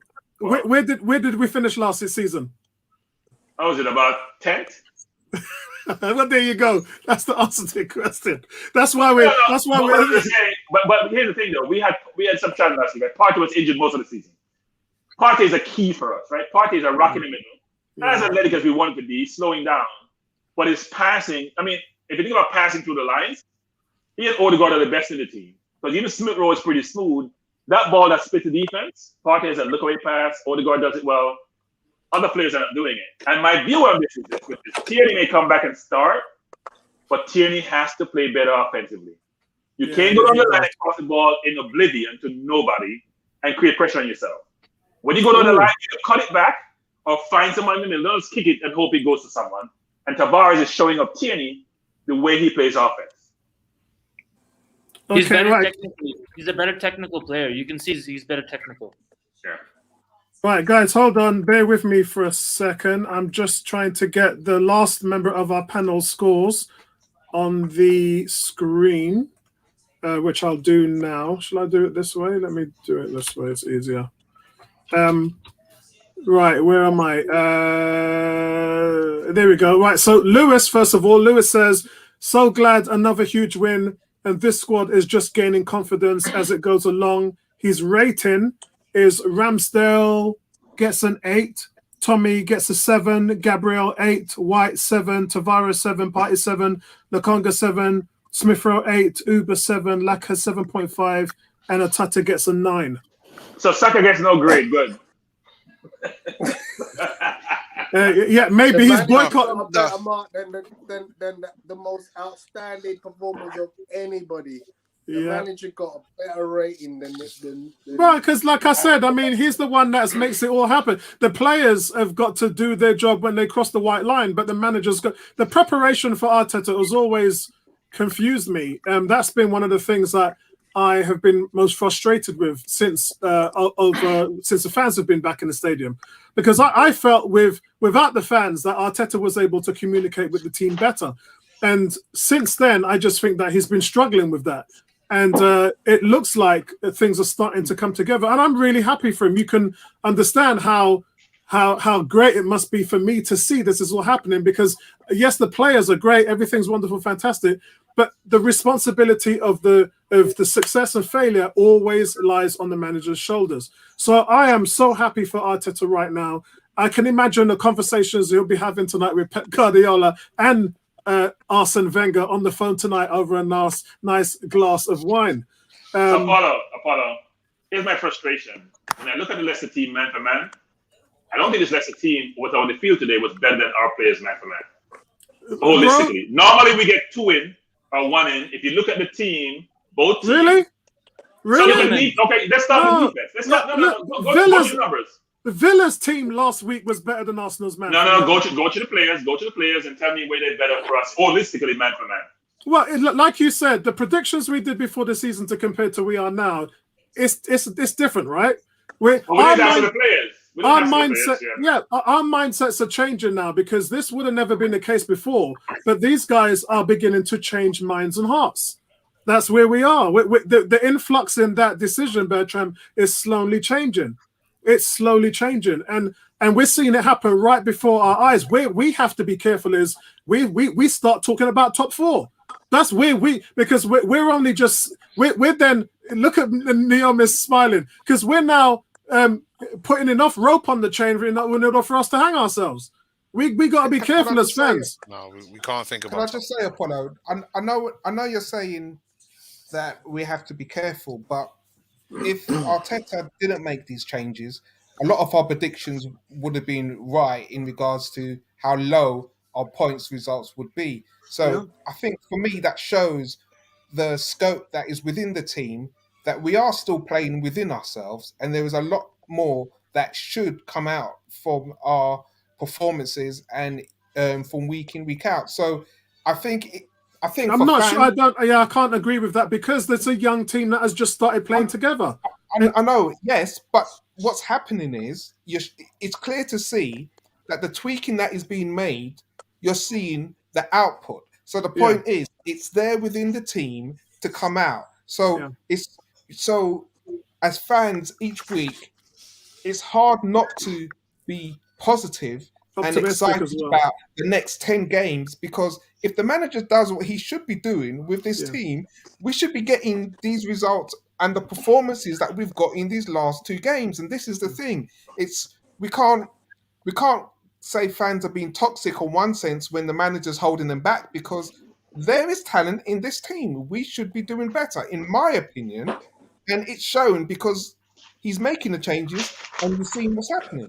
Yeah, 2 good points from Bertram and both Vincey there, but I'm just a little bit skeptical of the high bar that we set ourselves as a franchise. No, but Paulo, our goalkeeper and our 4 defenders are better than what Leicester have right now.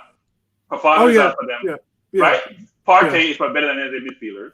Yeah. That's 6. We don't go any further. That's 6. Okay, so right there. So we're the 6 players right there is better than if you have 11 players, it's 6 players. So this we don't compare the other players.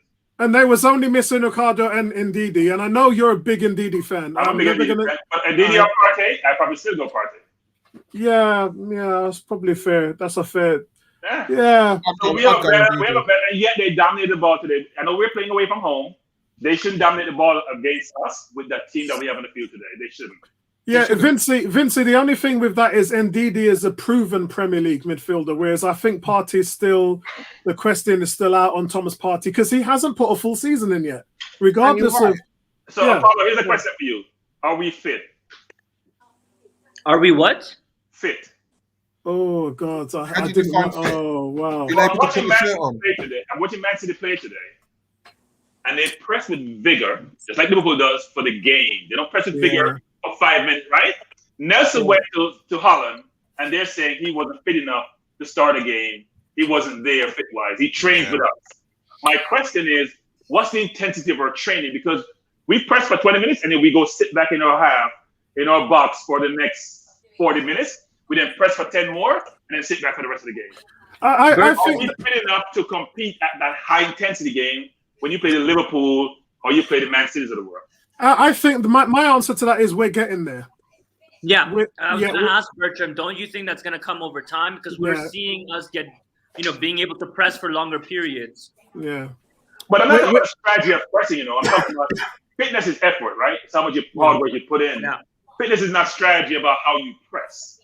Now, how you press is important, but do you press as a team, or you press like Abba does as an individual and waste energy? The question is, are we fit enough to press with intensity for 45 minutes? And I don't see that. I don't think we are, but I do think we need to get additions to allow us to get to that next level. We're not there yet. Agreed. So, guys, I just want to bring up two things here. We're going to discuss this in the midweek. A little bit bad because Bertram is now back in the office. So I think he's really struggling to make the 10 o'clock midweek time slots. So, I think Bertram, call in sick. So no, I'm actually. So hold on. I'm actually going to get Bertram's perspective on this now because he might not be able to work the midweek time. So Bertram, I want to pull the point here. These last two games, I don't know whether you can see my mouth swirling over this figures. I see it. In the last two matches we played, out of the 10 of us in the panel, we gave Arsenal an average of 0.7 points and 0.3 points from those games. Have you been really? What's the impression of these last two games in regards to? Again, we've won them because we're out of the bat, high intensity. Smith Rowe's been the biggest reason. Today, somebody mentioned he wasn't doing much in the game, but he was the best player on the pitch in the first half, no doubt about that. That's where all the passion, the direct running, the intensity, and setting the tone comes from as well. He was the best outfield player. Ramsdale was the best outfield player. What's been the biggest surprise in this turnover to you with the last two games? One at home, and obviously Leicester being away from home today. The biggest surprise, the biggest thing that's happened for us is the resilience of our defense. Right? As I mentioned before, we gave up 4 goals. And scored 17. We don't score a ton of goals. And I'm including the League Cup games in this. So if you're only giving up 4 goals, less than 0.5 goals a game in the last 9 or so games, you're doing something right. I'm amazed at how well Ramsdale is settling. And there's no more Leonard talk. There's no more Martinez talk. Forget about Leonard talk. There's no more Martinez talk, which suggests how well he's playing. I think Ben White, given his overall capability in terms of progressing the ball, Gabriel resilience and toughness, Tomayasu's toughness, and Tavares filling in for Tierney has really solidified us defensively, coupled with, I think, Partey being fit. So I'm not even talking about the offense. I think defensively, we're playing really well as a unit in the low block a lot of times, frankly, because I don't think we're fit enough to really press forward. So if you're solid defensively and you nick a goal here and there, as we did against Norwich, against Burnley, you're going to have good outcomes. Right? At the start of the season, we had people with COVID. We had people out sick. We didn't have the full team at the start of the season. We didn't start off with this 2 center halves or Tomiyasu in the first game against Brentford. Nine players. Right. So you now have your full team. Fingers crossed, injuries are not pervasive, which have normally been for us year after year. So if you have your full team, and now he's getting is implementing his strategy, what he wants to do, how he wants to play. And his formations are not always the same, right? He went from a 4-3-3 basically, or a 4-2-3-1. Now he's playing 4-4-2 in the last 2 games. What's he going to do for the next game? Because Laka didn't do well in this game, but he changed it up. But I do think the manager is also making changes more proactively.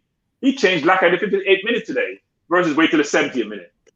So you're seeing a manager who's improving, who's maturing along with his team. And the food is in the pudding, which is when we play the Liverpools of the world, or the Man Cities of the world, or the Chelseas of the world, how do we compete against the bigger boys? So I think we now have a recipe for the lower teams, which is don't let them score 1 or 2 goals, lock shop, and go home. So the second question, and before I ask the second question, I want to say a big well done to Nabil. Nabil's nursing a back injury at the moment, so it's very difficult for him to sit up in a chair and be on podcasts. But well done, because he's won our actual pool. He was correct. He said we would get 17 points out of the possible 30 in our first 10 games, and he was bang on the money. So well done, Nabil, for that. Bertram, second question is, which we're going to talk about midweek as we do our stream, is final league predicted position. You're the second highest behind Tom. You said we were going to finish 6th in a Europa place. How have you defined any change in your prediction? Because that's the most important thing. What we do here on Now moving forward is going to obviously change that figure. Can you now see us, or can we do better than what you predicted? Can we finish 5th or 4th? So it's very difficult to get into the top 4, but it's not impossible.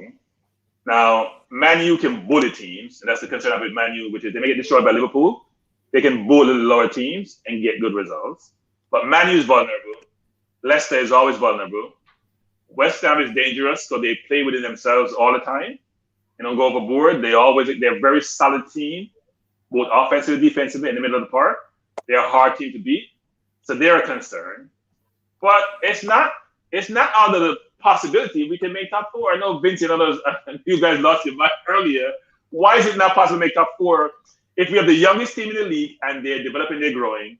The manager has no to do about Saka, because I do think Saka is going to become a challenge for him going forward, because he loves him. Everybody loves Saka, and we all think he's a very good player, will be a great player eventually. But you can't keep playing somebody who's not producing. He hurts the rest of the team. Just like how Man U struggle with Ronaldo, because when he doesn't press, then you only have 10 people. Fernandes doesn't press, you only have 9 defenders, and some of the defenders are not that good, you're going to struggle. Because the game played today 2 ways, not one way going forward. It's played both ways. So my hope is that we keep progressing. I think there's no way I see us finishing below 6 actually this season. If we don't get injured. If we don't get injured, if we don't have any injuries, major injuries, no way below 6. No way. Not with this defense, either way. So let me go to La African Guna. La African Guna, you said that we would finish 8th. Would you change that perception at this point? Yeah, absolutely. I think in the last few weeks I've said I wanted to change some of the scores or the points that I initially thought. But again, I remind everyone that we did this before we made those signings, so it's completely different outlook. I mean, at the same time though, I'm kind of hesitant because I know it can all just fall apart again, and I want to jump on the ship, but I'm not there yet. I need a couple more wins. I need to see consistency. And then I can really say, do we have a chance? I think my ambition this season is for us to get top 6. But as Bertram said, I mean, if we're consistent and we don't get injuries, there's no reason why we can't be in the mix for top 4. I mean, look, we never thought we'd be in 5th position, considering our start. And the Premier League, that's the beauty of it, right? I mean, it's just so unpredictable. So, I think 6th position, 5th, 6th would be a realistic outlook right now on how we're performing. So, question, you said consistency. So, 9 games unbeaten, 8 games in the league, 6 wins, 2 draws now. What type of consistency are you looking at? Yeah, I'm looking at consistency in the team sheet, right? And we mentioned Tierney coming back, Xhaka coming back, mixing up between Pepe and Martinelli. I mean, there's a lot of different things that we were seeing Arteta do. I mean, why did Kolasinac come on today? Why didn't he bring on Maitland-Niles to cover if Tavares was going to play a left wing? You could have kept Tavares as left back, put Maitland-Niles on the wing. I mean, there's so many questionable things still, even though we're doing really well. So for me, consistency is the performance. And as Bertram said, like the press has to be more than 45 minutes. I understand today that the tactics was that once we got the 2 goals, we were just going to hold on and hit them on the counter. And lucky for us, we didn't get bitten in the ass, because if they did score, I think the game would have changed completely. Apollo, I'm watching the Man City game. Here's what's interesting. They're playing with 10 men against the Crystal Palace team who dominated us for parts of those games. And they can get on their own half with 10 men. You know why? Because their pressing is intense. Yeah, even that's with right. 10 men on the field. Yeah, that's a big problem for us. That's a work in progress for us. That's what disappoints me the most. Out of all of our play in all my videos, I'm talking about really when I'm at the Emirates, I go downstairs into the stairs column and I do my halftime assessment. And every single time I do that, the pressing from the front three is the most frustrating for me. And part of the revival and why we've been able to dominate teams is because that has been, especially in the first half, not so much the second. Second half, you can't keep that kind of level of intensity up for 90 minutes. No team can, not even Liverpool. But it's just the manner of how we do it, not the timing. The manner hasn't been consistent, and that's what's frustrated me the most. And I think where we've seen success, first half against Tottenham, first half against Aston Villa, first half against Leicester today, was just that the teams just haven't been ready for the way we've been coming at them. And Aubameyang and Smith Rowe have been a big part of that. Lacazette of late, but for over that stretch leading to those games, them 2 guys, Aubameyang and Smith Rowe, have been a huge part of that. So look, you can only translate from where you are as a baseline. That has to be our baseline, our foundation, and then you move up from it. I think the difference before when we won the FA Cup and how we played in the first 6 months was we had all that intensity there, and Maitland-Niles was a part of it, Nketiah was a part of it, and then it just vanished. It just evaporated. It just went.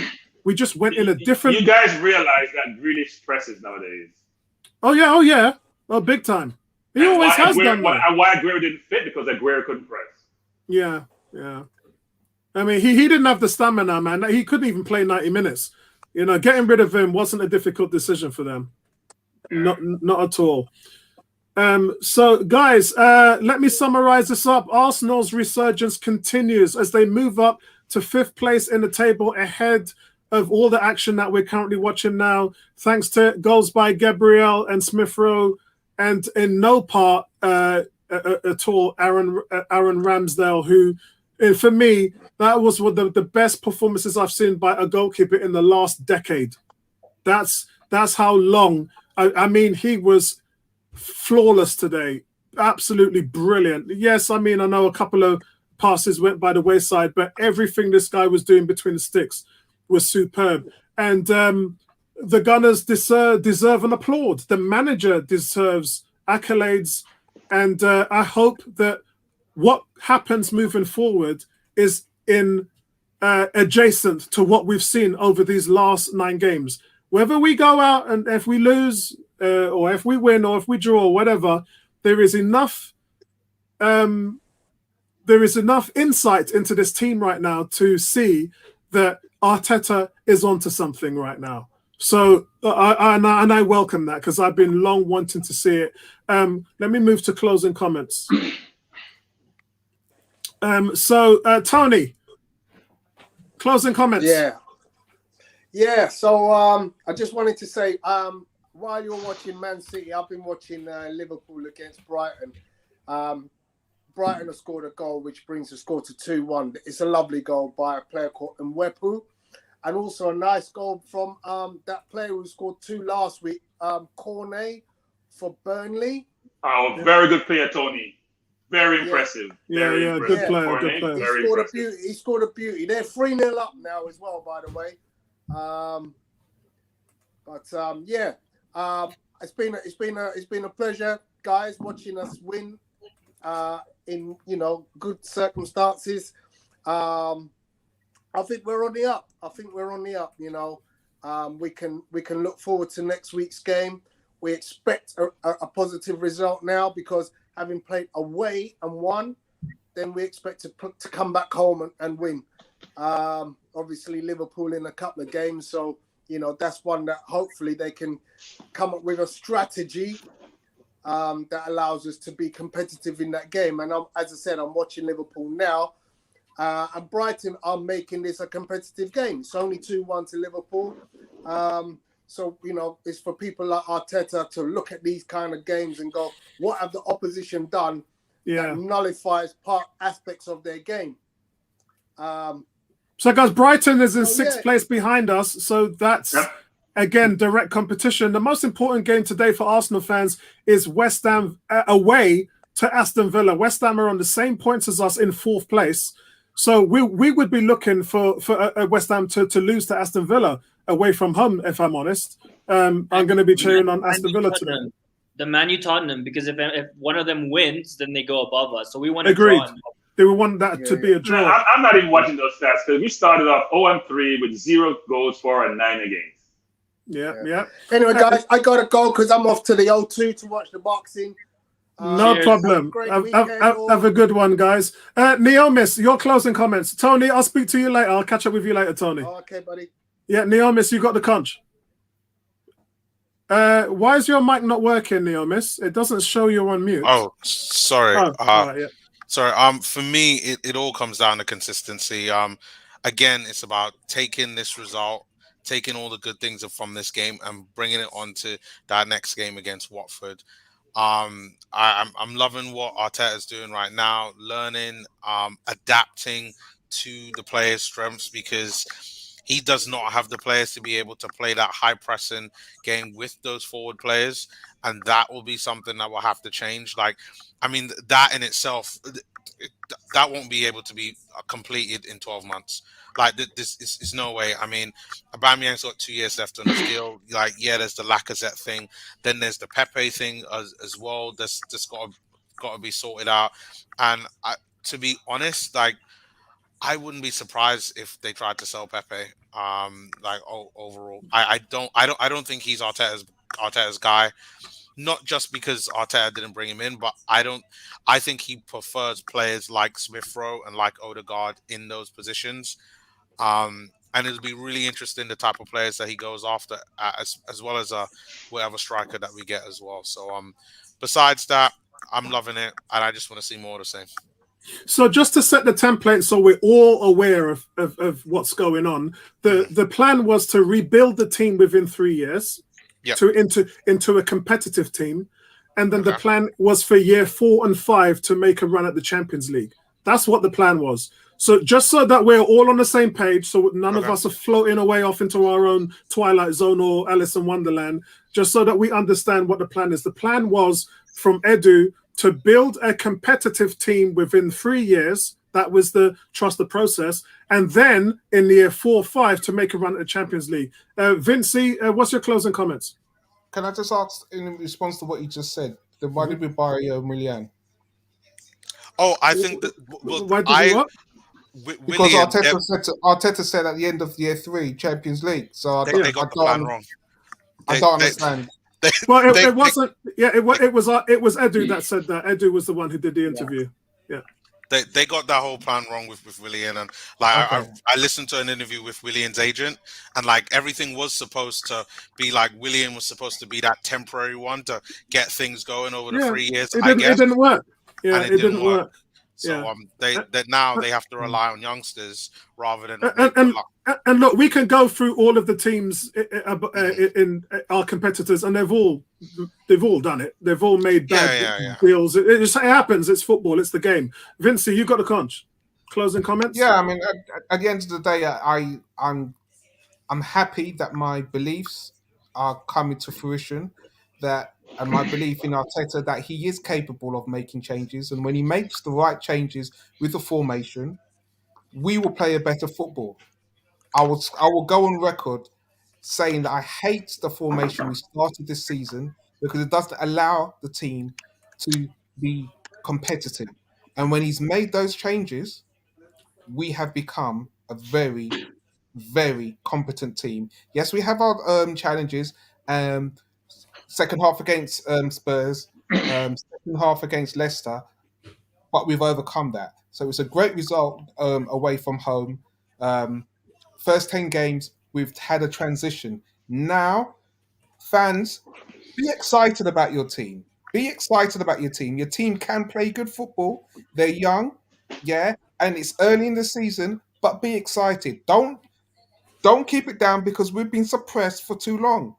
This team can play football, so be proud of it. Don't put the lid on it, yeah? Do not put the lid on it. Regardless of who we play, if the manager sets the team out right and players are fit, we can compete. Agreed. That I do know. Yeah, 100%. 100% happy today. 100%. Bertram, closing comments? So, look, we're the youngest team in the league, and you're going to have ups and downs with a very young team. I'm very pleased how we're playing defensively. I think offensively we still have work to do. Ball position, we have work to do. But you can see progress. You can see that the team has ability. Oh, Zaha just scored against City. Or is he offside? He must be offside. You can see progress. You can see the team is playing good in some instances because we weren't great against Brighton. We weren't great against Crystal Palace. We weren't great second half against Spurs. We weren't great today. But we're getting positive outcome. And we're resilient defensively. So my hope that continues. My hope it continues to get positive results. It will uplift the fan base. It will uplift everyone around the team. And we'll finally start seeing something at the end of the rainbow someplace. It's still flickering out there. It's not clearly positive yet, but it's going in the right direction. And as you talked about Apollo, he's blown up the entire team, right? He's blown up the team. All 4 defenders today have been here less than 3 years, along with the goalkeeper, along with Partey, along with Lakanga. So think about the 4 defenders, 2 midfielders, and the defense, right? Exactly. Haven't been here a while. Smith Rowe is still new in the team, second full year. Saka is only 3 years in. So you can see it's a very sort of new team. Oh, City just scored, by the way. There's a new team in a sense. Not surprised. Yeah, after Palace scored the offside goal, they just scored. But it's positive for Arsenal fans. So African Guna is right. We should feel good about ourselves. We should feel that we're going the right direction, and hopefully continues. And the good thing, most important thing, is that, as you talked about, which is Xhaka is out, Tierney is out, and really haven't missed it. Yeah. The guys, remember how I said one of the best wins this season was away at Turf Moor, Burnley, always a difficult place to go and win. Brentford are getting murdered at Turf Moor, 3-0 down at the moment. Brentford. Closing comments, African Guna? Yeah, I guess closing comments is that over the last few weeks, I'm glad that Arsenal's made us happy. I think it's completely different than the first month that the season started, and that's amazing. Want to reiterate that I'd still like I want to be over ecstatic, but I'm just holding myself back because Watford and Liverpool, and I do believe that even though we've been playing well, we haven't really been playing the best of teams. I would say Tottenham, yeah, that was I would say a rival or a tough game. Today, I also think was a tough game, and we came out with flying colors for me. I want to wait against Liverpool. If we get a 5-0 or 6-0 smashing like, Man U did, I think the outlook of the team again is completely different. So that's why I just want to wait. I'm so excited for Liverpool because... By the way, it looks like it's offside. It looks like it's offside, actually. Nice. Because we've never been able to go to any of these big teams with any competency. Always just a joke. Yeah, go ahead. Always just a joke, and this is the first time I actually feel like we've got players that can match up to some of the biggest names in the league. So I'm really excited, guys, about the Liverpool game. I don't think we're going to get smashed. I'm not excited about being. Yeah, I'm not. I'm very worried about that game. My outlook is a draw. That's what I'm hoping, and I think we can get a draw. But I mean, I don't see us losing 4-5-0. I just want to see what happens then, and hopefully all the other teams keep dropping points. Look, I mean, Chelsea's drawing right now. Man City's losing. I think Liverpool's just too good. But I mean, other teams are dropping points, so we really have a chance. I want to say that I'm quite sad still that our agent Vince Martinelli isn't playing. But as long as Arsenal keep getting the results, I ultimately don't care. As much as I love Martinelli, Arsenal is the priority. As long as we keep winning, I don't care if Pep, whoever is out. As long as we keep winning, I can't say anything, and that's all that really matters.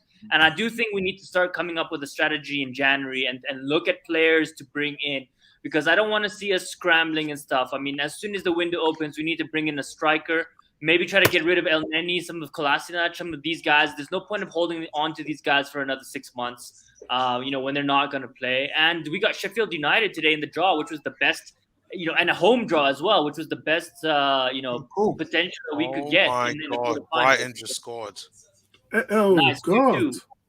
2-2. Jeez. This is amazing because we actually did the What business. the hell? Now we can just watch. Brighton is, by the way, Brighton is a good team. This is the point I'm trying to say. Thank you, Vincey. When Arsenal I'm trying to say, yeah. Thank you. When Arsenal plays this team, Apollo. Brighton dominated us, Apollo. Brighton dominated us. Hold on. Yeah, and because that's what they do, Bertram.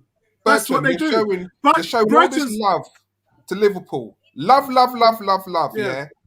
I want teams to turn up. If Liverpool don't turn up and we lay an egg, I will be pissed. Okay. Brighton have the second best record behind Chelsea for clean sheets in the last 3 seasons.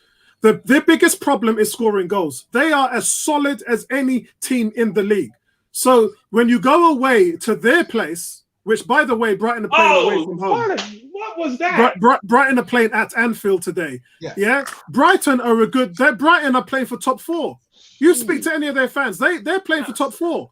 That's the element that they're in. So we have to look at them as a rival. And what frustrates me is when Arsenal play these teams like Leicester and Brighton and whatever, and then they do well, and the fans say, it's just Brighton. Exactly. I mean, you beat Burnley at their place, which hardly any teams are able to do these days. And it's just like, it's nothing. It's just Burnley. Nice. You can't win. Arsenal can't win. Where's our game? Is it at home? Is it at home or Anfield? Anfield. It's at Anfield today. No. When we played them we played them at their place. We were away from home. So in 2 weeks' time, Apollo. I remind you of our record of the last 5 years against Liverpool. It's not that favorable. We don't match up well with them. No, this is a different team, so we shouldn't say that. But it's not that favorable. I think we'd get beat 2 or 3-0 against Liverpool, but I'd be open to a draw. I'd love a draw. If we get a draw there, I'd be ecstatic. I would love a 2-1 victory. I'm putting a victory down in my prediction. If we beat Liverpool, I think this fan base is gonna go over the top, and it's gonna be amazing. Yeah, that's exactly what's gonna happen. You can believe that. I'm putting it as a win in my 10-game prediction. Arsenal. No, you're crazy. You're crazy. I'm putting it as a win. Guys, if we beat Liverpool, that would be like you'll start hearing. You'll hear chants of "We've got our Arsenal back." Arteta chants will come out. I mean, I think it will really give that final push to say, actually, this is way better than we thought, and we're actually seeing something now. Yeah, not to mention we'll be. Yeah, not to mention. I mean, if we beat Watford, we'll probably be in the top 4. But not to mention, we'll be right in it. What do you mean? Yeah. We're only 6 points off the top. Yeah, but Watford's a hard game. Whoa! Why didn't the office just say that? I know. Someone's gonna do it. We're 6 points over the top of the table. Why did you just say that? We're going to win the league. Someone's going to say it. Hey, where's Tom Ashton? Start it off because we got Watford next, like you said, and I'm comfortable. We're going to beat them. I want the fan base to just stay quiet. I want us to just go under the radar, regardless of the fact that we're now in the mix. Let's just keep our heads down and just see what happens. And I mean, again, in December, January, if we're still in that top 3, top 4 area, then I'm going to be really happy because that's what I'm looking forward to. I didn't have much expectations going into the season, and already I think we're doing above my expectations so far. Yeah, your expectations are high though, Lafengoon, I have to say. Yeah, no, I agree. They are. All right, that's it from us, guys. Listen, today I didn't think we were going to beat this team. Even though I only went for 2-0 Arsenal because of the current form. But I really, inside of me, and you could see from the top 10 predictions that we had, I didn't give them a chance to win this game. But current form, they're getting stronger and they're stronger. And this looks like a tsunami. You can't see it on the top because all the work is being done underneath where you can't see the distortion and the power and the strength of this thing moving forward. On the top of the water, it's just still. The water's not moving anywhere. You can't see them coming. But Arsenal right now are a tsunami. They are 9 games unbeaten, 7 in the Premier League. 10 of their last 11 wins have come without Granit Xhaka. And these kids I mean, what a transfer window for Arsenal in the summer. Guys, we are on the up. And I think it's time to start to get a little bit excited. Not too much, but a little bit excited. And back the team, back the manager, back the new players. Because guys, we have something special. It's just how is it going to all come together? So that's it from me, guys. Sorry, go on. Someone's got something else to say. Yeah, I think it's going to be hard to predict Arsenal's gains because you don't know what formation he's going to put out, and it makes such a huge. Now we've seen that Arteta's willing to tweak his formation. It's so hard now to predict what the scoreline is going to be. We've got but Vinci, I think it's all about how we start. Like, look at the last few games. From the get-go, you knew we were up for the game, and you knew, and even the Tottenham game, you just knew that we were going to do something, right? Yeah, it was like we went 1-0 up against Palace. We started well again, and Man City. But then we sat back, right? And after that game, we haven't sat back once we scored first. And I agree with Bertram. I mean, I don't think I was as nervous as him. I mean, I was quite comfortable at 2-0. Of course, I want another goal. But I think as soon as we were 2-0, I already, in my WhatsApp group chats, I was like, it's done. We won this game already. Yeah, and the reason for that is because we are now 26 games unbeaten when Arsenal score first. 125 and drawed 5. We are very hard to beat once we go 1-0 up. And I like that. That's something that I think that's part of us. That's the resilience. This team is not going to say no. They're going to fight you until the 90th minute, and long may that continue. All right, that's it from us, guys, at 101. We speak to you in the next one, man. Peace out, guys.